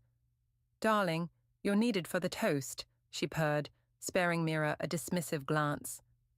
"Duty calls," Julian said. "Enjoy the night, Mira. We'll talk later." He vanished into the crowd, leaving her clutching the champagne flute. She took a sip, the bubbles sharp on her tongue, and tried to blend into the background, but the night had other plans. An hour later, after wandering past abstract sculptures and eavesdropping on conversations about tax loopholes, Mira found herself near a balcony overlooking the city. The view was breathtaking, skyscrapers glittering like a sea of stars. But her mind was on the letter. Why her? She didn't donate to charities or rub elbows with the elite. She didn't even have a savings account. "Miss Torres?" a voice called. She turned to see an older man approaching, his silver hair gleaming under the lights. He wore a pinstriped suit and carried himself with the quiet authority of someone used to being obeyed. "I'm Edward Crestwood," he said, extending a hand, "chairman of the foundation." Another Crestwood. Mira shook his hand, her palm clammy. "Hi, nice to meet you."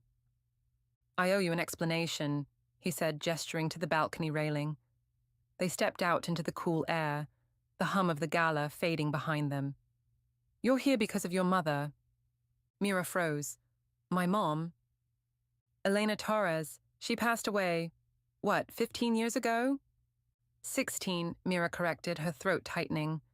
Her mother had died when she was 7, a car accident that left Mira bouncing between foster homes until she aged out. "How do you know her?" "She worked for me," Edward said. "Not directly. I wouldn't have met her. She was a janitor at one of my properties downtown, but she left an impression." Mira frowned. "She cleaned floors. How does that get me here?" Edward smiled faintly. "Every year, the foundation selects one guest from outside our usual circle, someone tied to our history, however small. Elena was more than a janitor. She found a leak in the building's records. Missing funds, sloppy accounting. She reported it anonymously, saved us a scandal. We never knew her name until after she died, when payroll matched the tip to her ID." Mira stared at him, the story sinking in. Her mother, quiet and unassuming, had been a whistleblower. It didn't erase the years of grief or the loneliness that followed, but it painted her in a new light, brave, in her own way. "So this is what? A thank you?" Mira asked.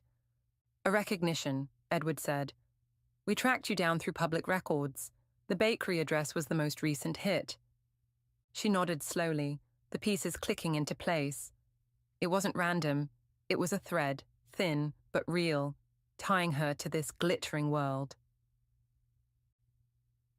The rest of the night blurred into a series of introductions, awkward small talk, and stolen moments of awe. Julian found her again during the auction, where a painting sold for $500,000, and asked about her favorite bread recipe. She told him about the sourdough she'd perfected, and he laughed, promising to visit the bakery. Edward introduced her to a sculptor who'd known her mother briefly, a gruff woman who said Elena had a sharp eye for bullshit. By the time the clock struck midnight, Mira's feet ached in the heels, and her head buzzed with champagne and revelation. She slipped out of the atrium, the silver dress catching the moonlight, and took a final look at the gala behind her. It wasn't her world, not really, but for one night, she'd belonged. The bus ride home was quiet, the garment bag folded beside her. She didn't know if she'd ever see Julian or Edward again, or if the bakery would get a surprise visit from a Crestwood. But as she unlocked her door and kicked off the shoes, the invitation still tucked in her pocket, Mira felt something shift. She wasn't just the girl in the apron anymore. She was Elena's daughter, invited to a gala, with a story no one could take away.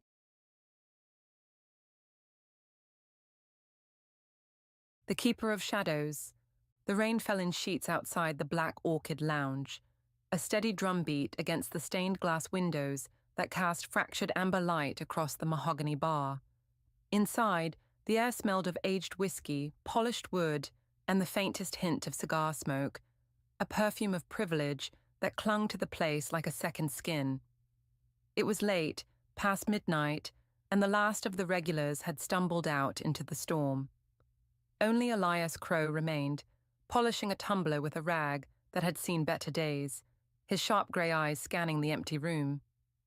Elias had been tending bar at the Black Orchid for 16 years, ever since he'd washed up in Sterling City, with nothing but a duffel bag and a knack for listening. The lounge sat at the edge of downtown, a discreet haven for the city's elite. Politicians, CEOs, old money heirs, and the occasional underworld kingpin. They came to drink, to deal, and, most importantly, to talk. And Elias, with his quiet demeanor and unassuming presence, was always there, a shadow in a crisp white shirt soaking it all in. He wasn't a tall man, nor particularly imposing, 5'9", lean, with a face weathered by time, and a mop of dark hair streaked with silver. But there was something about him, a stillness that made people forget he was there until they needed him. They spilled their secrets over bourbon and gin, mistaking his silence for indifference. They were wrong. Elias remembered everything. Tonight, the bar was quiet, but his mind buzzed with the weight of what he'd heard earlier. Senator Hargrove had been in, his tie loosened and his voice slurring after 3 scotches. He'd leaned across the bar, close enough for Elias to smell the desperation on him, and muttered about a land deal gone sour, a bribe to the planning commission that had backfired when the wrong person found out. "They'll bury me for this," Hargrove had said, his watery eyes darting to the door, "or I'll bury them first." Elias hadn't replied, just topped off the senator's glass and let him ramble. That was his gift. He didn't pry, didn't judge. He simply listened, filing every word away in the labyrinth of his memory. Over the years, he'd built a mental archive of Sterling City's underbelly. Affairs, blackmail, insider trades, even a murder or two. He didn't use the knowledge, not yet, but he kept it, like a dragon hoarding gold, waiting for the day it might matter. The door creaked open, letting in a gust of wet wind. Elias glanced up as a woman stepped inside, shaking rain from a sleek black umbrella. She was striking, tall, with auburn hair pinned up in a way that suggested both elegance and impatience. Her trench coat was tailored, expensive, and her heels clicked sharply against the hardwood floor. She didn't belong here, not at this hour. "Evening," Elias said, setting the tumbler down. "We're about closed, but I can pour you something if you're quick." She didn't smile, just slid onto a stool and rested her umbrella against the bar. "Whiskey. Neat. Whatever's oldest." He pulled a bottle of 25-year Pappy Van Winkle from the top shelf, $300 a pour, reserved for the kind of people who didn't blink at the price. She didn't. He slid the glass across to her, and she took it without a word, her fingers trembling slightly as they brushed the rim. "Rough night?" he asked, more out of habit than curiosity. She laughed, a brittle sound that broke halfway through. "You could say that." Her eyes flicked up to meet his, green and piercing, like she was sizing him up. "You're Elias, aren't you?" He paused, rag still in hand. "That's me. Don't think we've met." "We haven't." She sipped the whiskey, wincing faintly at the burn. "But I've heard about you. They say you know things people don't want known."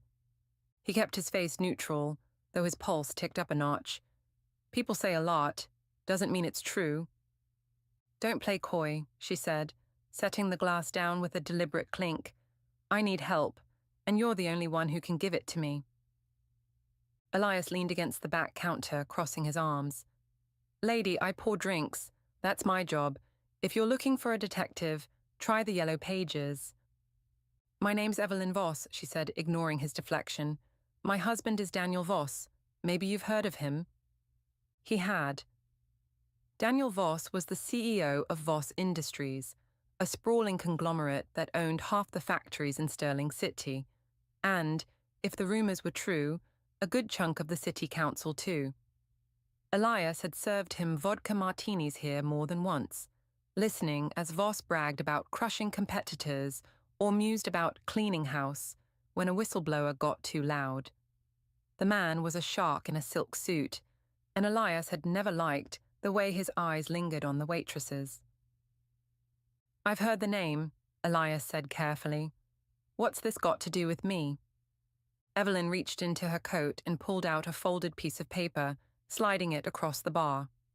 "This?" He unfolded it. It was a photocopy of a handwritten note, the ink smudged but legible. "Meet me at the warehouse, 11 p.m.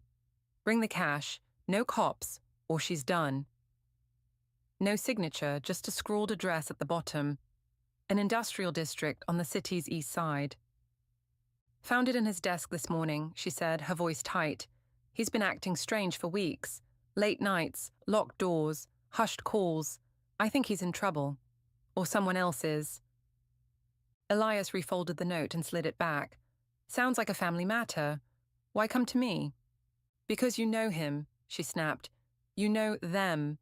The people he deals with. The ones who'd write something like this.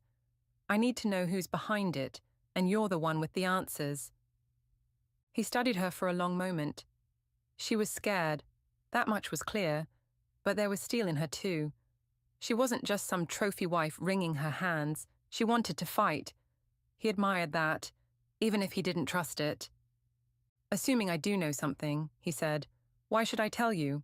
I don't meddle in other people's messes."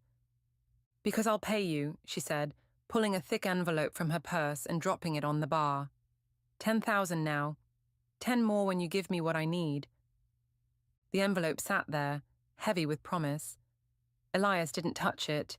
Money was tempting. He wasn't rich, and the Black Orchid didn't pay enough to make him comfortable. But he'd survived this long by staying out of the game. Knowing secrets was one thing. Using them was another. Still, something about her tugged at him. Maybe it was the tremor in her hands, or the way her jaw tightened like she was holding back tears. Or maybe it was the memory of Daniel Voss, smirking over his martini as he talked about disposable people. Elias had never liked bullies. "I'll think about it," he said finally. "Leave the note. Come back tomorrow night." She hesitated, then nodded. "Fine. But don't screw me over, Elias. I'm not in the mood for games." She drained her whiskey, grabbed her umbrella and walked out into the rain. The door swung shut behind her, and the bar fell silent again. Elias picked up the note, turning it over in his hands. The address was familiar. Too familiar. He'd heard it before, whispered in a booth 6 months back. Victor Marone, a mid-tier mobster with a taste for extortion, had bragged about a little operation in a warehouse out east. Something about moving product, drugs, guns, maybe both. Voss had been there that night, laughing too loud, his arm around a blonde who wasn't Evelyn. Elias had filed it away, another piece of the puzzle he didn't plan to solve. Until now. The next night, Evelyn returned. The lounge was busier this time, a low hum of conversation filling the air as men in suits swapped lies and promises. She took the same stool, her face pale but composed, and ordered another whiskey. Elias poured it, then leaned in close. "Victor Marone," he said, voice low, "runs a crew out of that warehouse. Likes to squeeze people who owe him. Your husband's been seen with him, here, a few times. Could be he's in debt, or they're working something together. Her eyes widened briefly, then narrowed. Marone, I've heard Daniel mention him. Business, he said. What kind of debt? Could be money, could be favors. Marone's not subtle, likes to use leverage. If he's got something on Voss, that note might be the play. She tapped her fingers on the glass, thinking. Leverage like what? Elias shrugged. Your husband's not exactly a saint. Pick a sin. Gambling, women, shady deals. Marone's the type to sniff it out and press. She didn't flinch, just nodded. Okay, what do I do? That's up to you, he said. I don't fix problems, I just tell you what I know. Bullshit, she hissed, leaning forward. You've got more than that. I can see it in your face. Give me something I can use. He hesitated. She was right. He did have more. A year ago, Voss had gotten sloppy drunk and ranted about a shipment gone wrong. Something about customs sniffing around a container at the docks. He'd paid Marone to make it disappear, but the job had botched, and Voss had been furious. That bastard owes me, he'd slurred, slamming his glass down. I'll gut him if he tries to flip this. Elias could have told her that, could have told her Voss was volatile, that Marone might be desperate enough to escalate, but he didn't, not yet. Take the note to the cops, he said instead. Let them handle it. She laughed bitterly. The cops? Half of them are in Daniel's pocket, the other half are in Marone's. They'd bury this, or me. Then hire someone, he said, a private eye, someone who can dig without tripping wires. I don't have time for that, she snapped. Whoever she is in that note, they've got her now. I need to know who she is, and what Daniel's hiding. Elias sighed, rubbing the back of his neck. He didn't want to get involved. He'd spent years perfecting the art of staying neutral, but she was pulling him in, inch by inch. And damn it, he was curious too. Who was she? A mistress? A business partner? Someone Voss cared enough about to pay for, or kill over. All right, he said. I'll ask around. But that's it. No promises. She slid the envelope toward him again. Take it. Earn it. He didn't argue this time. The money went under the bar, and Evelyn left without another word. Over the next 2 days, Elias worked his network, not the rich drunks who spilled their guts, but the invisible ones, the bus boys, the coat check girls, the cabbies who lingered outside. They saw more than anyone, and they talked if you knew how to ask. By Thursday, he had a name, Lila Monroe, a cocktail waitress who'd worked at the Orchid until 6 months ago. She'd been Voss's favorite, too favorite, and rumor was she'd left town after a messy breakup, or been forced out. Friday night, Evelyn was back. Elias poured her whiskey and slid a napkin across with Lila's name scribbled on it. She's the she, he said, ex-waitress. Voss was obsessed with her. Word is Marone's got her stashed somewhere. Maybe that warehouse. Leverage to keep Voss in line. Evelyn stared at the napkin, her face hardening. A mistress. Of course. Could be more than that, Elias said. If she knows something about Voss, about Marone, she's a loose end. Or a bargaining chip. She crumpled the napkin in her fist. I need to find her. That's a bad idea, he warned. Marone's not a guy you cross without a plan. Then help me make one, she said, her voice fierce. You've got the secrets, Elias. Use them. He should have said no, should have walked away. But he didn't. Maybe it was the money, or the way her eyes burned with something he hadn't felt in years, purpose. Or maybe he was just tired of standing still. All right, he said, but we do it my way. The plan was simple. Elias knew Marone's weakness, arrogance. The man loved to gloat, especially over drinks. Elias called in a favor with a cabbie friend who dropped a tip to Marone's crew that the Black Orchid had a special reserve bourbon, rare and irresistible. Marone showed up Saturday night, alone, swaggering in like he owned the place. Elias played his part, poured the bourbon, kept the small talk light. Morone drank, and as the liquor loosened his tongue, he started bragging. "Got a big fish on the hook," he said, grinning. "Thinks he's slick, but I've got his girl. He'll pay, or she's done." "Where's she at?" Elias asked, casual as if he didn't care. Morone chuckled. "Safe, east side. That's all you need to know, barkeep." It was enough. Elias texted Evelyn from the back room. "Warehouse confirmed. Go now. Dot." She didn't reply, but he knew she'd act. He'd given her the key. What she did with it was on her. Sunday morning, the news broke. A fire at an East Side warehouse. 3 bodies found. Morone's men, dead from gunshot wounds. No sign of Lila Monroe or Daniel Voss. Evelyn didn't show at the bar that night, or the next. A week later, a rumor hit the lounge. Voss had vanished, his company in chaos. Some said he'd fled the country. Others whispered he was at the bottom of the river.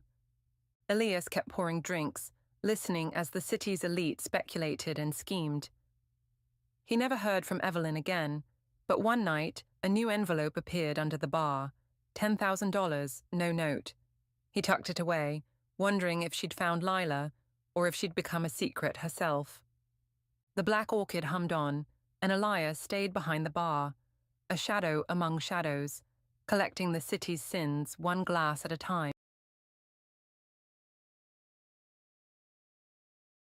The ladder of ambition.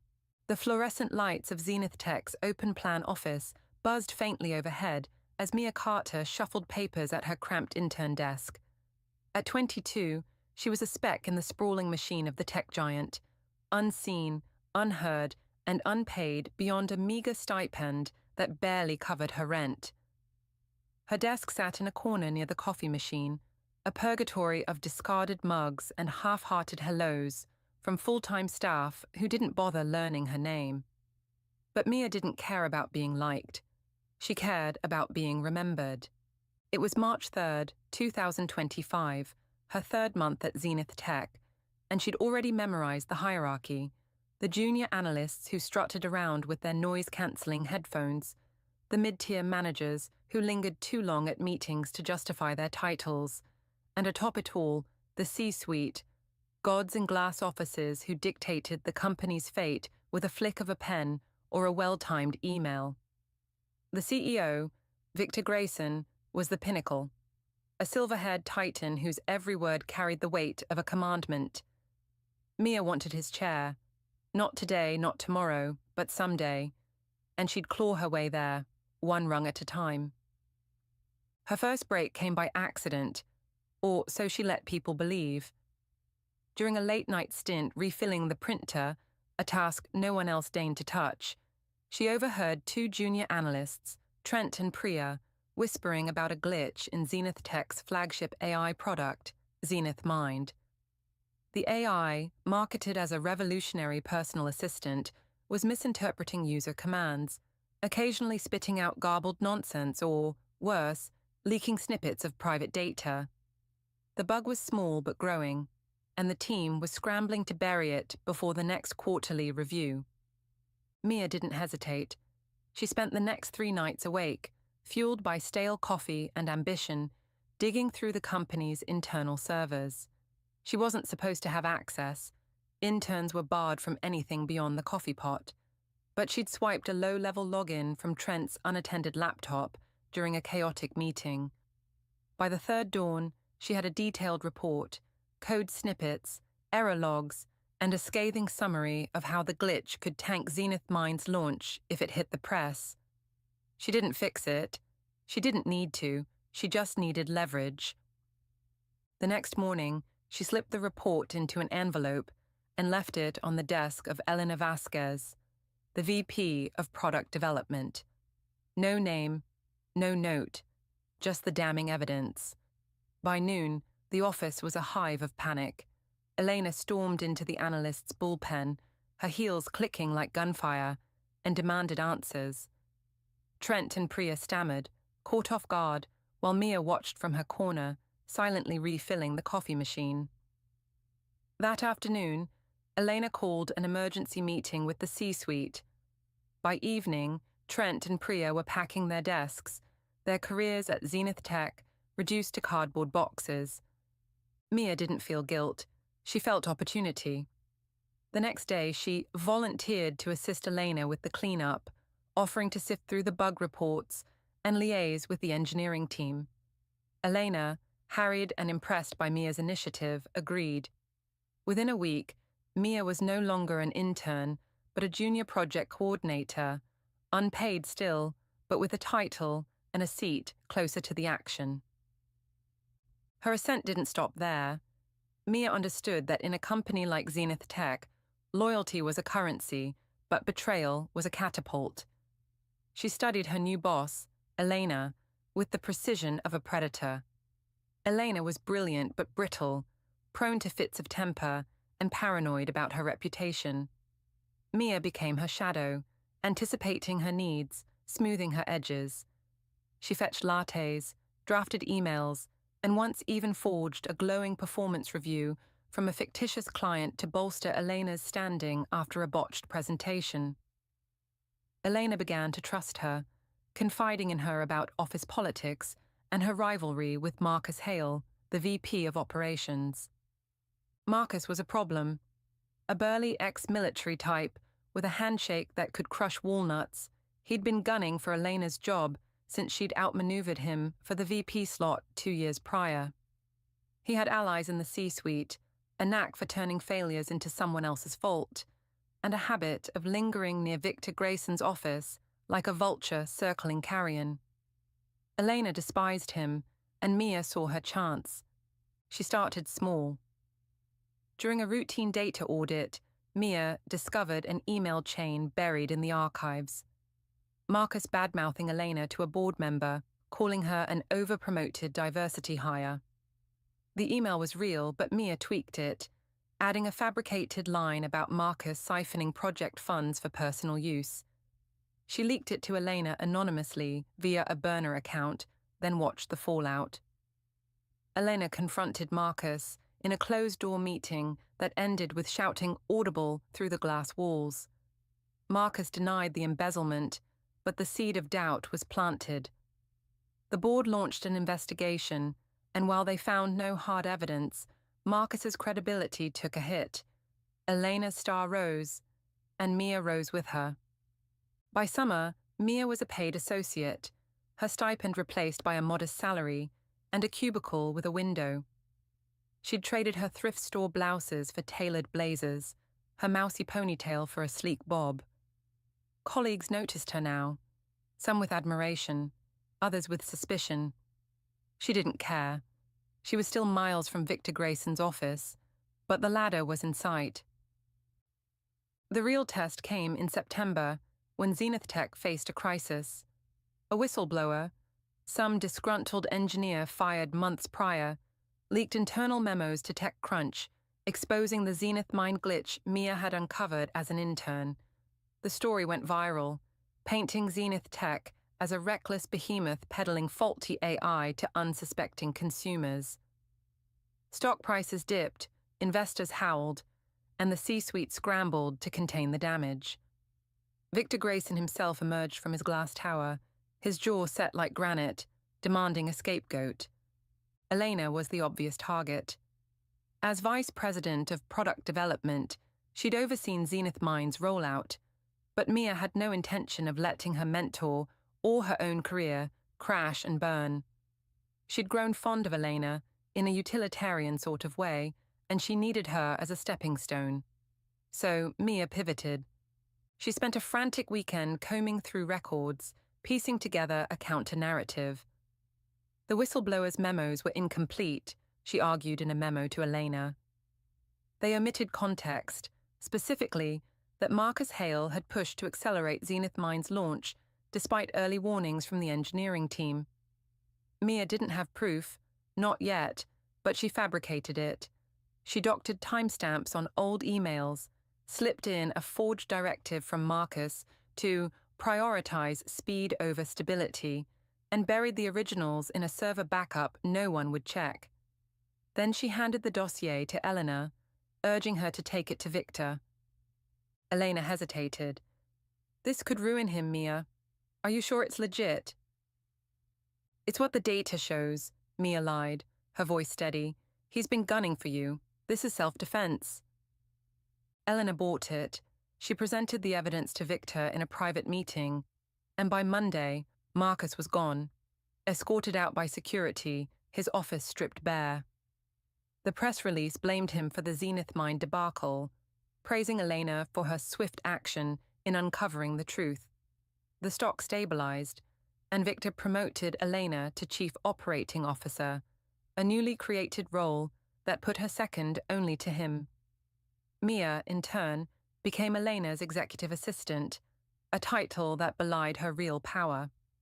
At 23, she was drafting company-wide memos, sitting in on-board calls, and whispering in Elena's ear like a modern-day Iago. But Mia wasn't done. Elena's rise had elevated her, but it also made her a liability. The higher Elena climbed, the more she leaned on Mia, and the more she saw. Elena wasn't stupid. She'd started asking questions about the Marcus evidence, about how Mia always seemed to know things she shouldn't. Mia sensed the trust fraying, the paranoia creeping back. She needed to leapfrog Elena before Elena turned on her. Her chance came in December, during the annual strategy retreat. The C-suite gathered at a swanky mountain lodge, snow dusting the windows as they plotted Zenith Tech's 2026 roadmap. Mia was there as Elena's shadow, taking notes and pouring wine, but her eyes were on Victor. He was 62, sharp as ever, but rumors swirled about his health, a heart scare the previous year. Hushed up but not forgotten. Succession talk was in the air, and Mia intended to be part of it. On the second night, she staged her move. During a late-night discussion by the fireplace, Victor griped about Zenith Tech's stagnant innovation pipeline. "We're coasting on Zenith Mind," he said, swirling his scotch. "Elena's done well, but we need a spark.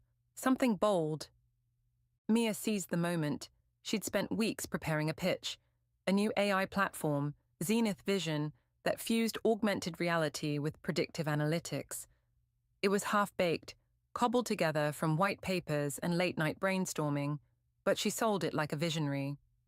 She spoke directly to Victor, her voice cutting through the room's murmur, painting a future where Zenith Tech dominated not just software, but hardware, homes, lives. Victor listened, his eyes narrowing, then softening. When she finished, he nodded, a small gesture but seismic in its implications. "Elena," he said, "why haven't I heard this before?" Elena faltered. "It's new, Victor. Mia's been working on it independently." "Independently," he repeated, a faint smile tugging at his lips. "I like that." The next morning, Victor pulled Mia aside. "You've got guts," he said. "I need someone like you closer to the top. Elena's COO, but she's cautious. You're not. How'd you like to be my chief of staff?" Mia's heart thudded. Chief of staff to the CEO, at 23, a leap past Elena, past everyone. She'd be in the room where it happened, a breath from the throne. "I'd be honored, sir," she said, her voice smooth as silk. Elena wasn't thrilled. Back at the office, she cornered Mia, her face tight with betrayal. "You went behind my back." "I saw an opening," Mia replied coolly. "You taught me to take them." Elena didn't fire her. She couldn't, not with Victor's blessing, but the warmth was gone. Mia didn't care. She'd outgrown Elena.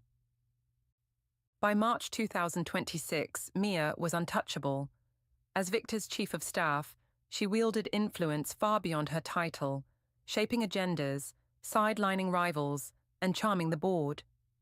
Victor leaned on her more each month, his energy waning as hers surged. When he suffered a mild stroke that summer, she was ready. She'd spent a year building alliances, planting stories about her brilliance in the press, and quietly nudging Victor toward retirement. By fall, he stepped down, naming her his successor in a move that stunned the industry. At 24, Mia Carter became CEO of Zenith Tech. Her first act was to fire Elena, burying her with a generous severance and a gag order. Her second was to greenlight Zenith Vision, claiming full credit for the idea that catapulted the company's stock to new heights. The press hailed her as a prodigy, a rags-to-riches wunderkind, the intern who'd made it to the top. But late at night, in her corner office atop the glass tower, Mia sometimes stared at the city below and felt the weight of her climb. Trent, Priya, Marcus, Elena, stepping stones she'd crushed underfoot. She didn't regret it. Regret was for the weak. But she wondered, as the lights flickered across the skyline, who might be climbing behind her, sharpening their own knives.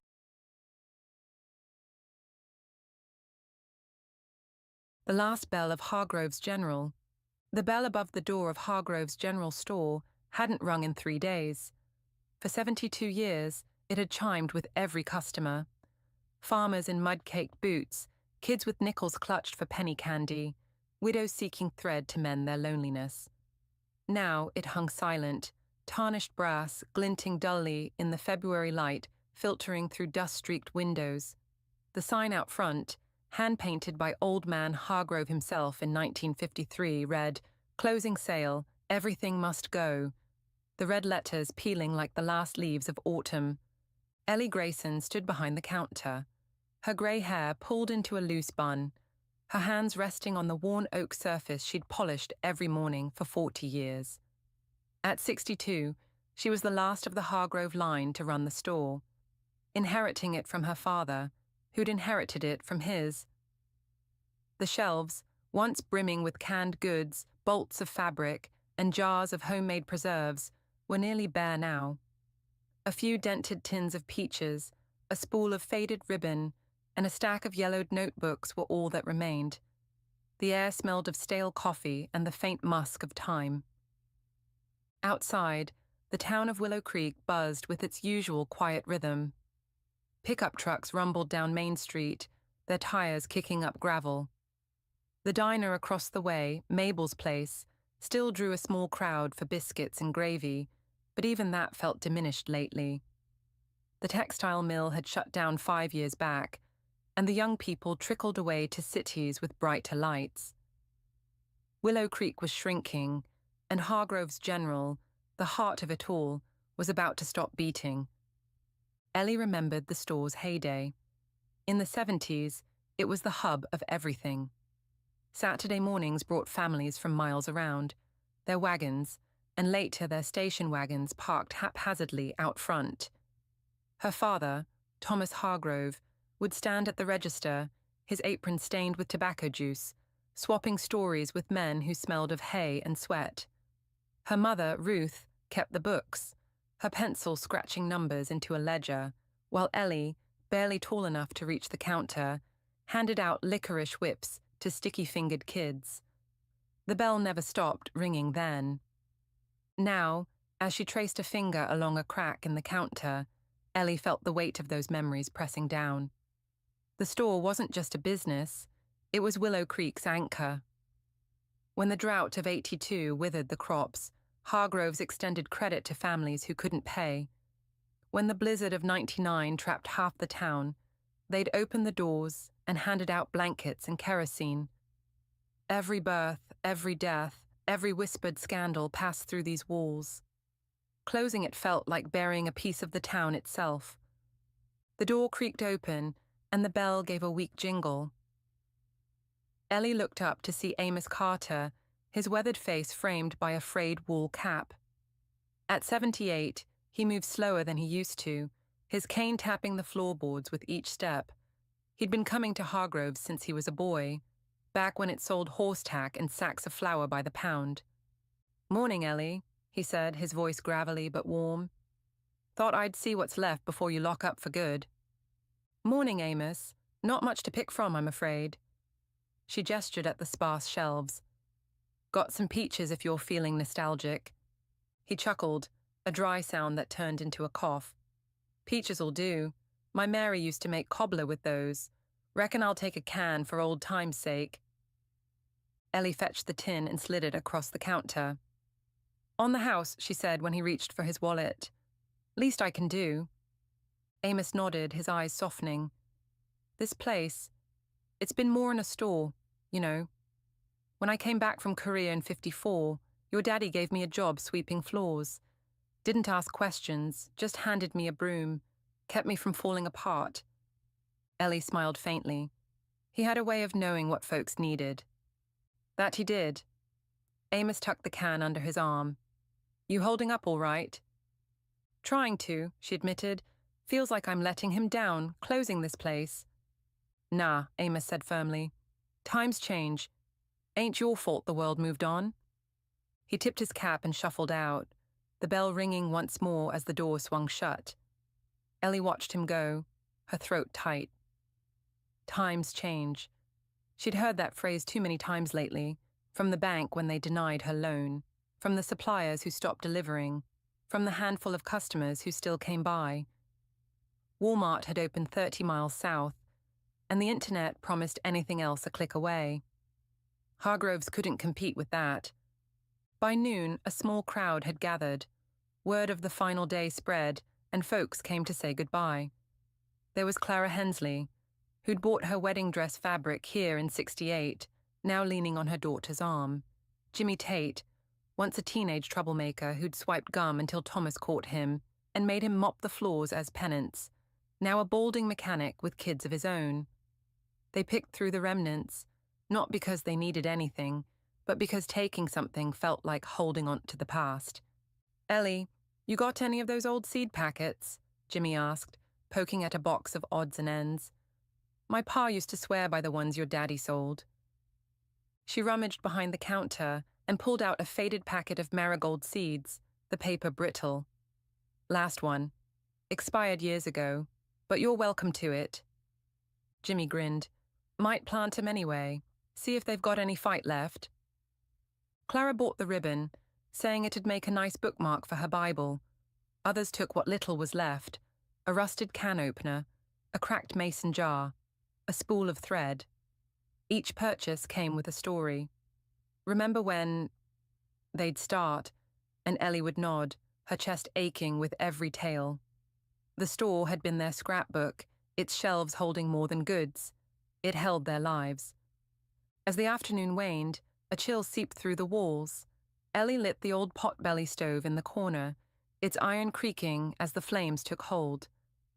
She'd spent countless winters huddled by it, listening to her father barter with trappers, or her mother hum hymns under her breath. The heat was feeble now, the woodpile nearly gone, but it was enough to keep her hands from trembling as she tallied the day's sales. $14.73. A pitiful end. The bell rang again, sharper this time. It was Lila Monroe, the mayor's wife, her coat buttoned tight against the wind. At 45, she was one of the younger faces in Willow Creek, though her eyes carried an older weariness. She'd grown up here, left for college, then came back when her father fell ill. Now she ran the library, fighting to keep it open while the town dwindled. Ellie, Lila said, brushing snowflakes from her scarf, I heard tomorrow's it. The last day. Yep, Ellie replied, her voice steady despite the lump in her throat. Locking up at 6, then it's done. Layla hesitated, then pulled a small envelope from her pocket. The Historical Society scraped together a little something. It's not much, but we thought maybe you could use it, or save it for a new start. Ellie took the envelope, her fingers brushing the crisp paper. She didn't open it. That's kind of you, Lila, but I don't know what's next. This place was all I had. It was all we had too, Lila said softly. You know, my first job was here, shelving canned goods for your mum. She paid me in oatmeal cookies. Ellie laughed, a small broken sound. She did love baking for strays. Lila's smile faded. What happens to the building? Bank's taking it. Foreclosure's final next week. They'll probably sell it off to some developer, turn it into condos or a gas station. That's a damn shame, Lila muttered. This town's losing its soul, piece by piece. Ellie didn't reply. She couldn't argue with the truth. The rest of the day passed in a blur of faces and farewells. By 5, the shelves were empty. the counter bare, save for the old rotary phone that hadn't rung in months. Ellie walked the aisles one last time, her boots scuffing the warped floorboards. She touched the nail where her father hung his hat, the shelf where her mother kept her ledger, the window where she'd watched snowfall as a child. Each step echoed with the past, a chorus of voices she'd never hear again. At 6, she flipped the open sign to closed and stood at the door, key in hand. The street outside was quiet, the diner's neon flickering in the dusk. A few stragglers waved as they passed, their breath fogging in the cold. Ellie raised a hand in return, then turned the lock. The click was final, a sound she felt in her bones. She didn't leave right away. Instead, she sat by the stove, its embers glowing faintly, and let the silence settle. The bell hung still, its clapper resting against the rim. She thought of her father's laugh, her mother's hymns, the chatter of a town that once thrived. Hargrove's General wasn't just closing. It was the end of Willow Creek as she'd known it. The mill was gone, the school was half empty, and now this. The era of small-town life, of knowing every name and every story, was slipping away. Ellie stood, her knees creaking, and pulled her coat tight. She left the envelope from Leela on the counter. Whatever was inside, she'd deal with it tomorrow. For now, she needed air, needed to feel the town one last time before it changed forever. The door opened, the bell giving a final, mournful ring as she stepped into the night. She didn't lock it behind her. Let someone else decide what came next. The wind carried the sound away, scattering it over the fields beyond, where the ghosts of Willow Creek whispered in the dark.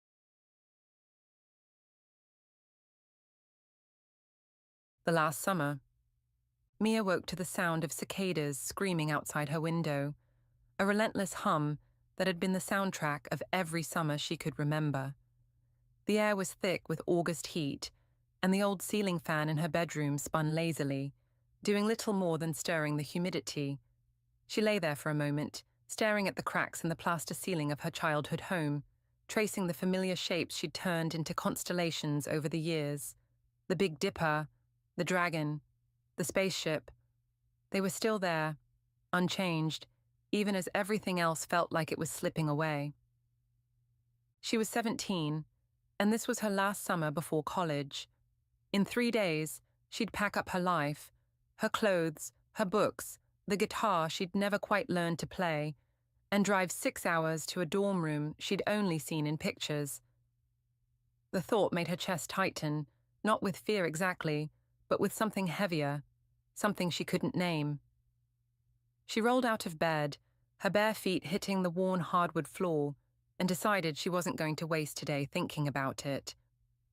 Downstairs, her mom was already in the kitchen, the smell of coffee and bacon grease hanging in the air. "Morning, sleepyhead," she said without turning from the stove. "You're up late. Thought you'd sleep through the whole summer." Mia rubbed her eyes and slumped into a chair at the table.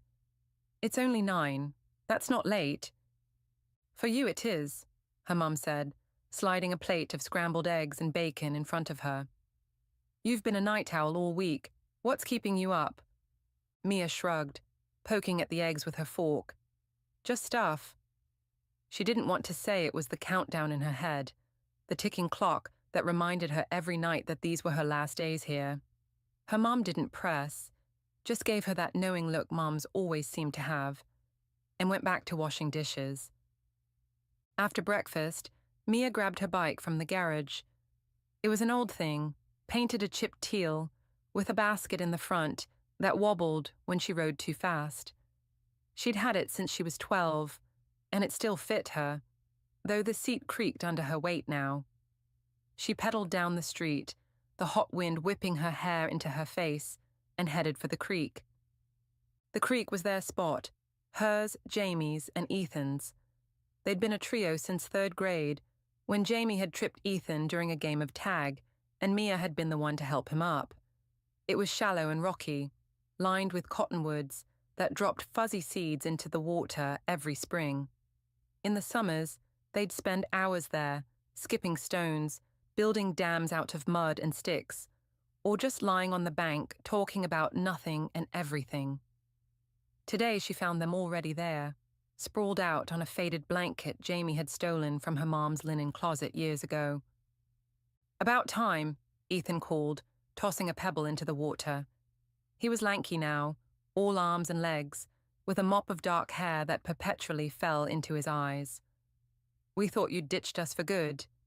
"Never," Mia said, dropping her bike in the grass and flopping down beside them. Jamie, her red hair tied up in a messy bun, handed her a warm can of soda from a six-pack they'd smuggled out of Ethan's garage. "Last one," Jamie said. "You're lucky I saved it for you." Mia cracked it open, the fizz tickling her nose. "You're a saint." They sat there for a while, the sun climbing higher, the cicadas growing louder. It felt like every summer day they'd ever had, but there was an edge to it now. A quiet tension none of them wanted to acknowledge. Ethan was staying local, starting at the community college in town. Jamie was headed to a state school 2 hours away. And Mia was the one leaving the farthest, the one breaking the circle. "So," Jamie said eventually, picking at a loose thread on the blanket, "what's the plan for your last days of freedom?" Mia took a sip of her soda, letting the question hang. "I don't know. This, I guess. Hanging out. Maybe hit the fair tomorrow night." "The fair?" Ethan grinned. "You just want to ride the tilt-a-whirl until you puke again." "That was one time," Mia shot back, shoving him playfully, "and I was 12. "Still hilarious," Jamie said, laughing. "Your face was green for hours." They fell into easy banter after that, reminiscing about summers past, the time they'd gotten lost in the woods behind Ethan's house, the night they'd snuck into the old Miller barn and nearly got caught by the farmer's dog, the endless games of flashlight tag in Mia's backyard. It was comfortable, familiar, but every laugh felt like it was laced with goodbye. That afternoon, they swam in the creek, the water cool against their sunburned skin. Mia floated on her back, staring up at the sky through the branches, letting the current tug her gently downstream. She could hear Jamie and Ethan splashing nearby, their voices rising and falling like the cicadas' song. For a moment, she could pretend this was forever, that they'd always be here, that time wouldn't pull them apart. But then Ethan dunked Jamie, and she shrieked, and Mia laughed, and the moment slipped away. When the sun started to dip, they climbed out, dripping and shivering, and sat on the bank to dry off. Mia pulled her knees to her chest, watching the light dance on the water. "I'm going to miss this," she said, almost to herself. Jamie glanced at her, then away. "Yeah, me too." Ethan didn't say anything, just picked up a stick and started drawing lines in the dirt. They didn't need to say more. They all felt it. The next day, Mia spent the morning packing. Her room was a mess of half-filled boxes and piles of clothes she couldn't decide whether to take or leave. Her mom poked her head in around noon, holding a sandwich. "You need fuel," she said, setting it on the desk, "and maybe a break. You've been at this for hours." "I'm fine," Mia said, but she took the sandwich anyway, sitting cross-legged on the floor amid the chaos. Her mom lingered in the doorway, watching her. "You know," she said after a pause, "when I left for college, I was terrified. Thought I'd never figure it out, but you will. You're tougher than you think." Mia nodded, not trusting herself to speak. Her mum smiled and left, closing the door softly behind her. Mia ate the sandwich in silence, staring at the stuffed bear on her bed, a ratty thing she'd had since she was 5. She couldn't bring it with her, could she? It felt childish, but the thought of leaving it behind made her throat ache. That night, they went to the county fair. The air smelled of fried dough and cotton candy, and the midway was alive with lights and noise, carnies barking at passers-by, kids screaming on the rides, the distant twang of a cover band playing near the beer tent. Mia, Jamie, and Ethan wandered through it all, their pockets full of crumpled dollar bills they'd pooled together. They rode the Ferris wheel first, the 3 of them crammed into one swaying car. From the top, Mia could see the whole town spread out below. Her house, the creek, the school where they'd spent so many years. It looked small from up here, smaller than she'd ever imagined it could be. "Think we'll come back here?" Jamie asked, her voice quiet over the creak of the wheel. "To visit, sure," Ethan said, "but not like this, not like we are now." Mia didn't say anything, just watched the lights blur as they descended. She wanted to believe they'd stay the same, but she knew Ethan was right. Later, they spent their last dollars on the tilt-a-whirl, laughing as it spun them dizzy. Mia didn't puke this time, though her stomach flipped with every lurch. Afterward, they sat on a bench, sharing a funnel cake dusted with too much powdered sugar, their fingers sticky and white. "Last ride of childhood," Jamie said, licking sugar off her thumb. "Officially adults now, right?" "Speak for yourself," Ethan said. "I'm never growing up." Mia smiled, but it didn't reach her eyes. She wanted to freeze this moment. Their laughter, the sticky sweetness, the warm night air, but it was already slipping through her fingers. Her final day came too fast. She woke early, the house quiet except for the hum of the refrigerator downstairs. Her boxes were packed, her bike stowed in the garage, her room stripped down to bare walls and memories. She wandered outside, barefoot in the grass, and sat on the swing her dad had hung from the oak tree when she was 6. It was weathered now, the ropes frayed, but it still held her weight as she pushed off gently with her toes. She swung there for a long time, the morning sun filtering through the leaves until Jamie and Ethan showed up. They didn't say much, just sat in the grass nearby, picking at blades and tossing them into the breeze. It was enough. When it was time to load the car, they helped her carry the boxes, their hands brushing as they passed things back and forth. Her mom hugged her tight, whispering, "Call me when you get there," and her dad clapped her on the shoulder, his eyes suspiciously bright. Jamie and Ethan stood by the driveway, scuffing their shoes against the pavement. "See you at Thanksgiving," Jamie said, her voice cracking just a little. "Yeah," Mia said. "Definitely." Ethan pulled her into a hug, quick and awkward, then stepped back. "Don't forget us when you're all fancy at college." "Never," she said, and she meant it. She climbed into the car, her mum in the driver's seat, and waved as they pulled away. In the rearview mirror, she watched Jamie and Ethan grow smaller, the house fading into the distance, until they turned the corner, and it was all gone. The drive was long, the highway stretching out endlessly before them. Mia stared out the window, the landscape blurring past, fields, trees, towns she'd never seen before. She thought about the creek, the fair, the swing, all the pieces of her childhood she was leaving behind. They weren't gone, not really, but they'd never be the same. She was stepping into something new, something unknown, and for the first time, she let herself feel the weight of it. When they arrived at the dorm, the sun was setting, casting long shadows across the quad. Mia unloaded her boxes, her mum chattering about unpacking and meeting roommates, but Mia's mind was still half back home. She set the stuffed bear on her new bed, a small rebellion against growing up, and smiled. Her last days of childhood were over, but as she looked out at the campus alive with new faces and possibilities, she realized something. The next chapter might just be worth it.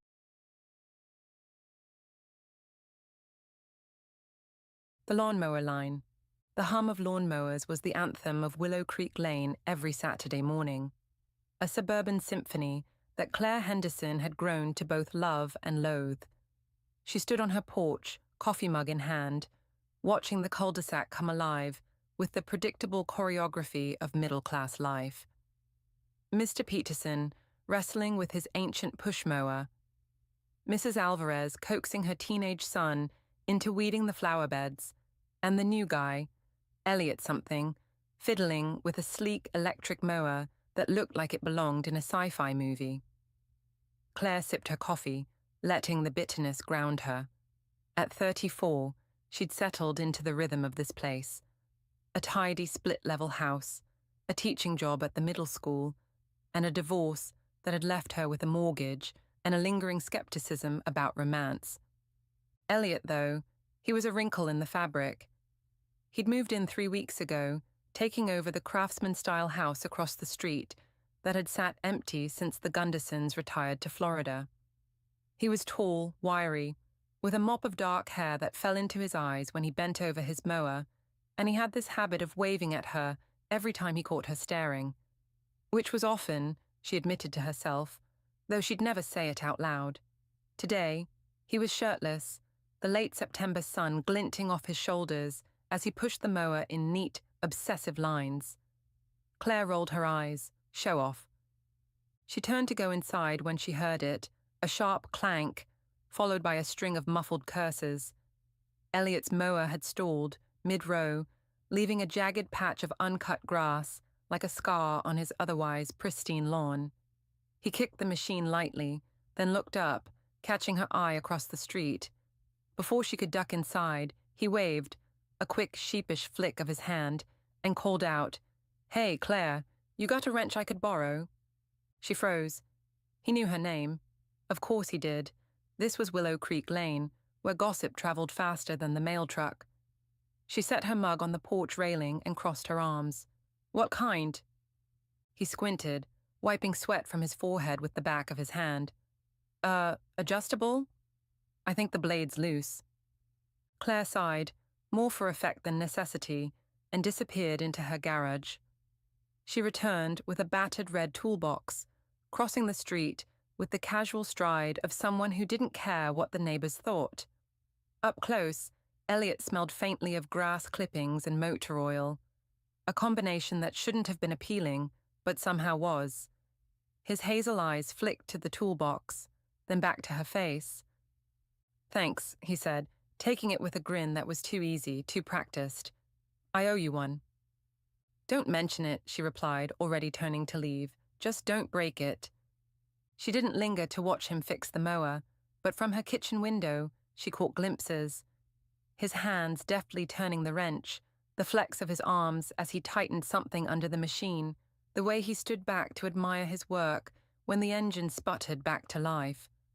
By the time he returned the toolbox, leaving it on her porch with a scrawled "Thanks" E on a post-it note, Claire was annoyed with herself for noticing so much. The next Saturday, it happened again. Not the mower this time, Elliot's lawn was already trimmed to golf course perfection, but a ladder mishap. Claire was raking leaves in her backyard when she heard a thud and a yelp from his side of the fence. She peeked over, expecting a broken gutter or a toppled trash can, but instead found Elliot sprawled on the grass, a ladder tipped beside him, and a string of Christmas lights tangled around his legs. "You okay?" she called, trying not to laugh. He groaned, sitting up and rubbing the back of his head. "Yeah, just bruised my ego, and maybe my tailbone." She climbed over the low picket fence, easier than walking around to the gate, and crouched beside him. "What were you even doing? It's September." "Getting a head start," he said, untangling a bulb from his shoelace. "I'm a planner." "Clearly." She smirked, helping him unwind the lights.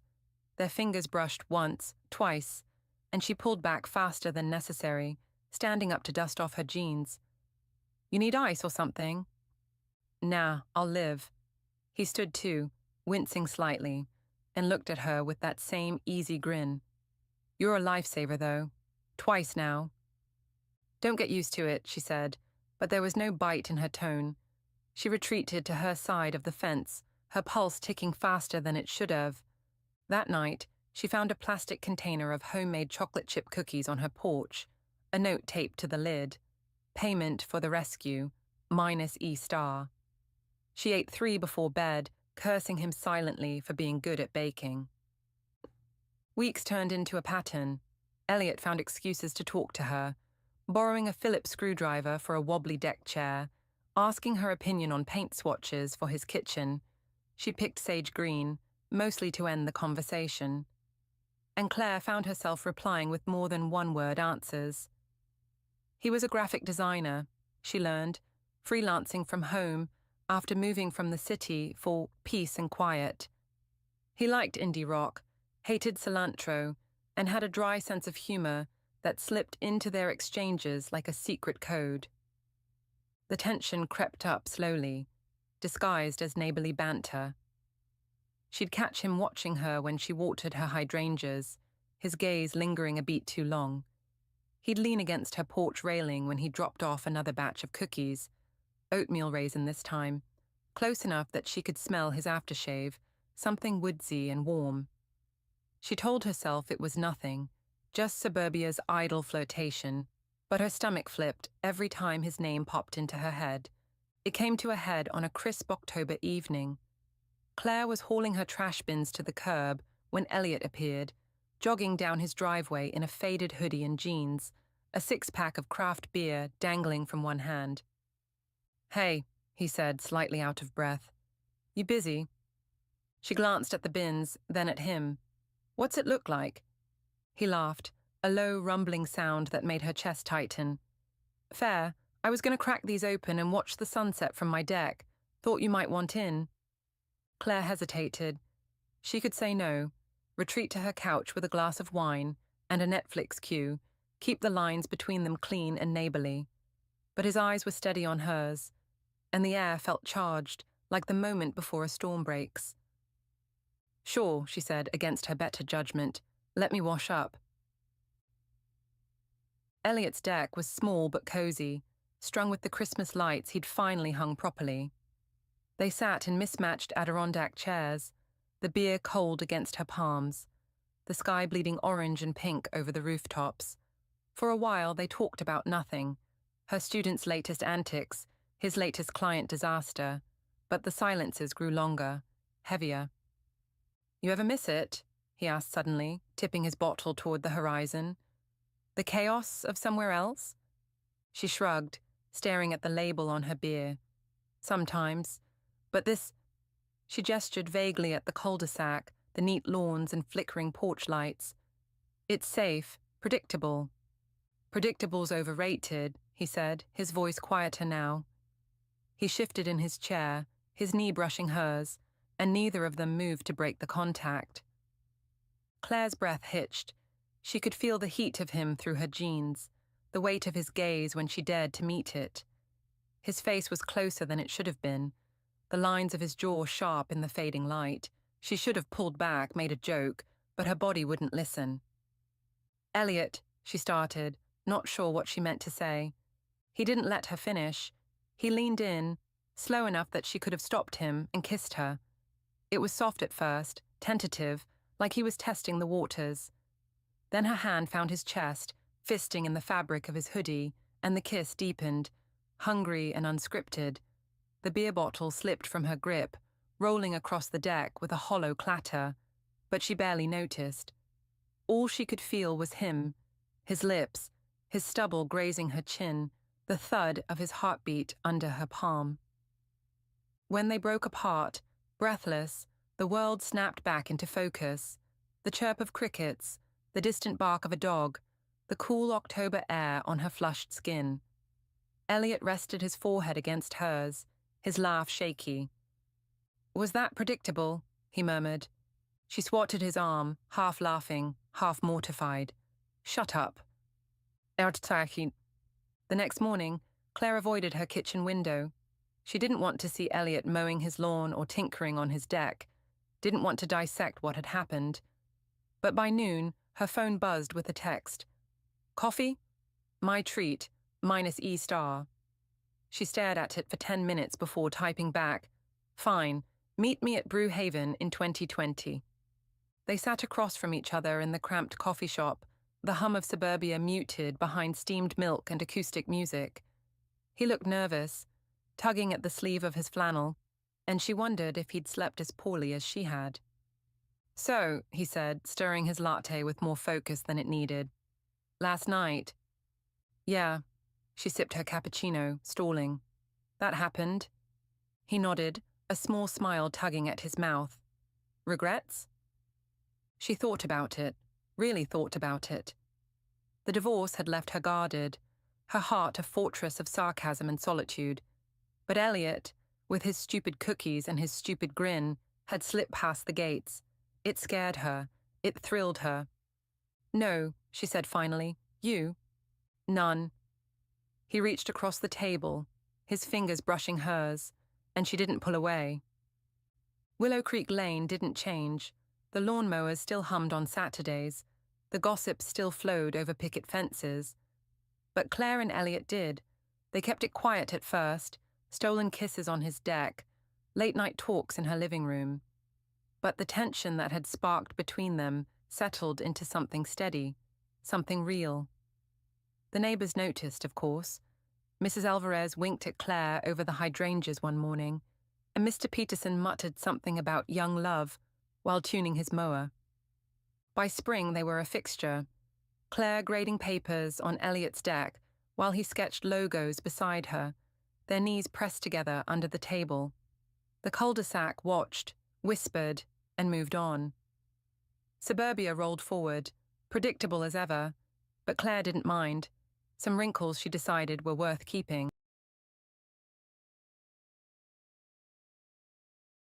The layover.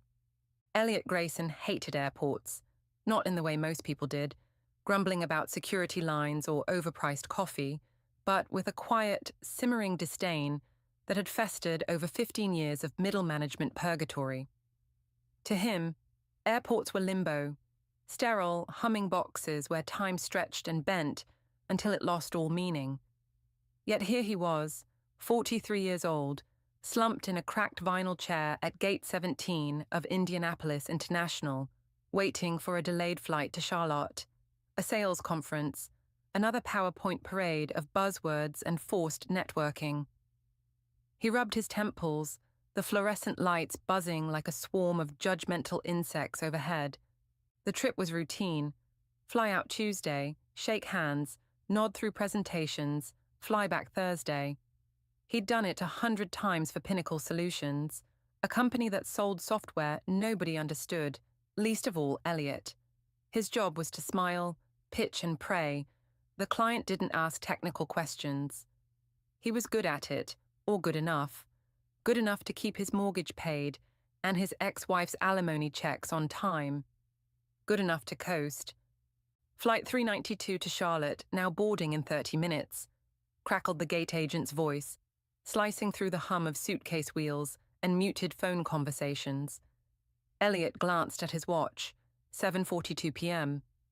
The delay had already cost him 2 hours.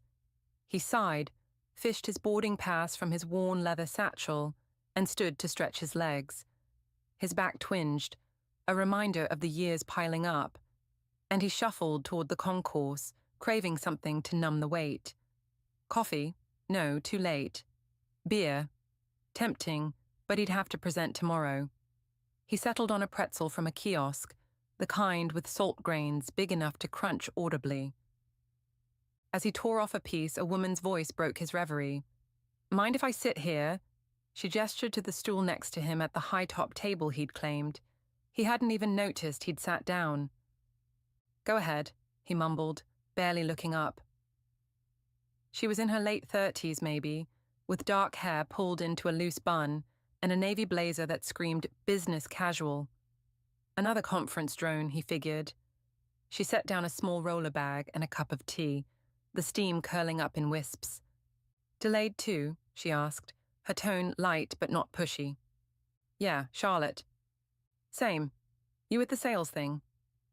He nodded, swallowing a too-hot bite of pretzel. "Pinnacle Solutions. You?" "Freelance.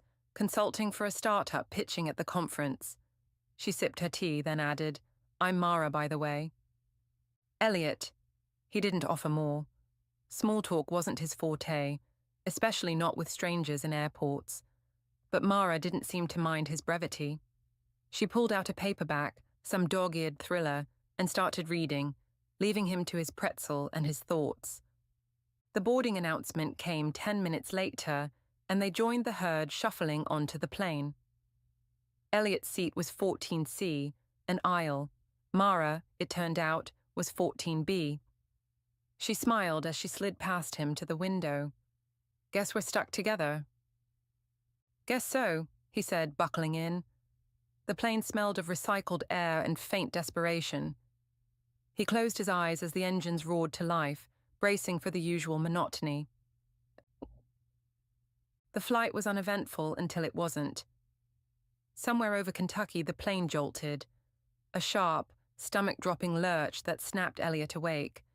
The seatbelt sign pinged on, and the captain's voice drawled through the intercom. "Folks, we're hitting some unexpected turbulence. Please stay seated." Mara clutched her armrest, her paperback sliding to the floor. "Great," she muttered. "Just what I needed." "It's fine," Elliot said, more to himself than her. "Happens all the time." But then the plane dipped again, harder, and a chorus of gasps rippled through the cabin. Overhead, bins rattled. A baby started crying. Elliot's pretzel churned in his gut.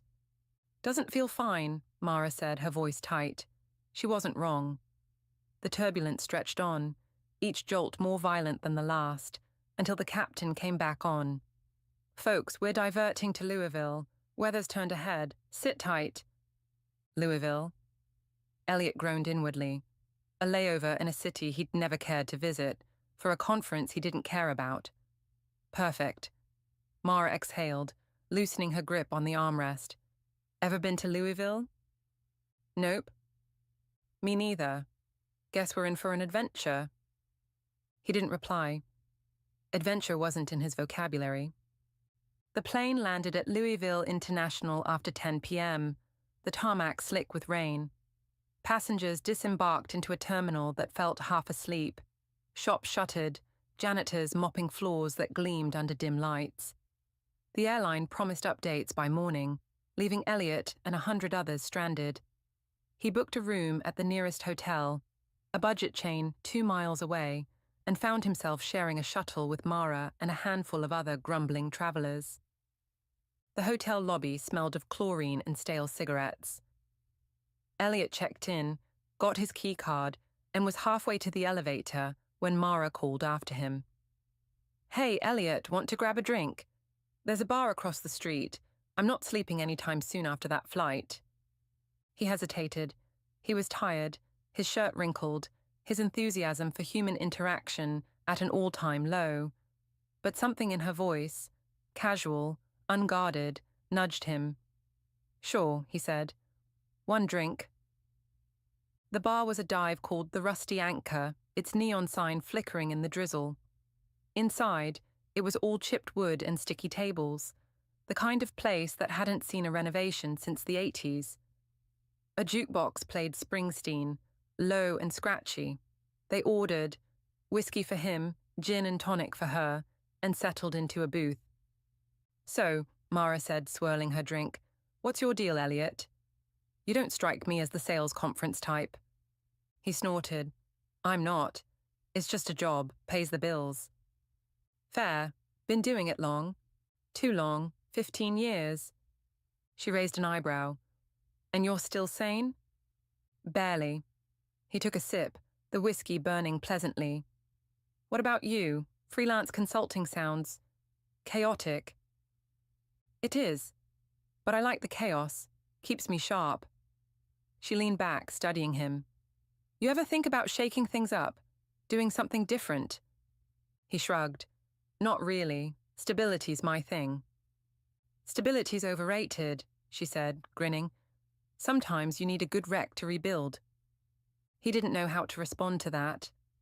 They drank in companionable silence for a while, the jukebox switching to Tom Petty.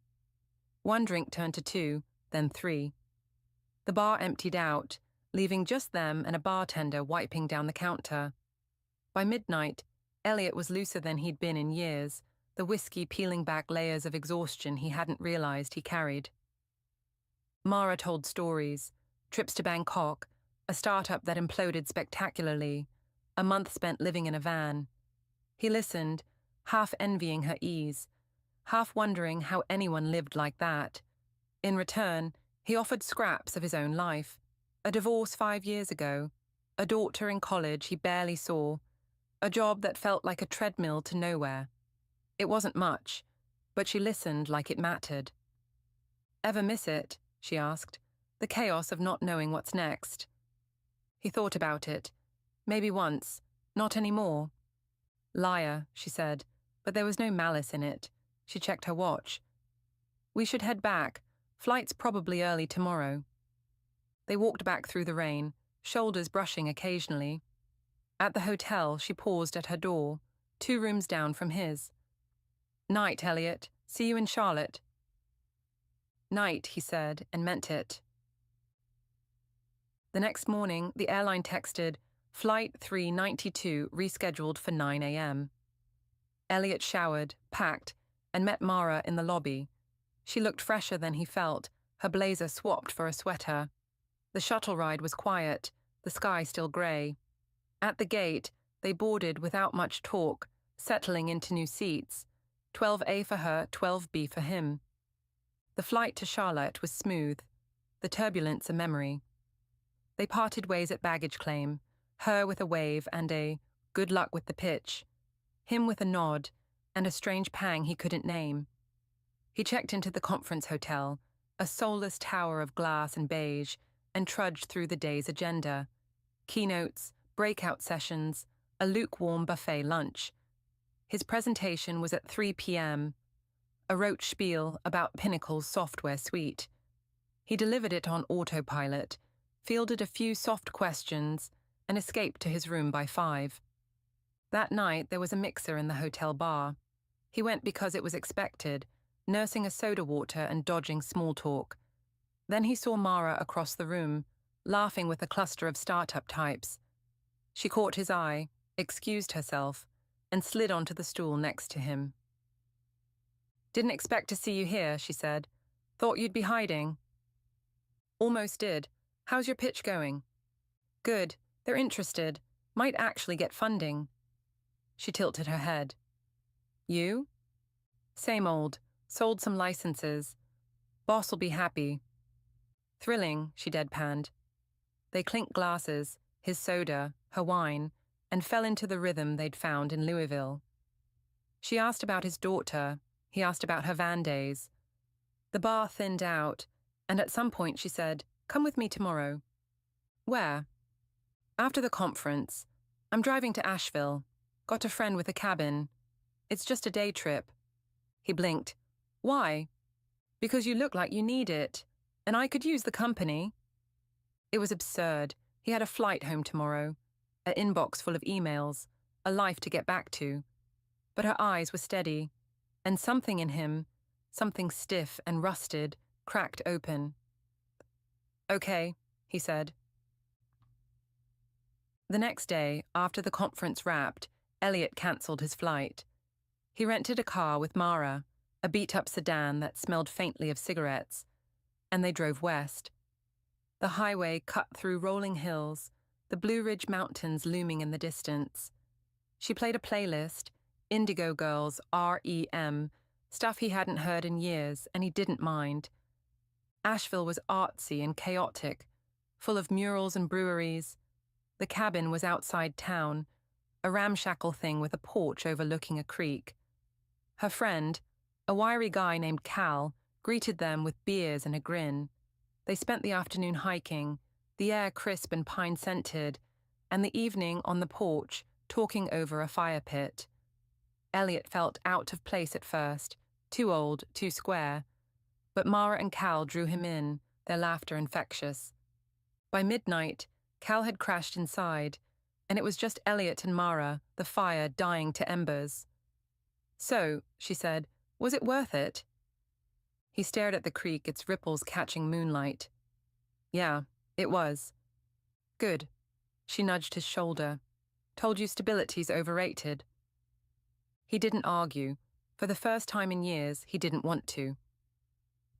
Elliot flew home 2 days later, after Mara dropped him at Charlotte's airport. He promised to keep in touch, and she promised to visit if her startup gigs brought her north. Back in Indianapolis, his apartment felt smaller, the silence heavier. Work resumed. Emails, meetings, the treadmill. But it chafed now, like a shirt that didn't fit. A month later, he got a text from Mara. "In Chicago next week. Dinner?" He said yes. They met halfway, in some dive bar off I-65, and it was Louisville all over again. Whiskey, stories, that ease he couldn't explain. She told him she'd landed the funding. He told her he'd started looking at job listings, something remote, something new. By summer, he'd quit Pinnacle. He took a gig with a small firm, one that let him work from anywhere. He saw his daughter more, mending bridges he'd let crumble. And when Mara's startup hit a snag, she crashed at his place for a week, her chaos spilling into his order. It wasn't perfect, but it was alive. That business trip, the mundane one to Charlotte, hadn't just been a detour. It had been a wrecking ball, subtle and slow, dismantling the life he'd coasted through. And as he sat with Mara on his couch one night, her head on his shoulder, he realized he didn't mind the rebuild.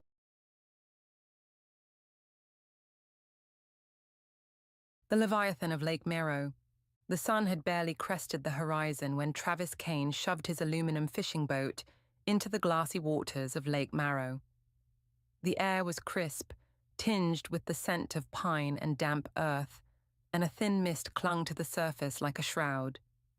Travis, a wiry man in his late 30s, with a salt and pepper beard and a battered trucker hat, had fished these waters since he was a boy. He knew every inlet, every submerged log, every spot where the bass liked to hide. But today wasn't about bass, or any ordinary catch for that matter. Today, Travis was chasing a ghost. The locals called it the Leviathan of Lake Merrow, a creature whispered about in bait shops and barrooms for generations. Some said it was a giant catfish, others a prehistoric relic, and a few swore it was something not of this world. Most dismissed it as a tall tale, the kind of yarn spun by old-timers too deep in their whiskey. Travis had laughed it off too, until 3 weeks ago, when he'd hooked something that nearly yanked him overboard. Whatever it was had snapped his heavy-duty line like thread and left a gouge in his boat's hull that he still couldn't explain. Since then, he'd been obsessed. He adjusted the throttle on his outboard motor, steering toward the lake's deepest section, a shadowy basin known as the Black Hollow. The water there was ink-dark, even at noon, and the sonar on his boat always glitched when he scanned it. Old man Pritchard, who'd run the bait shop until his death last year, had once told Travis, "That's where the Leviathan sleeps. Don't go poking around unless you're ready to meet it." Travis hadn't listened then. He wasn't sure he was listening now, but the itch in his bones wouldn't let him stay away. The boat rocked gently as he cut the engine and dropped anchor. He checked his gear. A custom rod with a 100-pound test line, a reel reinforced with steel bearings, and a lure he'd forged himself, a 6-inch monstrosity of gleaming metal and feathers designed to tempt something big. He cast it into the Black Hollow, the plop of the lure breaking the silence. Then he waited. Minutes stretched into an hour. The mist thickened, curling around the boat like spectral fingers. Travis sipped coffee from a thermos, his eyes fixed on the line. He'd always loved the solitude of fishing, the way it stripped life down to essentials, patience, instinct, and a little luck. But today, the quiet felt heavy, oppressive. The lake seemed to hold its breath. The rod tip twitched. Travis froze, coffee halfway to his mouth. The twitch came again, sharper this time, and then the reel screamed as line peeled out. He lunged for the rod, nearly tipping the boat, and braced his boots against the hull. The pull was ferocious, not the steady tug of a fish, but a violent, wrenching force that bent the rod into a U-shape. His arms burned as he fought to hold on. "Come on, you bastard," he growled, cranking the reel. The line went slack for a heartbeat, then yanked again, dragging the boat forward. Water sloshed over the gunnel, soaking his jeans. Whatever was down there wasn't just big, it was moving, fast. He battled it for what felt like hours, though his watch later told him it was only 20 minutes. Sweat stung his eyes, and his shoulders ached, but he refused to let go. This wasn't about a trophy anymore, it was personal. The thing had challenged him, and Travis Kane didn't back down from a challenge. Finally, the resistance eased. He reeled furiously, expecting to see a massive catfish or maybe a sturgeon break the surface. Instead, the water churned, and something emerged, something impossible. It wasn't a fish, not entirely. The head that rose from the black hollow was reptilian, with a long, sinuous neck and eyes like polished obsidian. Scales shimmered along its body, dark green fading to silver, and fins, or were they wings, flared from its sides. It was enormous, easily 20 feet long, and its tail lashed the water into a froth.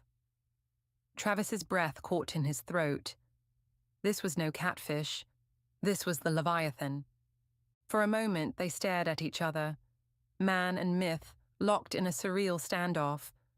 The creature's gaze was ancient, intelligent, and utterly alien. Then it opened its jaws, revealing rows of jagged teeth, and let out a sound that wasn't a roar or a hiss but something deeper, a vibration that rattled Travis's bones. He should have screamed. He should have cut the line and gunned the motor. Instead, he laughed, a wild, adrenaline-fueled cackle. "I knew it," he said, voice trembling. "I knew you were real." The Leviathan lunged, snapping the line with a flick of its head, and dove back into the depths. The boat rocked violently in its wake, and Travis scrambled to steady himself. He sat there, panting, staring at the spot where it had vanished. His hand shook as he reached for his phone to take a picture of the empty water. But what was the point? No one would believe him without proof, and he had none. The Leviathan had taken his lure, his line, and a piece of his sanity. He didn't fish any more that day. He motored back to shore, docked the boat, and drove to the Rusty Hook Tavern, where he nursed a beer in silence. The regulars noticed his haunted look, but didn't press him. Fishermen had their secrets, and Lake Marrow had plenty of its own. That night, Travis couldn't sleep. He lay in his trailer, replaying the encounter. Had he imagined it? No, the ache in his arms and the empty spool on his reel were real. The Leviathan was real, and it was still out there. The next morning, he was back at the lake. He didn't tell anyone. Not his ex-wife, not his buddies, not even the grizzled old-timers who'd spent decades on the water. This was his hunt now, his story. He upgraded his gear, trading his savings for a rod, rated for sharks, and a harpoon he'd never dared use before. He studied the lake's currents, mapped its depths, and waited for the right moment. Weeks passed. The Leviathan didn't show itself again, but Travis felt its presence. Sometimes the water rippled when it shouldn't have. Sometimes his sonar pinged with shapes too large to be fish. He started talking to it in his head, calling it Old Man or King of the Hollow. He wasn't sure if he wanted to catch it or just see it again, to prove he wasn't losing his mind. Then, on a moonless night in late October, it happened.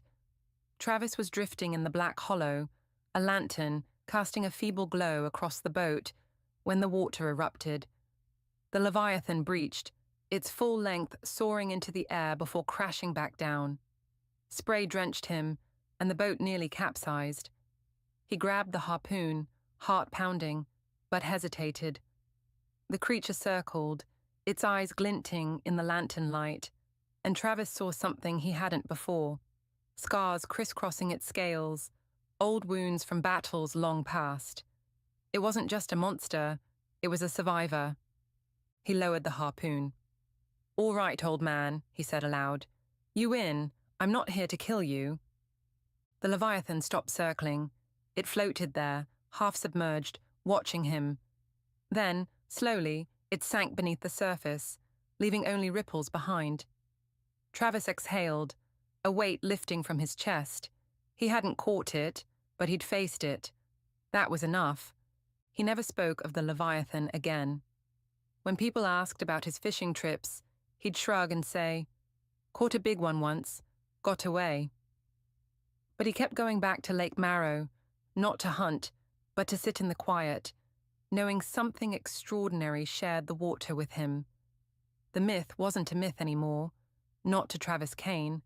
It was a secret he carried, a bond forged in the depths of the black hollow, between a man and the impossible.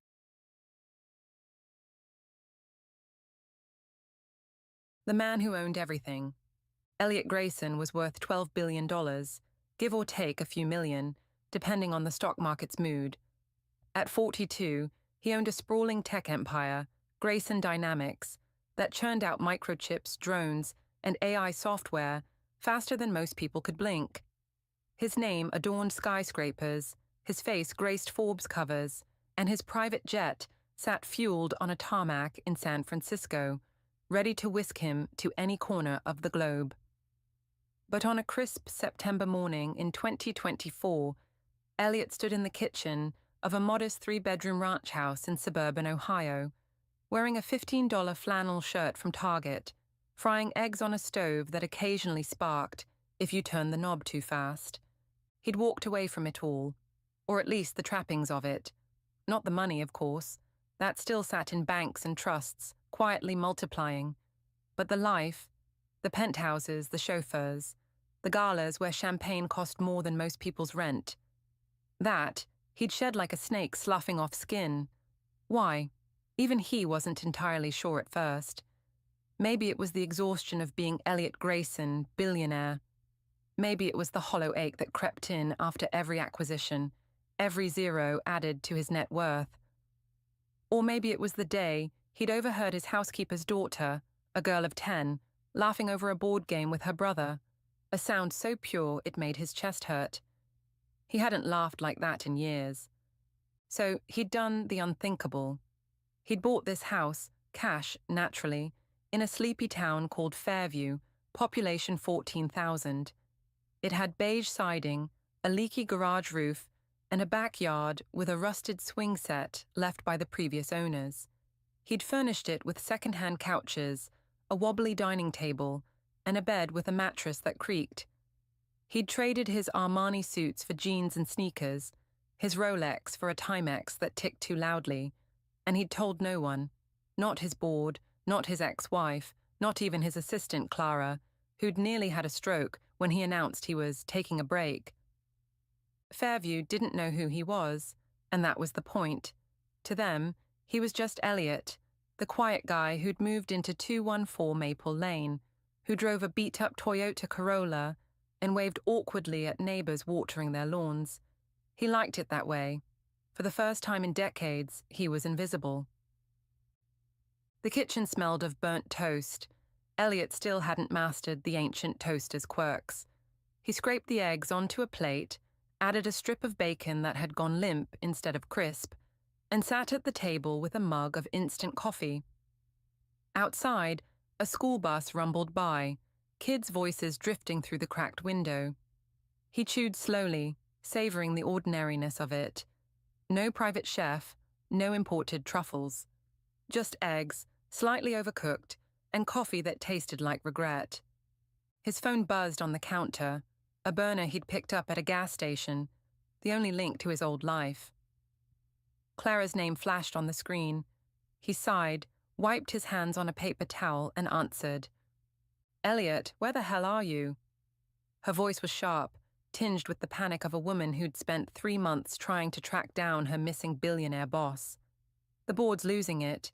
Q3 projections are due and—" "I'm fine, Clara," he cut in, pinching the bridge of his nose. "I told you, I'm on sabbatical." "Sabbaticals don't last this long. People think you're dead, or worse, selling the company to the Chinese." "Let them think what they want. You've got the reins. Handle it." She sputtered. "I'm not you. I can't just—" "You can. You're better at it than I ever was." He softened his tone. "I trust you, Clara. I'll check in next month." He hung up before she could argue, then turned the phone off and shoved it into a drawer. The silence settled back in, broken only by the hum of the fridge. He finished his breakfast, rinsed the plate, and grabbed his jacket, a thrift store find with a frayed collar. Time to blend in. Fairview's downtown was a half-mile strip of brick storefronts, a diner, a hardware store, a barber shop with a faded pole. Elliot walked there most days, partly for the exercise, partly to feel the rhythm of a place that didn't revolve around him. Today, he stopped at Brewer's Hardware, a cramped shop where the air smelled of sawdust and metal. He needed a wrench to fix the kitchen sink, which had started dripping the night before. The owner, a grizzled man named Hank Brewer, eyed him from behind the counter.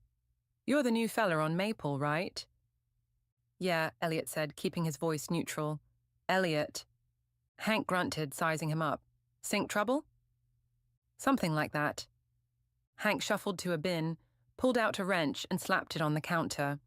$10. You know how to use it." Elliot hesitated. He'd built a fortune on circuit boards and algorithms, but plumbing? "I'll figure it out." Hank snorted. "City boy, huh? Well, holler if you flood the place." Elliot paid with a crumpled 10, cash only, no cards, nothing traceable, and left with the wrench in hand.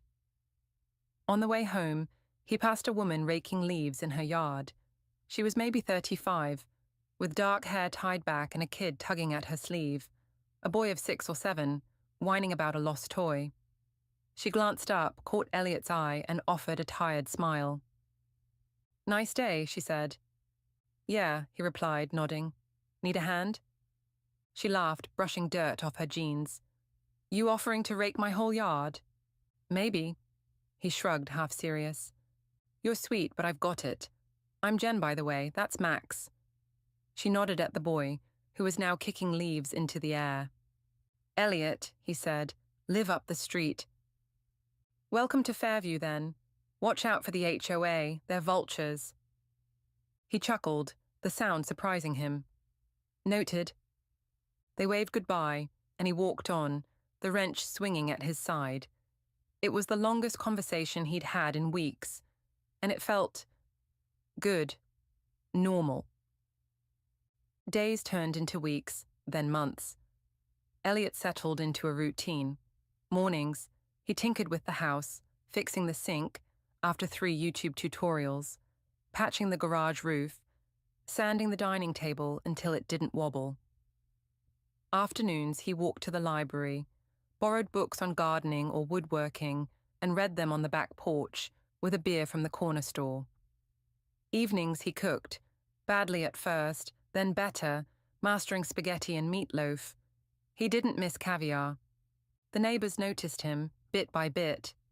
Jen invited him to a barbecue, where he met her husband, Tom, a mechanic with a firm handshake and a love for the Browns. Hank at the hardware store started tossing him free advice with every purchase. Mrs. Carter, the old widow next door, left zucchini bread on his stoop after he mowed her lawn one humid afternoon. Fairview folded him in, not because he was special, but because he was there. He kept his wealth buried, no flashy spending, no slip-ups. The Corolla stayed in the driveway, the burner phone stayed off. Grayson Dynamics hummed along without him, Clara's updates growing less frantic each month. The board had stopped asking questions, the stock ticked up. He'd built something that didn't need him anymore, and the realization stung less than he'd expected. But the past wasn't gone, just dormant. It came knocking one grey November day, when a black SUV rolled into Fairview, sleek and out of place among the minivans. Elliot was in the garage, sanding a bookshelf, when the driver stepped out, Clara, in a tailored coat, her heels clicking on the cracked driveway. "Jesus, Elliot," she said, arms crossed. "You live here?" He wiped sawdust off his hands, heart thudding. "How'd you find me?" "Private investigator. You're not as clever as you think." She scanned the house, incredulous. "What is this? Some midlife crisis experiment?" "It's not a crisis," he said, leaning against the workbench. "It's a choice." "To slum it in Ohio? You've got a mansion in Malibu." "I don't want the mansion." He met her eyes, steady. "I'm happy here." She laughed, sharp and disbelieving. "Happy? You're frying your own eggs and driving a junker. You're worth billions, Elliot. Billions." "And I still have it. I'm just not living it." Clara shook her head, pacing. "The board's talking succession. They think you're gone for good. I've held them off, but—" "Then let them move on," he said. "Sell my shares if they want. I don't care." "You don't mean that." "I do." She stopped, staring at him like he'd grown a second head. "Who are you?" He didn't answer right away. The wind rustled the bare trees, carrying the faint sound of Max laughing down the street. "Someone new," he said finally. "Someone I like better." Clara stayed an hour, arguing, cajoling, then pleading. He didn't budge. When she left, tires crunching gravel, he felt lighter than he had in years. Winter came, blanketing Fairview in snow. Elliot shoveled his driveway, then Jen's, then Mrs. Carter's. He bought a coat from Walmart, nothing fancy, just warm, and joined the neighbors for a Christmas potluck at the community center. He brought a lumpy apple pie he'd baked himself, and they ate it anyway, laughing at his crooked crust. Spring followed, and he planted a garden, tomatoes, zucchini, peppers, learning from library books and Hank's gruff tips. The swing set got a fresh coat of paint, though he had no kids to use it. Maybe someday, he thought, then pushed the idea away. He wasn't ready to dream that big. A year passed, then two. Grayson Dynamics went public again, Clara at the helm, and Elliot's shares sold for $15 billion. He kept a chunk in a trust, donated most to charities, anonymously, and lived off the interest, enough to stay middle class forever. Fairview never knew. To them, he was still Elliot, the guy who fixed things, who showed up with a six-pack and a bad joke. One summer evening, he sat on his porch with Jen and Tom, watching Max chase fireflies. The air was thick with honeysuckle, the sky streaked pink. Jen nudged him, grinning. "You ever miss the city, Elliot?" "Nah," he said, sipping his beer. "This is home." And it was. He'd owned everything once, jets, yachts, empires. But here, in a life he'd chosen, he finally had something real.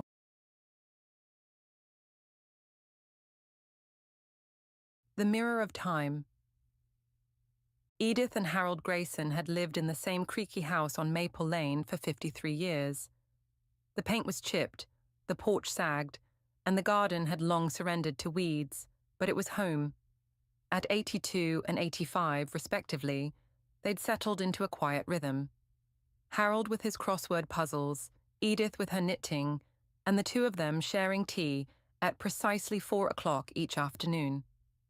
Their days were predictable, their aches familiar, and their love a soft, weathered thing, like a favorite quilt, worn thin but still warm. It began on a Tuesday, though neither could pinpoint exactly when the shift started.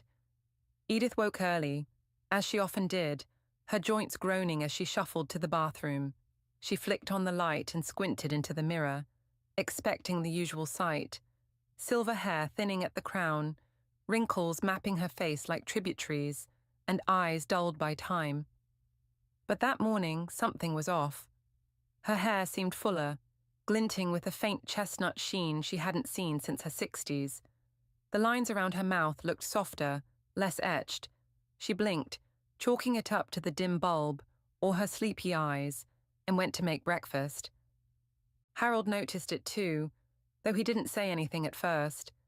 As he buttered his toast, he caught Edith humming, a tune from their courting days, Moonlight Serenade, and her voice sounded clearer, less reedy. He squinted at her across the table. Her hands, usually knotted with arthritis, moved with a strange ease as she poured the tea. "You sleep well, Edie?" he asked, his gravelly voice breaking the quiet. "Better than usual," she said, smiling faintly. "You? Like a log?" He shrugged, but his gaze lingered.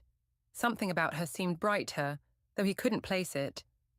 The days rolled on, and the changes crept in like spring after a long winter. By Friday, Harold found himself climbing the attic stairs, without his usual pause to catch his breath. He'd gone up to retrieve an old photo album Edith had asked for, and when he came down, he wasn't winded. His knees, which had creaked like rusty hinges for a decade, felt oddly limber. He stood in the living room, album in hand, flexing his legs as if testing a new pair of boots. Edith, meanwhile, caught her reflection in the kitchen window that evening and froze. The woman staring back had hair streaked with brown, not grey, and a jawline that hinted at the firmness of youth. She touched her face, her fingers tracing skin that felt smoother than it had in years. "Harold," she called, her voice trembling with a mix of fear and wonder. "Come here." He shuffled in, his own face flushed from the attic trip, and stopped short when he saw her. "Edie," he said, "you look different."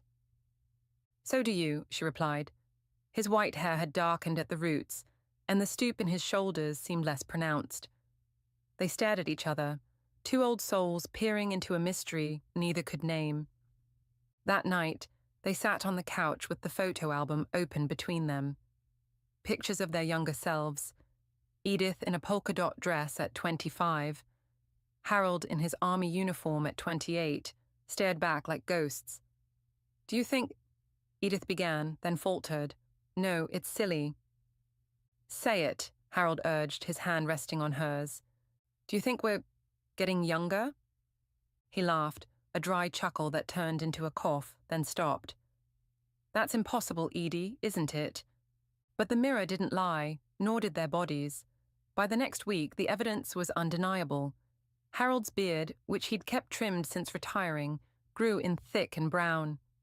Edith's eyesight sharpened. She threaded a needle without her glasses for the first time in decades. They tested themselves like children with a new toy. Harold ran across the yard, whooping as his legs carried him without pain, while Edith danced to the radio, her hips swaying with a grace she'd forgotten. They didn't tell anyone, not their daughter, Clara, who lived 3 states away with her own family, nor their neighbors, who'd long stopped dropping by. It felt too fragile, too absurd. Instead, they watched each other, marveling at the years peeling away. Harold's potbelly flattened, his arms regaining the muscle of his youth. Edith's cheeks flushed pink, her laughter bubbling up like it had when they'd first met at a county fair in 1962. One evening, as the sun dipped below the horizon, Harold took Edith's hand and pulled her outside. "Let's go for a walk," he said, his voice steady and strong. They hadn't walked farther than the mailbox in years, but that night they strolled down Maple Lane, past the shuttered bakery and the oak tree where they'd carved their initials decades ago. The air was crisp, and Edith's hair, now a rich auburn, fluttered in the breeze. "Where are we going?" she asked, giggling. "Anywhere," he said, grinning. "Everywhere." By the end of the month, they looked 40, maybe younger. Harold's eyes sparkled with the mischief of his prime, and Edith radiated the beauty that had once turned heads at every dance. They stood together in the bathroom, staring into the mirror, a pair of strangers wearing their own faces. "What do we do now?" Edith whispered. Harold squeezed her hand.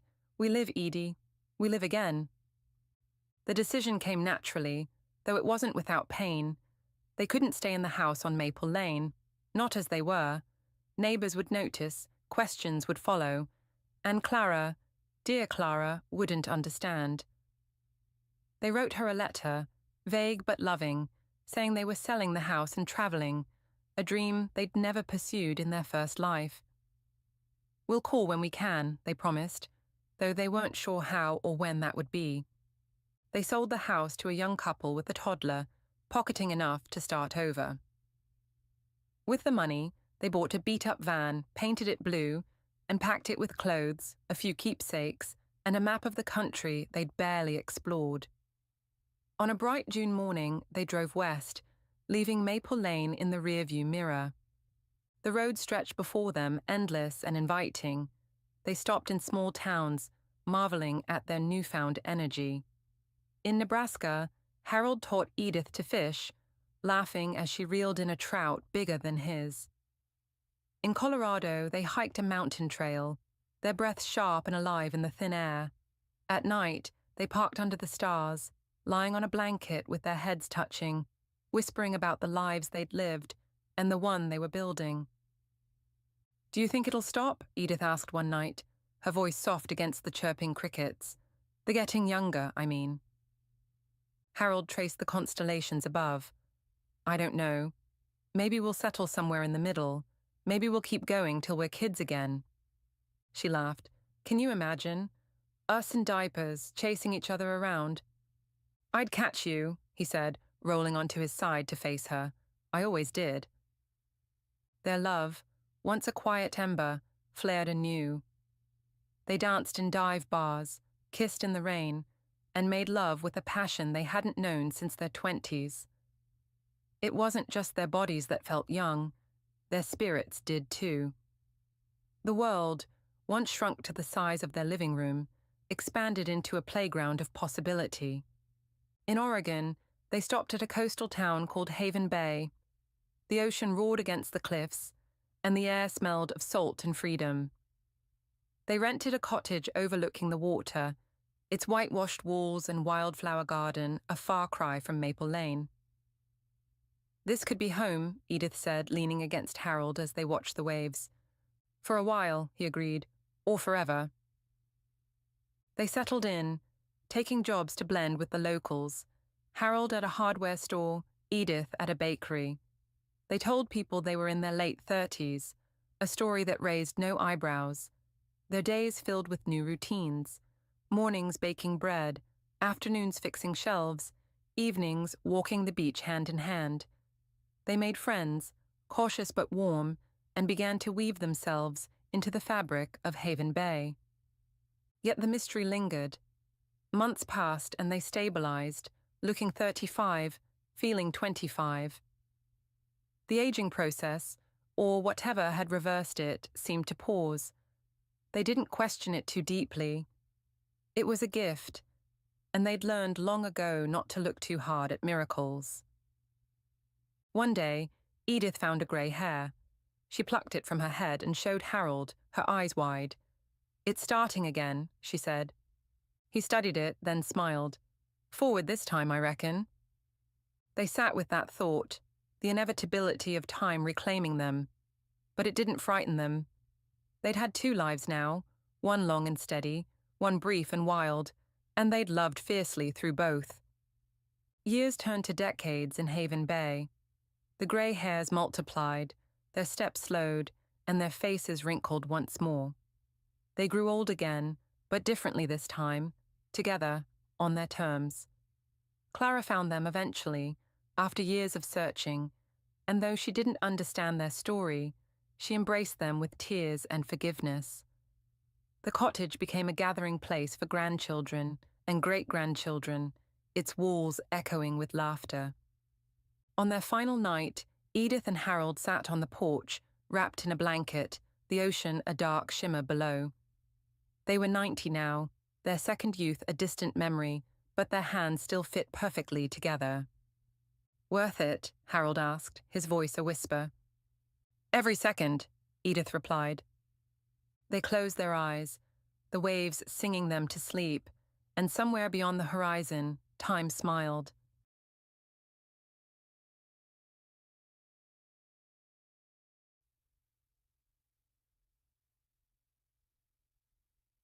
The Misadventure of the Misplaced Vacation. Lila and Ethan had been planning their cruise for months.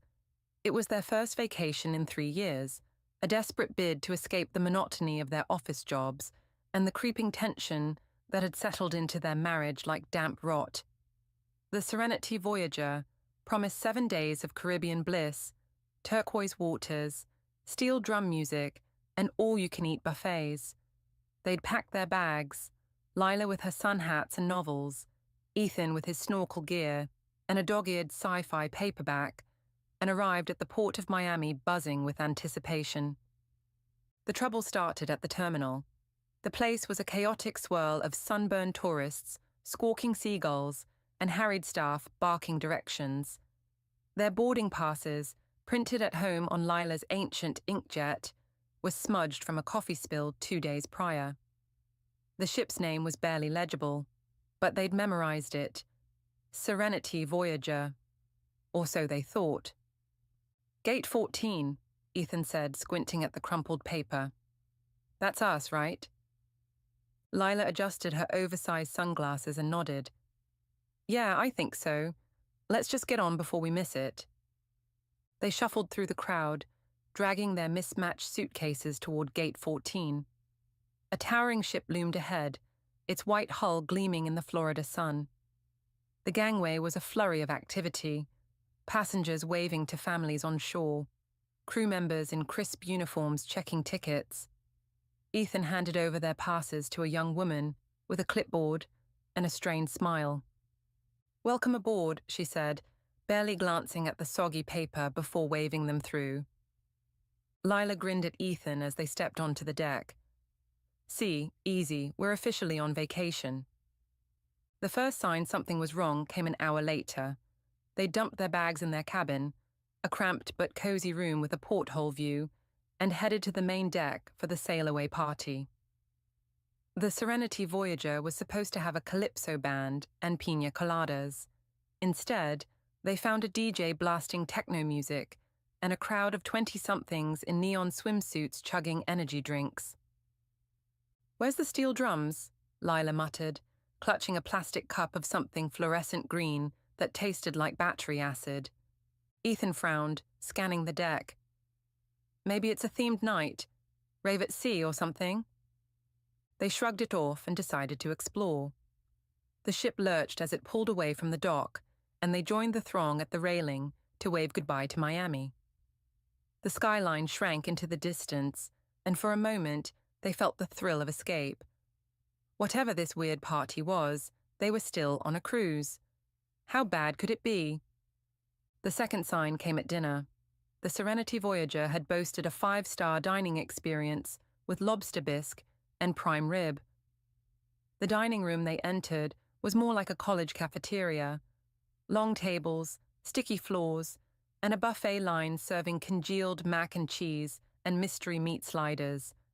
A group of teenagers in backward caps shoved past them, shouting about a shotgun challenge. "This doesn't feel right," Lila said, poking at a soggy fry. Ethan, ever the optimist, forced a smile. "Maybe it's a budget night. To keep costs down." By the next morning, optimism was wearing thin. Their itinerary had promised a stop at Nassau, Bahamas, with a day of snorkeling and beach lounging. Instead, the ship's intercom crackled to life at 7 a.m., announcing their first port of call. Key West, for a spring break bash, complete with a wet t-shirt contest and a beer pong tournament. Lila sat up in bed, her hair a frizzy halo. "Key West?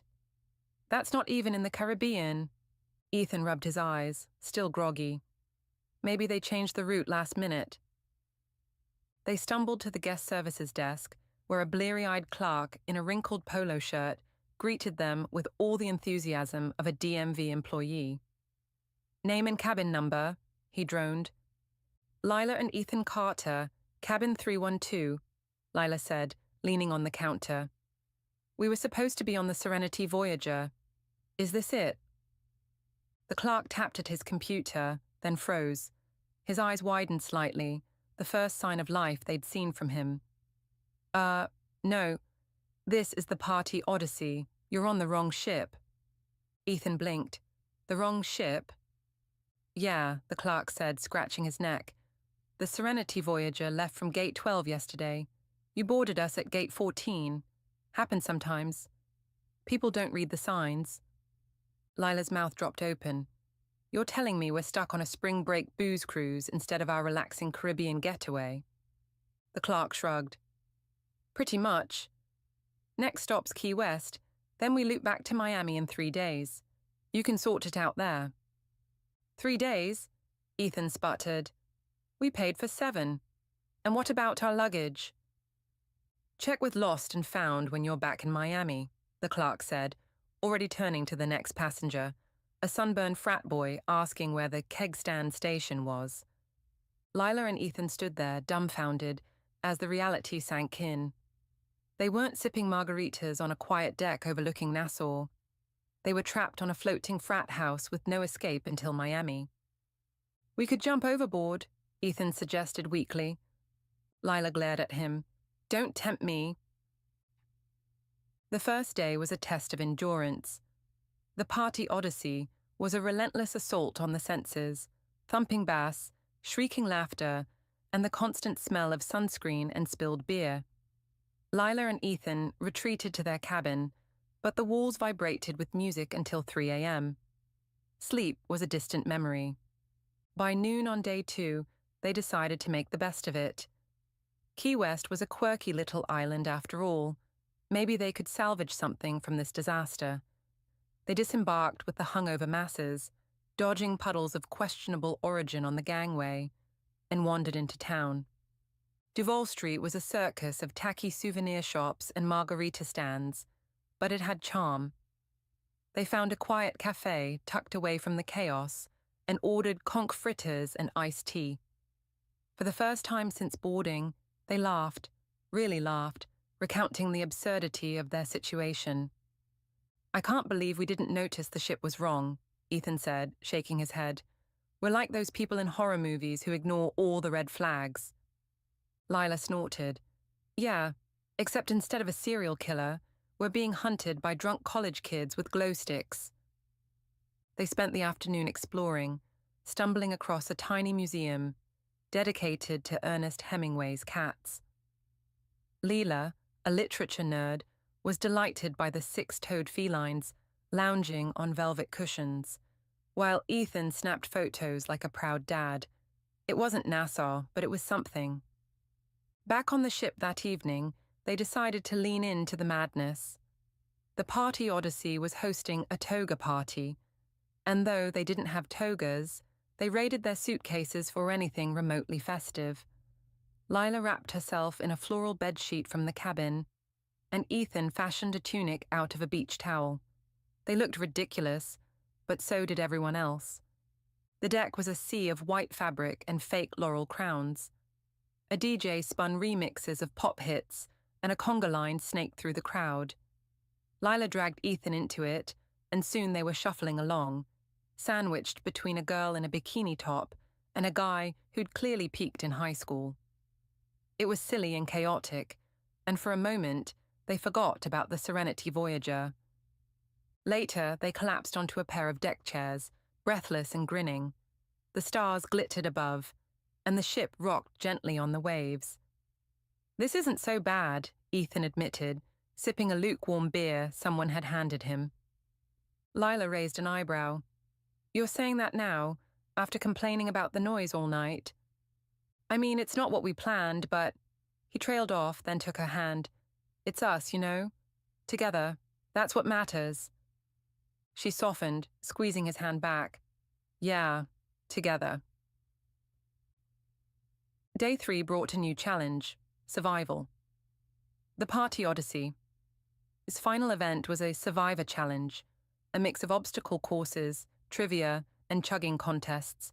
Lila and Ethan, fueled by a mix of spite and curiosity, signed up. They were the oldest competitors by at least a decade, but they figured they had nothing to lose. The obstacle course was a disaster. Ethan tripped over a rope ladder, and Lila got tangled in a cargo net, but they aced the trivia, thanks to Lila's encyclopedic knowledge of random facts and Ethan's knack for sci-fi minutiae. The chugging contest was a hard pass. They forfeited that round to a burly guy named Chad, who downed a liter of soda in under 10 seconds. To their shock, they placed third, winning a pair of Party Odyssey trucker hats and a round of applause from the sunburned crowd. "Not bad for the old folks," the MC shouted, and Lila flipped him off playfully, earning a cheer. As the ship steamed back toward Miami, they stood at the railing, watching the horizon. The hats perched absurdly on their heads, and their hands were clasped tight. The trip had been a mess, an exhausting, ridiculous, unforgettable mess, but it had shaken them out of their rut. They'd argued, laughed, and rediscovered why they'd fallen in love in the first place, because they could face anything, even a rogue cruise ship, together. Back in Miami, they tracked down their real luggage, minus one of Ethan's flip-flops, and booked a cheap hotel to decompress. The Serenity Voyager was long gone, but they didn't care. They'd survived the Party Odyssey, and that was a story worth telling.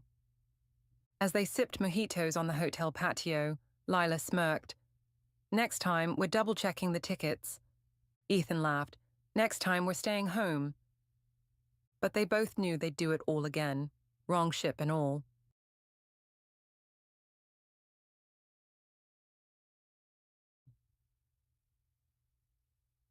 The Neon Veil. The city hummed with electric life as the sun dipped below the skyline, painting the streets in shades of neon and shadow. For Riley, Tara, Marcus, and Sam, Friday nights were sacred, a ritual of escape from the grind of their mid-20s lives.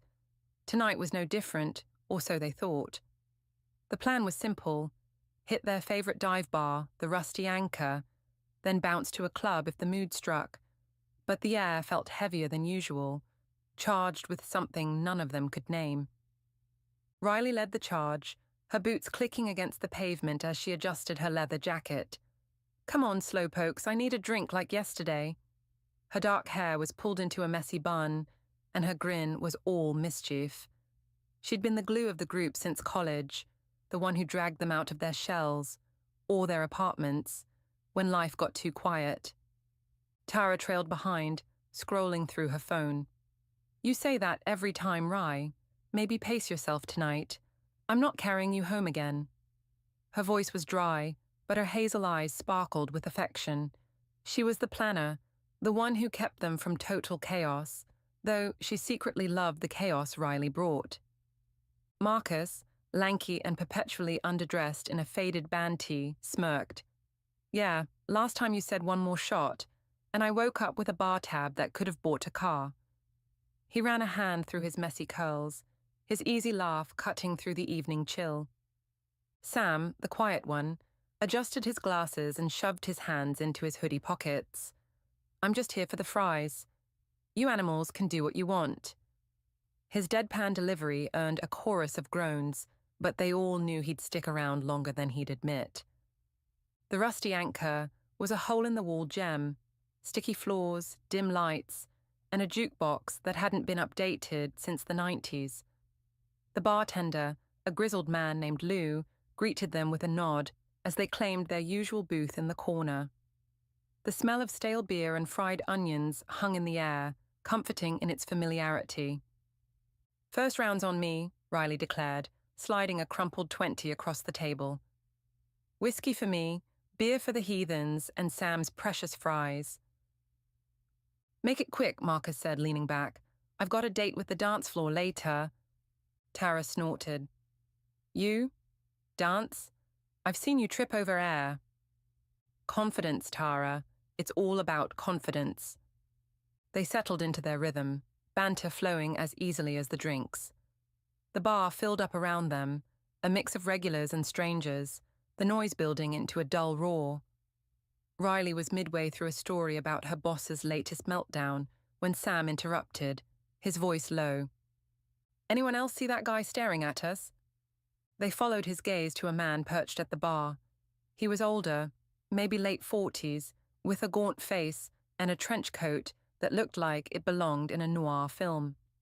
His eyes, pale, almost reflective, were fixed on their booth. Not casually, not curiously, but intently, like he was studying them. "Creepy," Tara muttered, shifting uncomfortably. "Probably just drunk."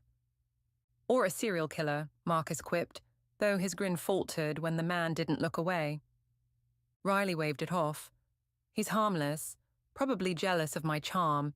Let's not ruin the vibe." But the vibe was already shifting. The jukebox stuttered, spitting out a garbled version of Sweet Dreams before going silent. The lights flickered, just for a second, and a chill crept into the room despite the crowd. Sam frowned, glancing around. "That was weird." "Old wiring," Tara said, but her tone lacked conviction. The man at the bar stood abruptly, his movements jerky, like a puppet on strings. He didn't approach them, though. Instead, he shuffled toward the exit, pausing to cast one last look over his shoulder. His lips moved, but no sound came out, at least none they could hear over the bar's din. Then he was gone, swallowed by the night. "Okay, that was officially freaky," Marcus said, downing the rest of his beer. "Anyone else need a refill?" They tried to shake it off. Another round came, then another, and soon they were laughing again, the strange man relegated to a footnote in their night. By 11 p.m., Riley was buzzed enough to suggest moving on. "Club time, losers. Let's dance Marcus into embarrassment." The streets outside were alive with Friday night energy, cars honking, groups spilling out of bars, the pulse of bass thumping from somewhere distant. They decided to cut through an alley to reach Neon Pulse, the club a few blocks away. It was a shortcut they'd taken dozens of times, narrow and lined with graffiti-smeared walls, but tonight it felt different. The air was thick, almost syrupy, and the streetlights barely pierced the darkness. "Anyone else feel like we're in a horror movie?" Tara asked, half-joking. "Only if Marcus is the first to die," Riley shot back. "He's got cannon fodder written all over him." "Hey, I'd survive. I'm scrappy." Sam stopped walking. "Guys," he said, his voice tight. "Look." Ahead, where the alley should have opened onto the main street, there was nothing. Just a wall of fog, dense and swirling, glowing faintly with an unnatural purple hue. It wasn't like any fog they'd seen, not the kind that rolled in off the river or settled after rain. This was alive, pulsing, as if it had a heartbeat. "What the hell?" Marcus stepped forward, peering into it. "Is this some kind of art installation?" "Don't touch it," Tara snapped, grabbing his arm. "It doesn't look right." Riley, ever the instigator, smirked. "Oh, come on. It's just fog." Watch before anyone could stop her, she strode toward it, her hand outstretched. The moment her fingers brushed the edge, the fog recoiled, then surged forward, swallowing her whole. "Riley!" Tara shouted, lunging after her. Marcus and Sam followed, panic overriding reason. The fog engulfed them in an instant, cold and clammy against their skin.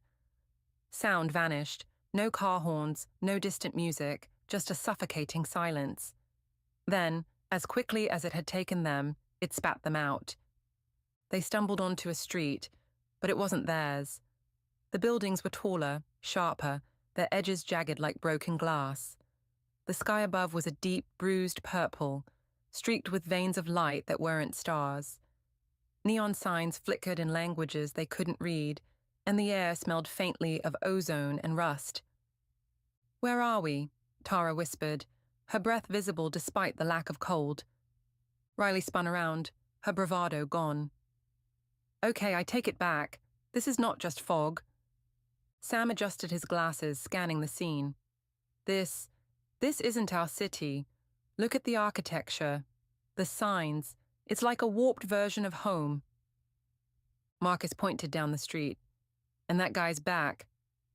There he was, the man from the bar, standing beneath a flickering lamp. His trench coat billowed despite the still air, and his pale eyes glowed faintly in the dimness. He raised a hand, beckoning them closer. "Nope," Tara said, backing away. "We're not following Creepy McStairs a lot." But the fog was behind them now, blocking their retreat. It pulsed, pushing them forward like a living thing. The man didn't move, just waited, his gaze unblinking. "We don't have a choice," Sam said quietly. "Whatever this is, he's part of it." Reluctantly, they approached. Up close, the man's face was even more unsettling, his skin too smooth, his features too symmetrical, like a mask. When he spoke, his voice was a low rasp, layered with echoes. "You shouldn't be here." "No kidding," Riley snapped. "What is this place, and who are you?" "This is the Veil," he said, ignoring her second question. "A seam between worlds. You crossed it. That's rare." "Rare?" Marcus echoed. "You mean people don't just stumble into Narnia every Friday?" The man's lips twitched, almost a smile. "Not unless they're marked." "Marked?" Tara's voice rose. "What does that mean?" He didn't answer. Instead, he turned and walked down the street, his footsteps silent. The fog nudged them again, forcing them to follow. The city, or whatever it was, unfolded around them, a labyrinth of impossible angles and shifting shadows. Figures moved in the periphery, humanoid but wrong, limbs too long, eyes too bright. None approached, though. They seemed to avoid the man in the trench coat. He led them to a building that resembled a cathedral, its spires piercing the strange sky. Inside, the air was heavy with the scent of incense and something metallic, Stained glass windows depicted scenes none of them recognized. Creatures with